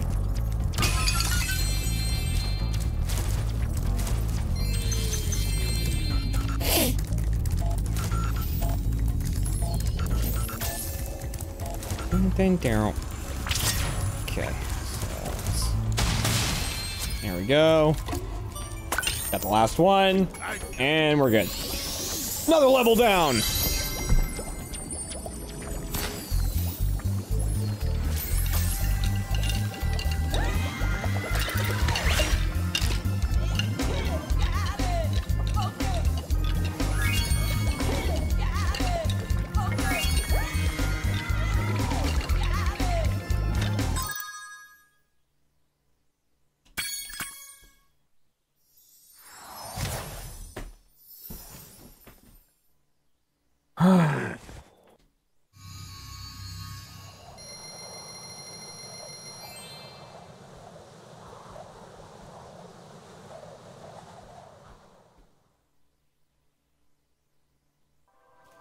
We don't talk about that change.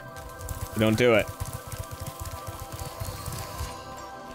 Here we go. Breeze Harbor.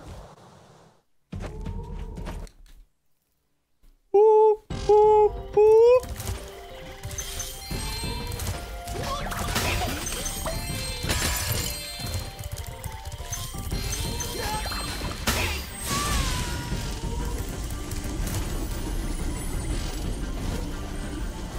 I'm having flashbacks. I'm having flashbacks.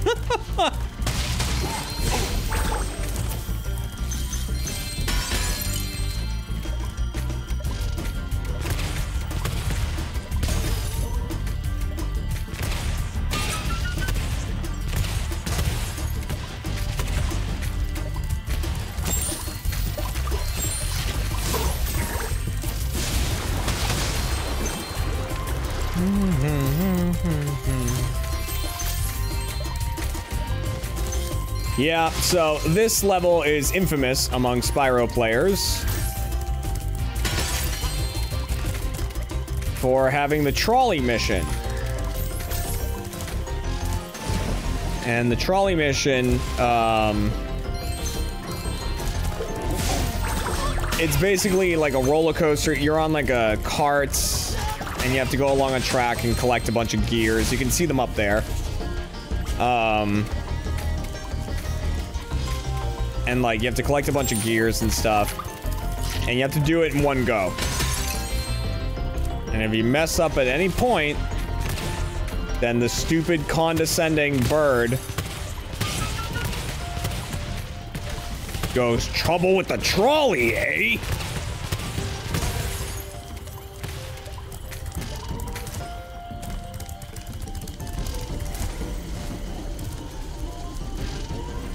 And the thing is, the timing, at least on the PS1, on the original, right, was so no matter how hard you mashed that button to skip his dialogue, he would still have enough time to get out of his mouth, "Trouble with the trolley, eh?"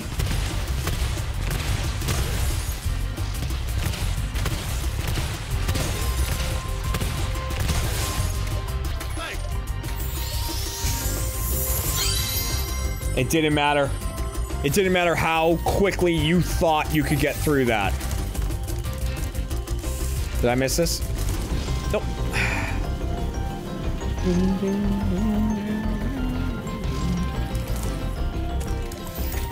I'm gonna try to not have any trouble.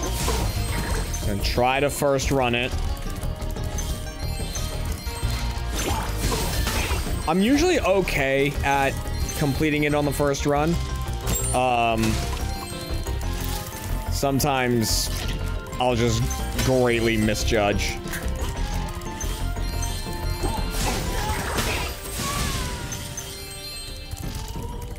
A jump and off I go.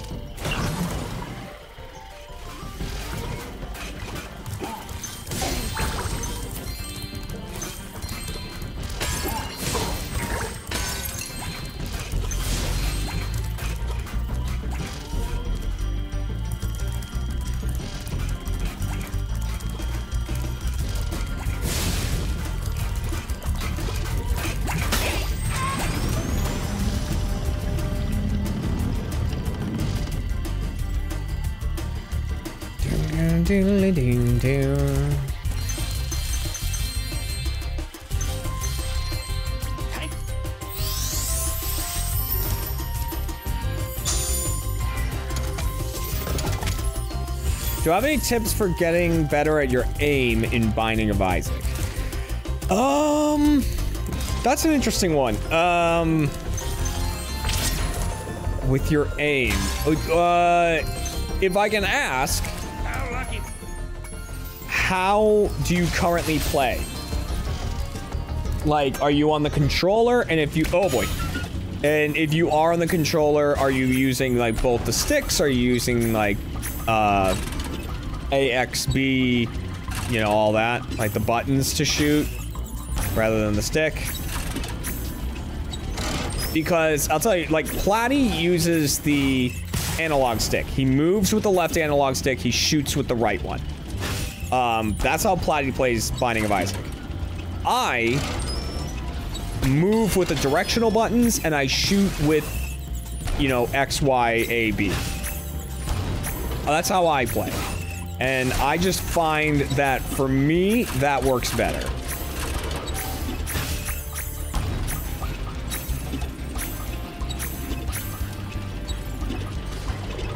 And, okay, so you are doing that way. Okay. Then, I mean, most likely the problems that you're running into is not necessarily... Fuck. It's so hard to get that gear. Is not necessarily your aim. Like, that might not be the issue. It might just be because every enemy works differently in terms of, like, how you... Like, when you need to shoot at them, you know? Got it.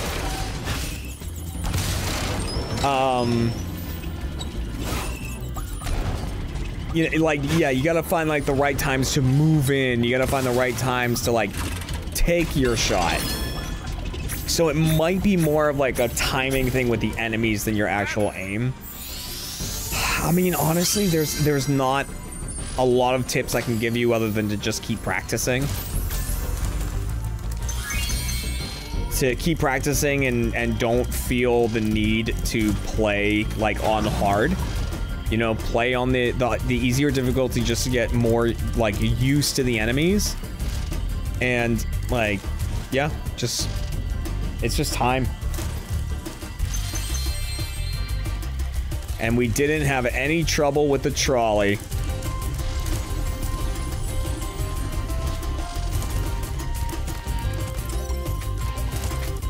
No, I specifically didn't say get good. Alright, because I felt myself almost saying that. And I did not say that, because that's not what it is. It's to practice. It's to just practice. And get more familiar with the movements of all the enemies.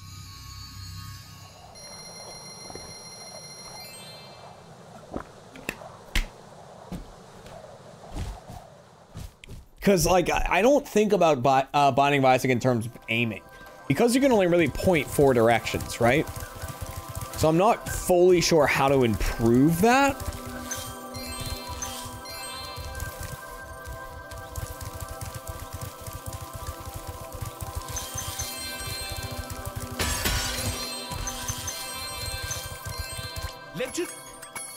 Like, there's definitely a few times that you're gonna have to, like,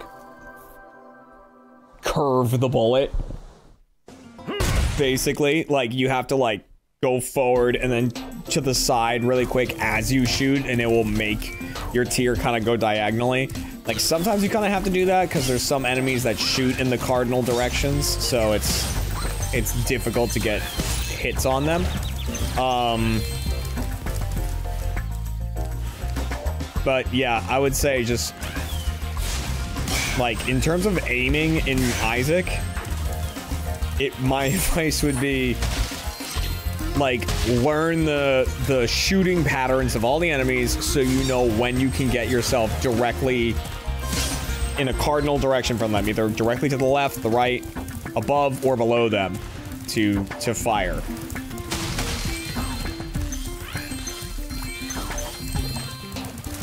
Is the best advice I can give, unfortunately.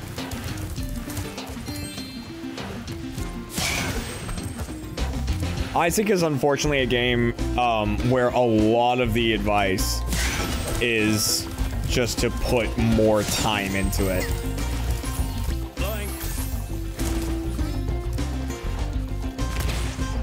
You know, unfortunately.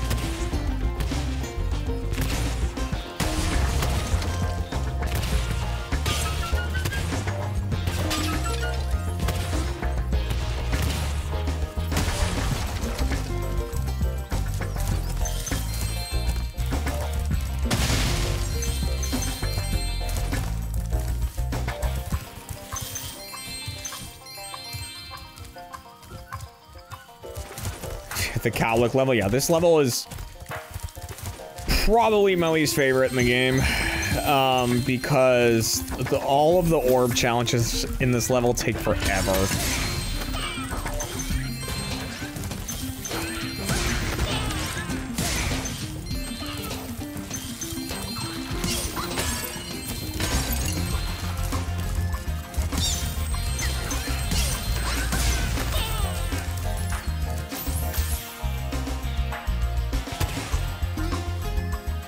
And so the positive thing I can say about Isaac though, right, is like there's no reason to rush to play like hard mode in Isaac, because as you play more, you know, even just on like the easier difficulties, you will unlock more. You will unlock more items, and Isaac with the base items is not easy. I mean, it's not easy by any extent, but with the base items, it's especially difficult. But the more you unlock like more insane items that can like break the game and make it easier. So you have to like work on getting those. My other advice for Isaac is if you're just starting out, pick up every single item.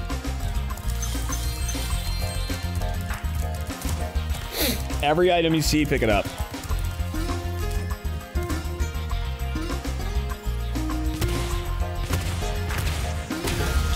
That's the best way to learn what everything does, is just to experience it. Because sometimes even reading the descriptions, like if you have the mod that like tells you what everything does, doesn't give you a good feel for what it does.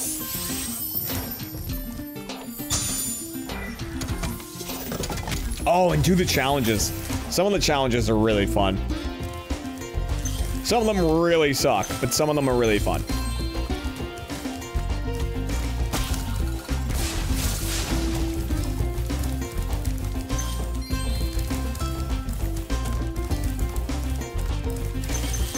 My name is Little Bo Peep, and I've lost my cowlicks.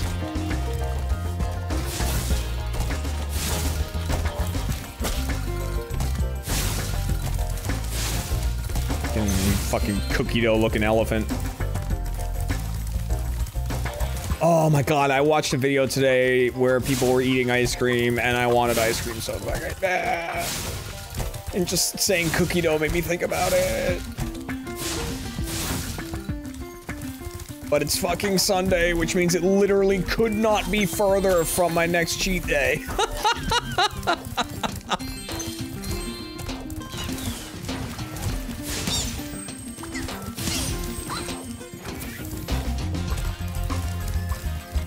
Like, I could not be more polar opposite from where I will be able to do anything about it. Okay, here we go. Here we go. Here we go, guys. Here we go. Here we go! Yeah! What life? Shut up. No!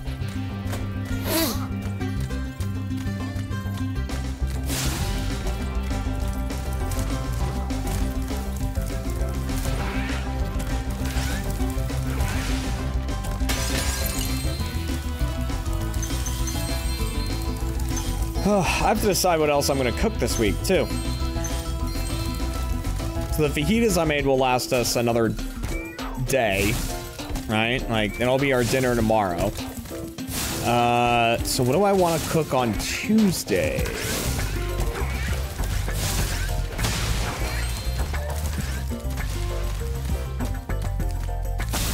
Please make it. All right.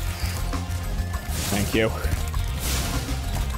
Thank you for being merciful.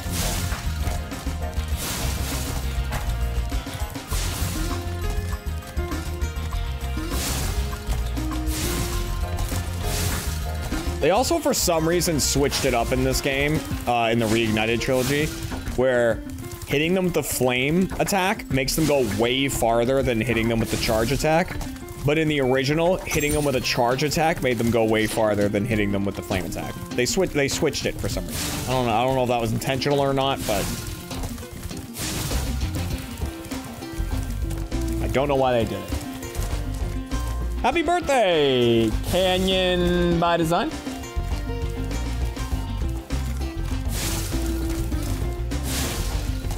Or something by design. Did I read that right? Maybe I did. I don't know.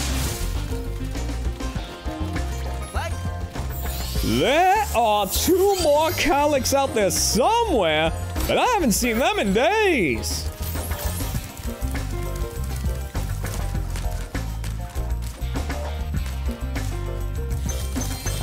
No. Bad.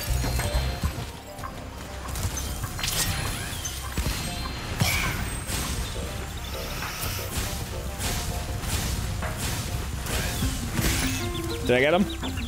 I got him. Okay, that's all I care about.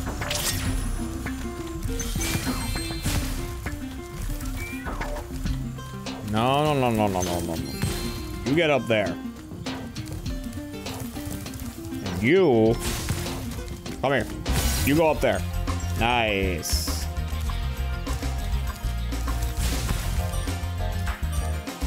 No. You go up there. Chocolate chip freak. All right.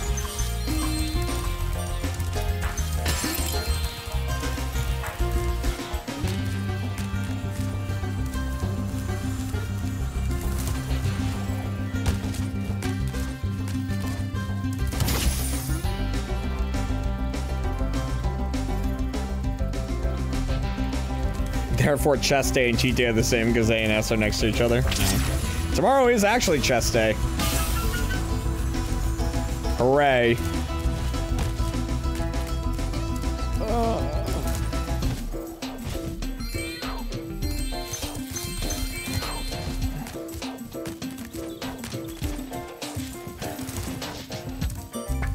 Gotta get those pecs.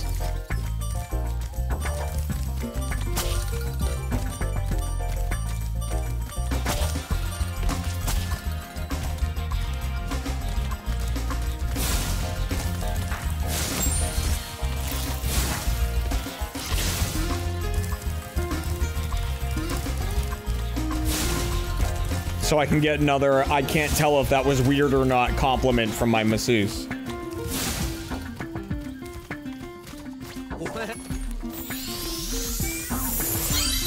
Do you hear a kitty? I don't think so. Or from Larry. Well, dude, I could get that whenever.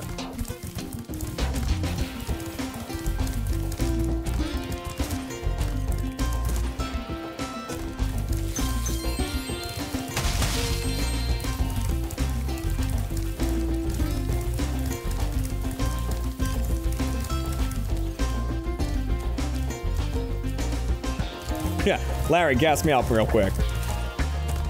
He'll be all over it.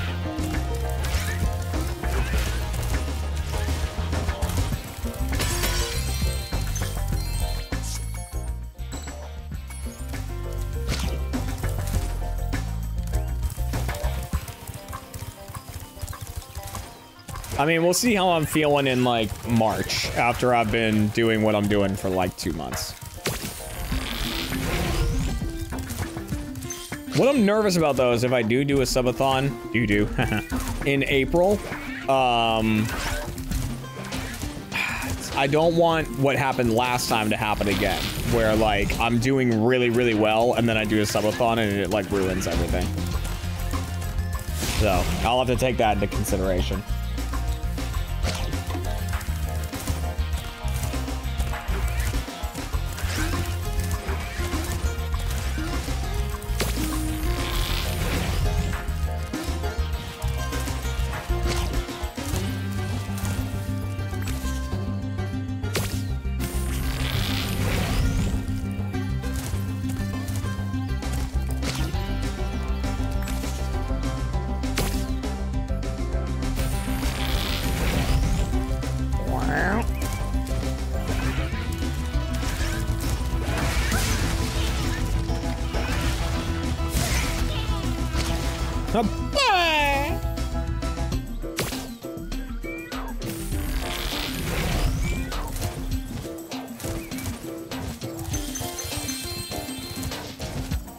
Like, what I could do is it could be like an uncapped subathon, but the subs and stuff don't add as much time as they did. Like, maybe it adds 30 seconds instead of an hour, a minute, right? But the trade-off is that the timer is only going down while I'm streaming. So, like, you know, so I can go to sleep and I can work out and, like, I can just do whatever, you know, and I don't have to worry about being live all the time. It's just like, I'll be able to tick it down. You know what I mean? That might be what to do.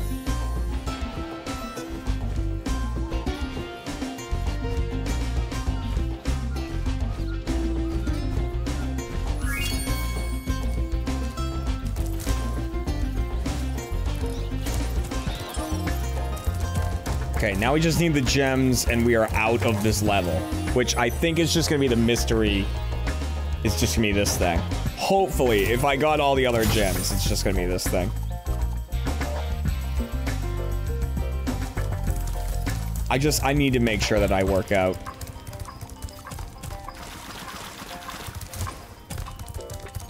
And, like, not only do I need to make sure I keep working out, I need to make sure I keep eating healthy. That was the main thing that the subathon ruined, is, like, I just didn't want to plan out all of my meals and, like, constantly be cooking on stream and stuff like that. And so I was just ordering out food so much. You know, because I was like, I've been streaming for however long, I just want Taco Bell. And I would just get Taco Bell, you know?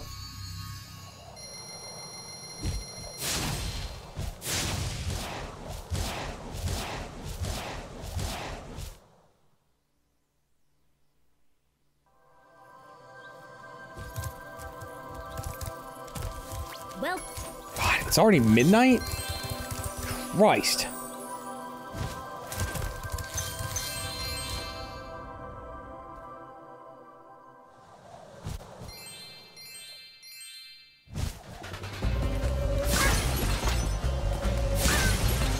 I am not even close to being done with this game, too. Well, I'm maybe halfway.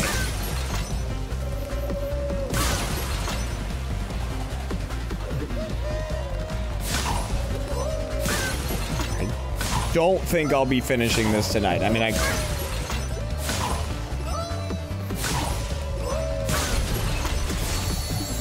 come on, me.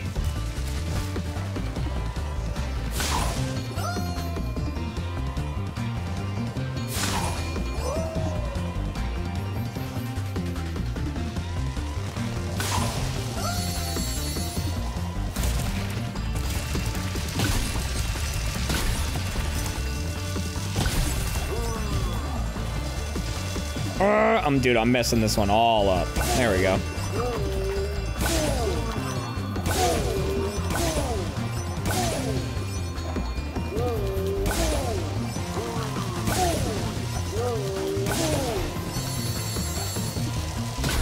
Like, thinking about it, there's still...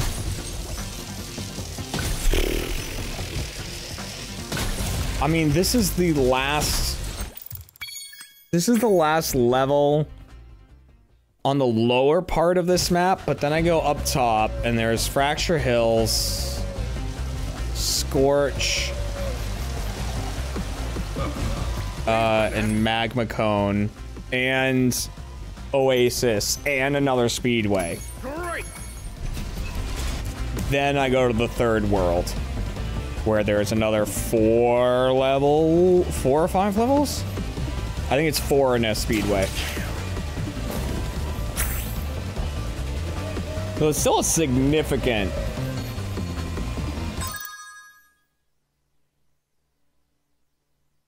I could save the rest for a future train station. That is true.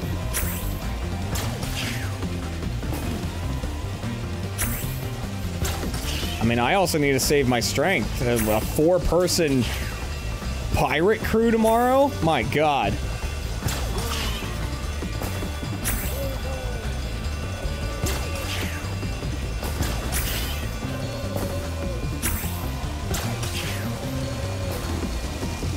Holy shit. Yeah. Let's get this.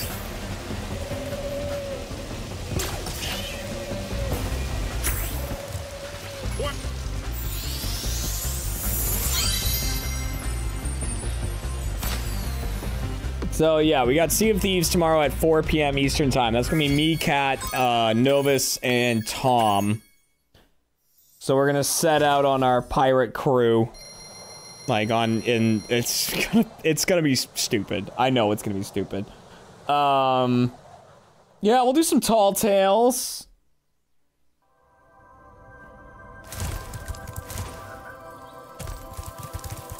And then let's see.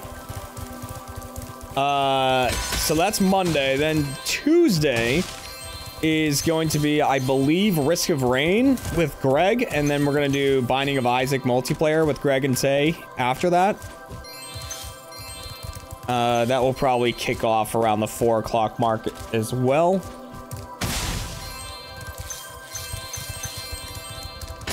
Uh, 12:09. How long have I been going? 5 hours? I can go a little longer. Risk of Rain 2. Oh, is this Scorch? Oh. Maybe I should have just ended the stream right there. And then let's see. What's that? Wednesday? I was planning on playing Time Splitters 2 on Wednesday. That was the next game that came up on the wheel of games I've never played. And then we can, depending on how I like it, if I just want to do a one-off stream with it, we can spin the wheel again.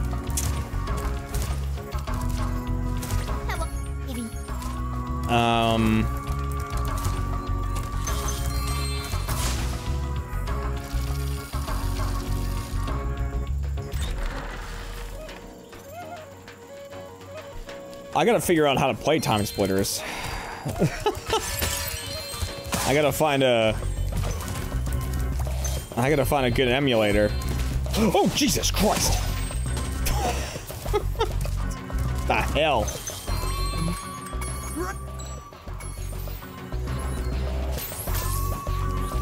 This was another one that no matter how hard you mashed the button after losing, Hunter would still get out the monkeys.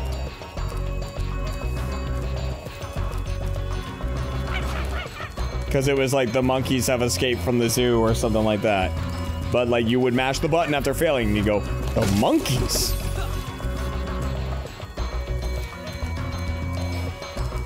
And I'd be like, fuck Hunter, I know, dude. I know about the monkeys.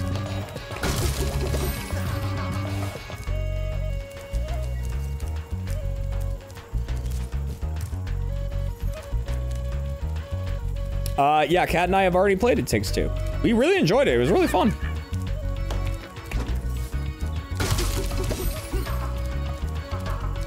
I'm gonna start getting invites out for this week and next week. Start getting next week all scheduled out. It's probably gonna be my plan after this, is to sit down and just... Let me take a look at it. So, yeah, Time Splitters 2. Platty and I are gonna be playing... It's gonna be Phasmophobia on Thursday. There's apparently some new update coming to Phasmo, so Platty and I are gonna play that on Thursday. We'll start at 7 p.m. Eastern time. I'll chat to you guys for about an hour. Platty will join at 8.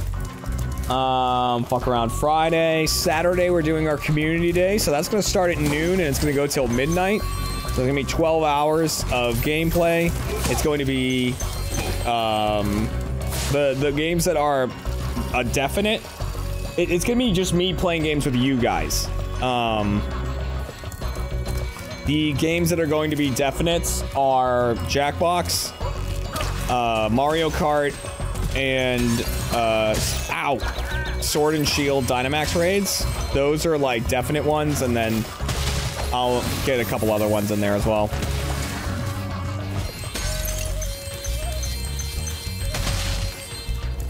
But that's going to be our community day.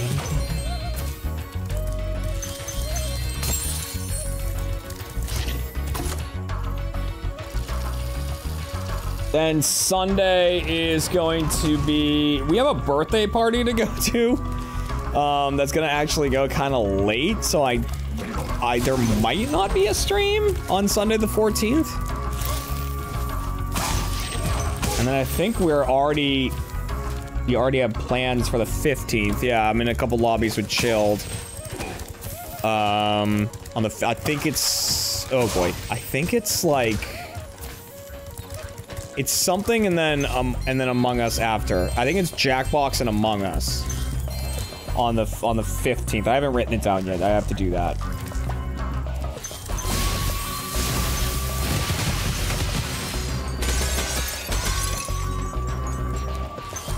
January 11th is apparently the Scarlet and Violet epilogue. Okay, so maybe we'll go live a little earlier on that day and play that before meeting up with Platty at night. I'll look into it.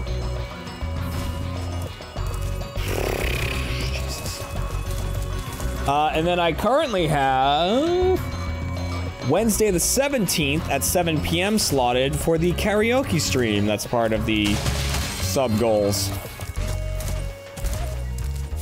So I'll put something up on, I'll figure out something to put up on Twitter to let you guys kind of suggest songs.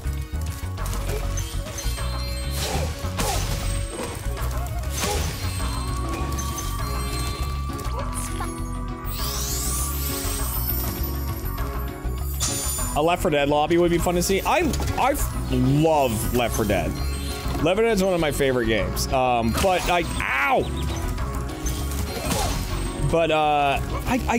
don't want to be playing every game that like Matt is playing at the, you know what I mean? Like, I know they just did Left 4 Dead. I want to give that room.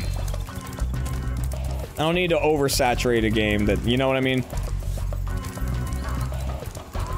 How's Back 4 Blood stack up to Left 4 Dead? It is vastly inferior. Hey, Spyro. Nice.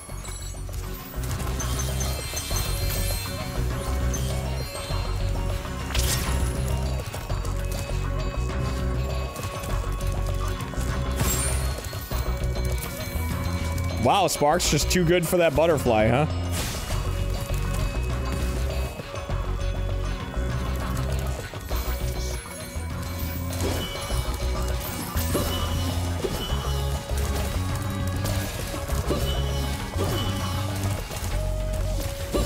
And if you mashed the button to try to get through this guy's speech for failing this quest, you would still get out. Ha! Ha! You won't get my flag! Great. I have not played Day of the Diver, though I do want to get that on the list, along with Dredge. I do want to play those games.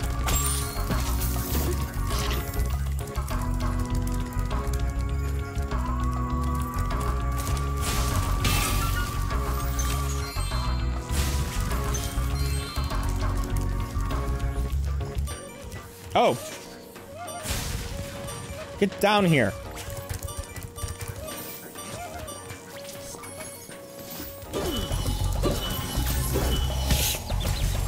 Saw that one coming.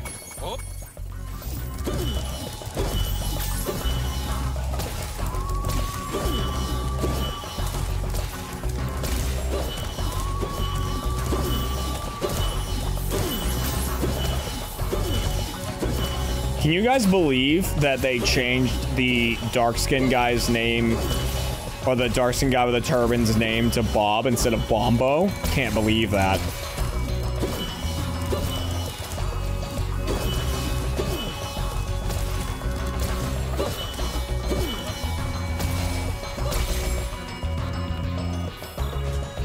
You're so close. All right. PC gone mad. The woke left, am I right?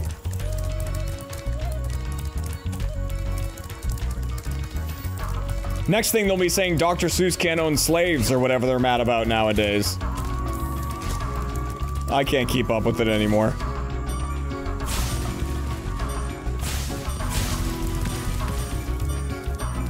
All right. Jesus. Fuck!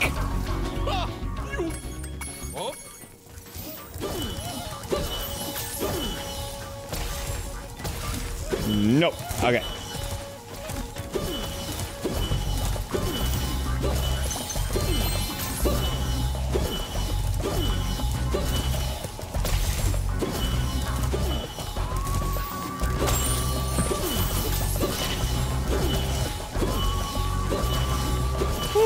No! Dude, the bounce back! He got me with the bounce back! He picked up that rubber cement! I'm going in his fucking compilation, I know it!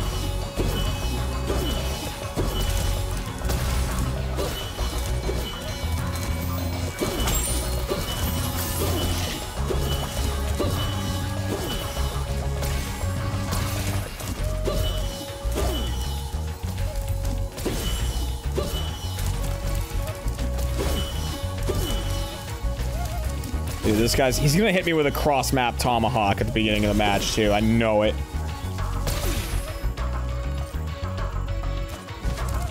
Great job, Agent Spyro. How can we repay?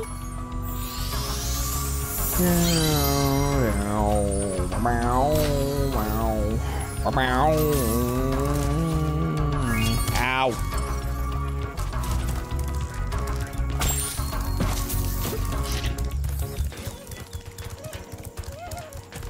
Those kids are so uncanny, I know.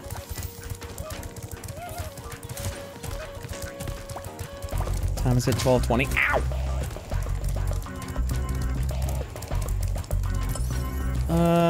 Alright. Whoop. Whoop. Ow. Where's this gem that I hear so- oh, it's the monkeys!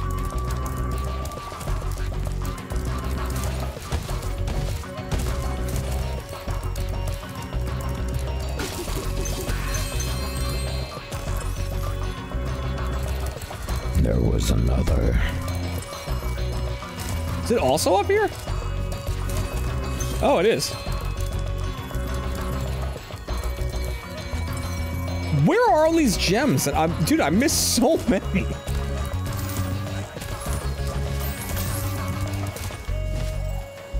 You think Pokettle might be fixed? I've heard this before. From you, Alex.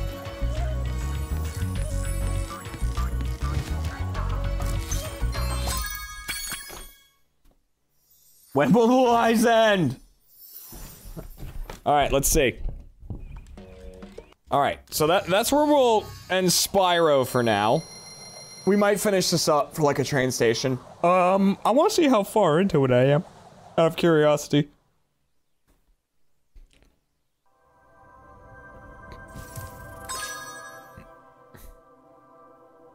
$54%. Yep.